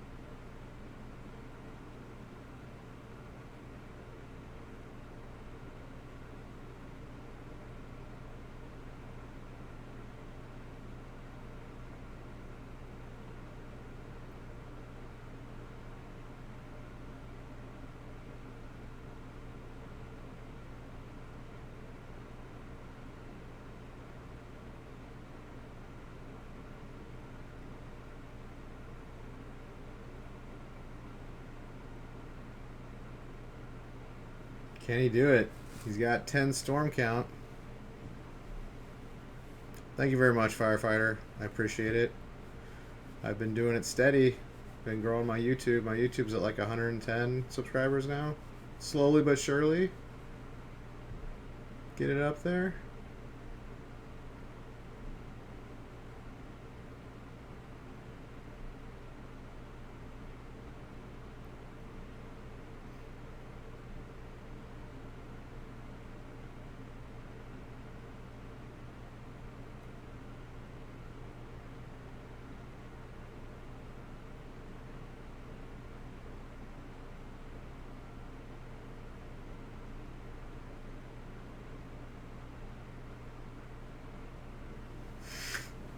Your fiance's upset with you?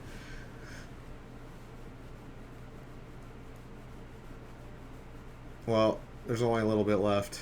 He might be winning right here. This might be the final game. Oh no, never mind. There'll be a third match if he or a third game if he wins.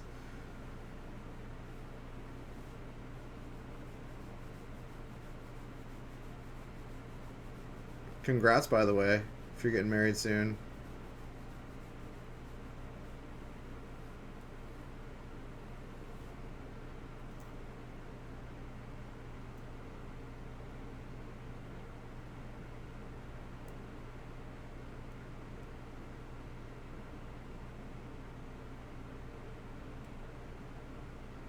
Alright, Storm got it. Game 3. Last game. Last round. Let's go. August 18th. Awesome, man. I wish you the best. Will it be Storm or will it be Amulet Titan?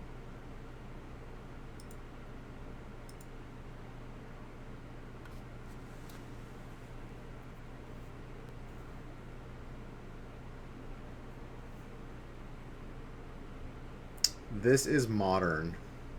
So it's the eternal format that's kind of in between everything else. It's right in the middle. You can play cards back from 9th edition and on, or 8th edition and on. It's 8th or 9th edition and after is the cards you can play with. And they have a ban list, of course, but yeah. Any card that's not on the ban list. And after 8th edition. Or 8th edition and after. Alright, they're both taking a mulligan.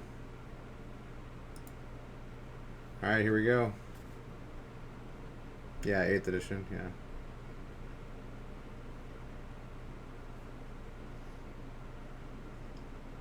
Castle Garenbrig. This card's good.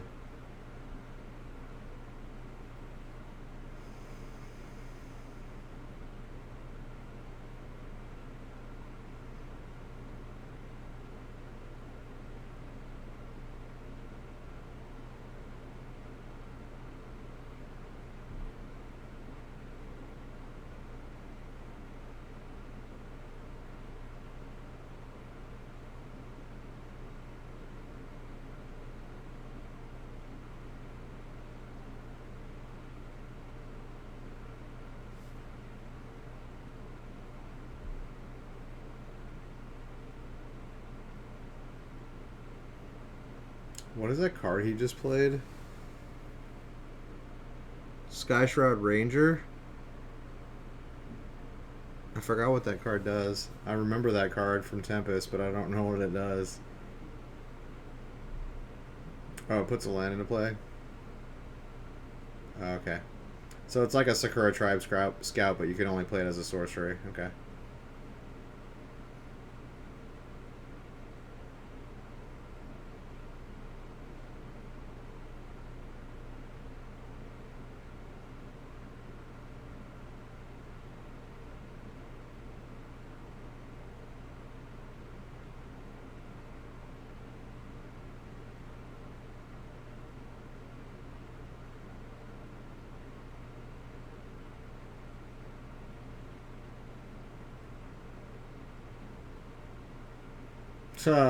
That feels bad. He passed him back with Baral in play and 3 lands. He's probably just going to go off right here.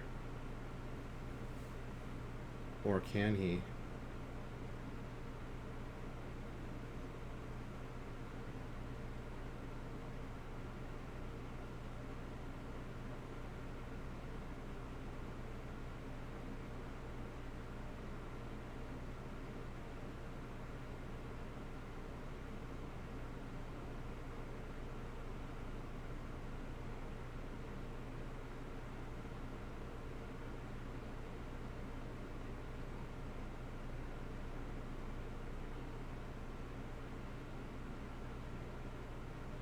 Alright, he's got Gifts Ungiven and a couple of rituals.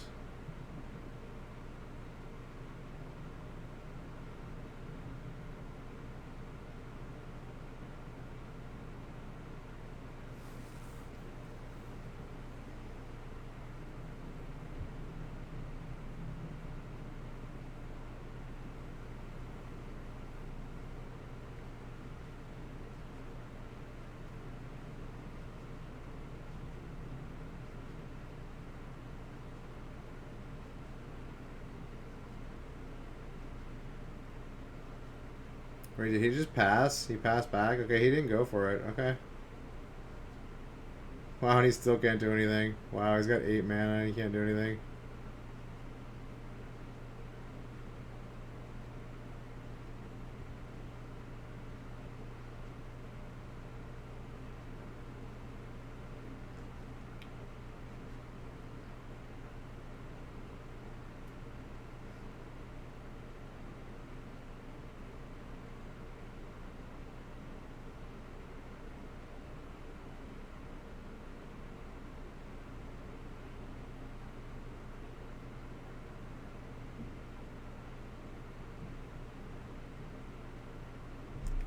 Wait, he chose to not pass in Flames on his end step? Or not Gifts Ungiven? Okay, I'm confused.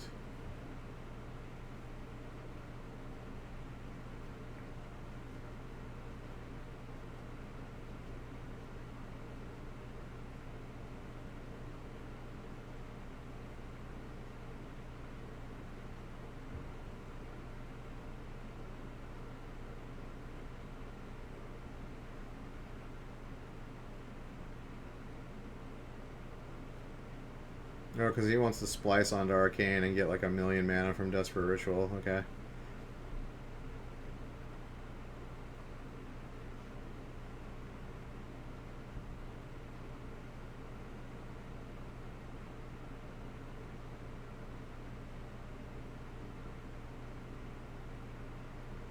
Stubborn Deny or Disdainful Stroke. Get out of here.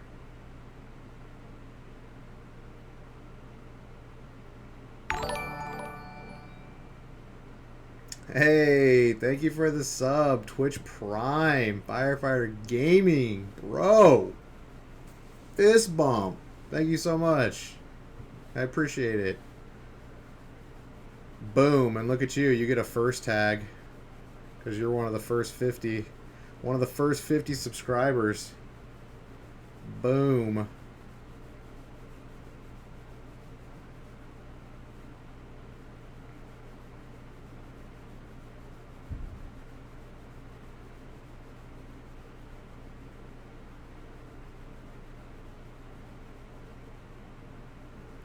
Dude, he's still going off even through Disdainful Stroke. Feels bad, man. He had the Pass in Flames in hand. Yeah, I think he's got this. Oh, he's got another Disdainful Stroke. Shut up. Shut up. He Disdainful Stroke the Gifts Ungiven. Oh my god. Did he just completely stop him in his tracks?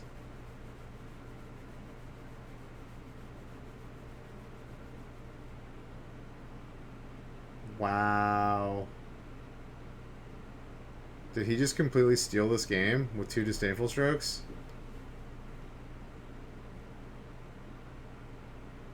That is insane.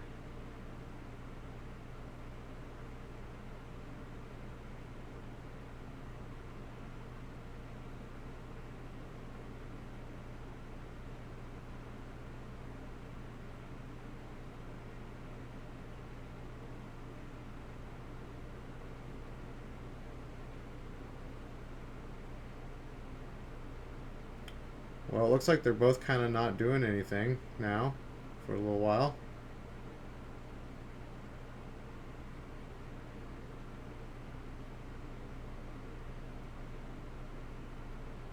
They're both kind of like a top deck away from just going off and winning. Who's going to top deck it first, though?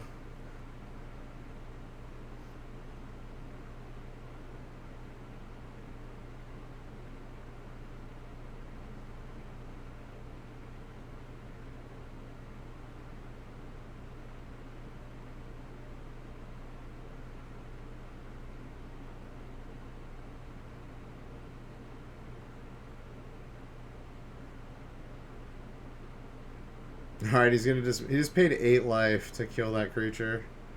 Dude, this match is insane. Like, actually insane.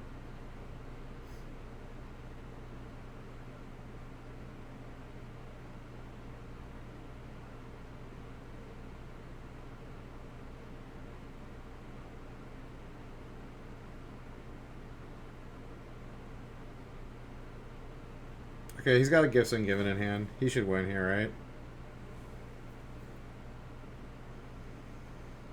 Oh, but he's got the Engineered Explosives. Shut up.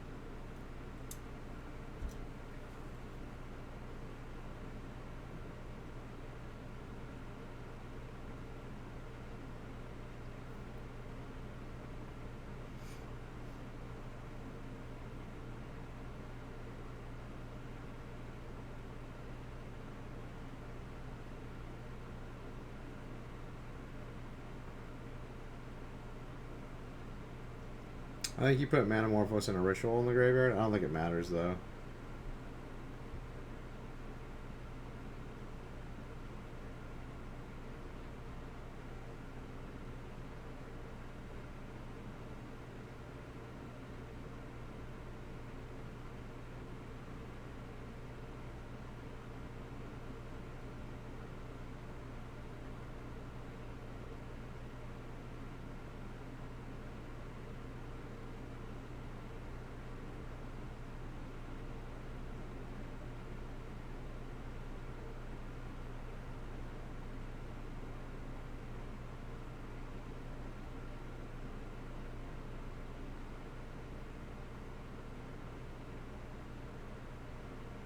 He's got a buttload of mana. He's got 7 mana. I think he can probably get there.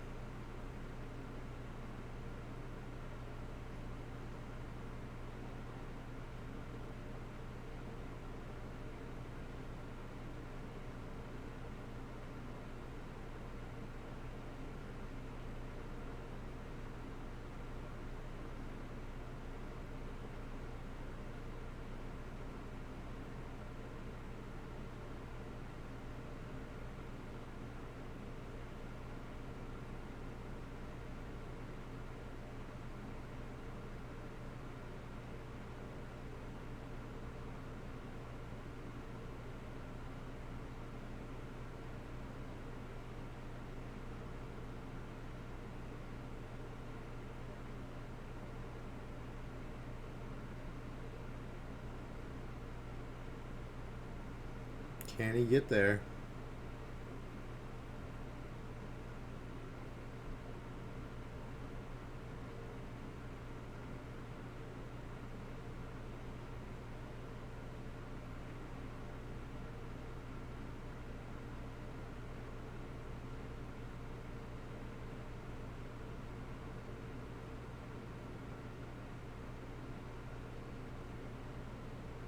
Oh, he's 1 mana short to Grape Shot, Remand Grape Shot.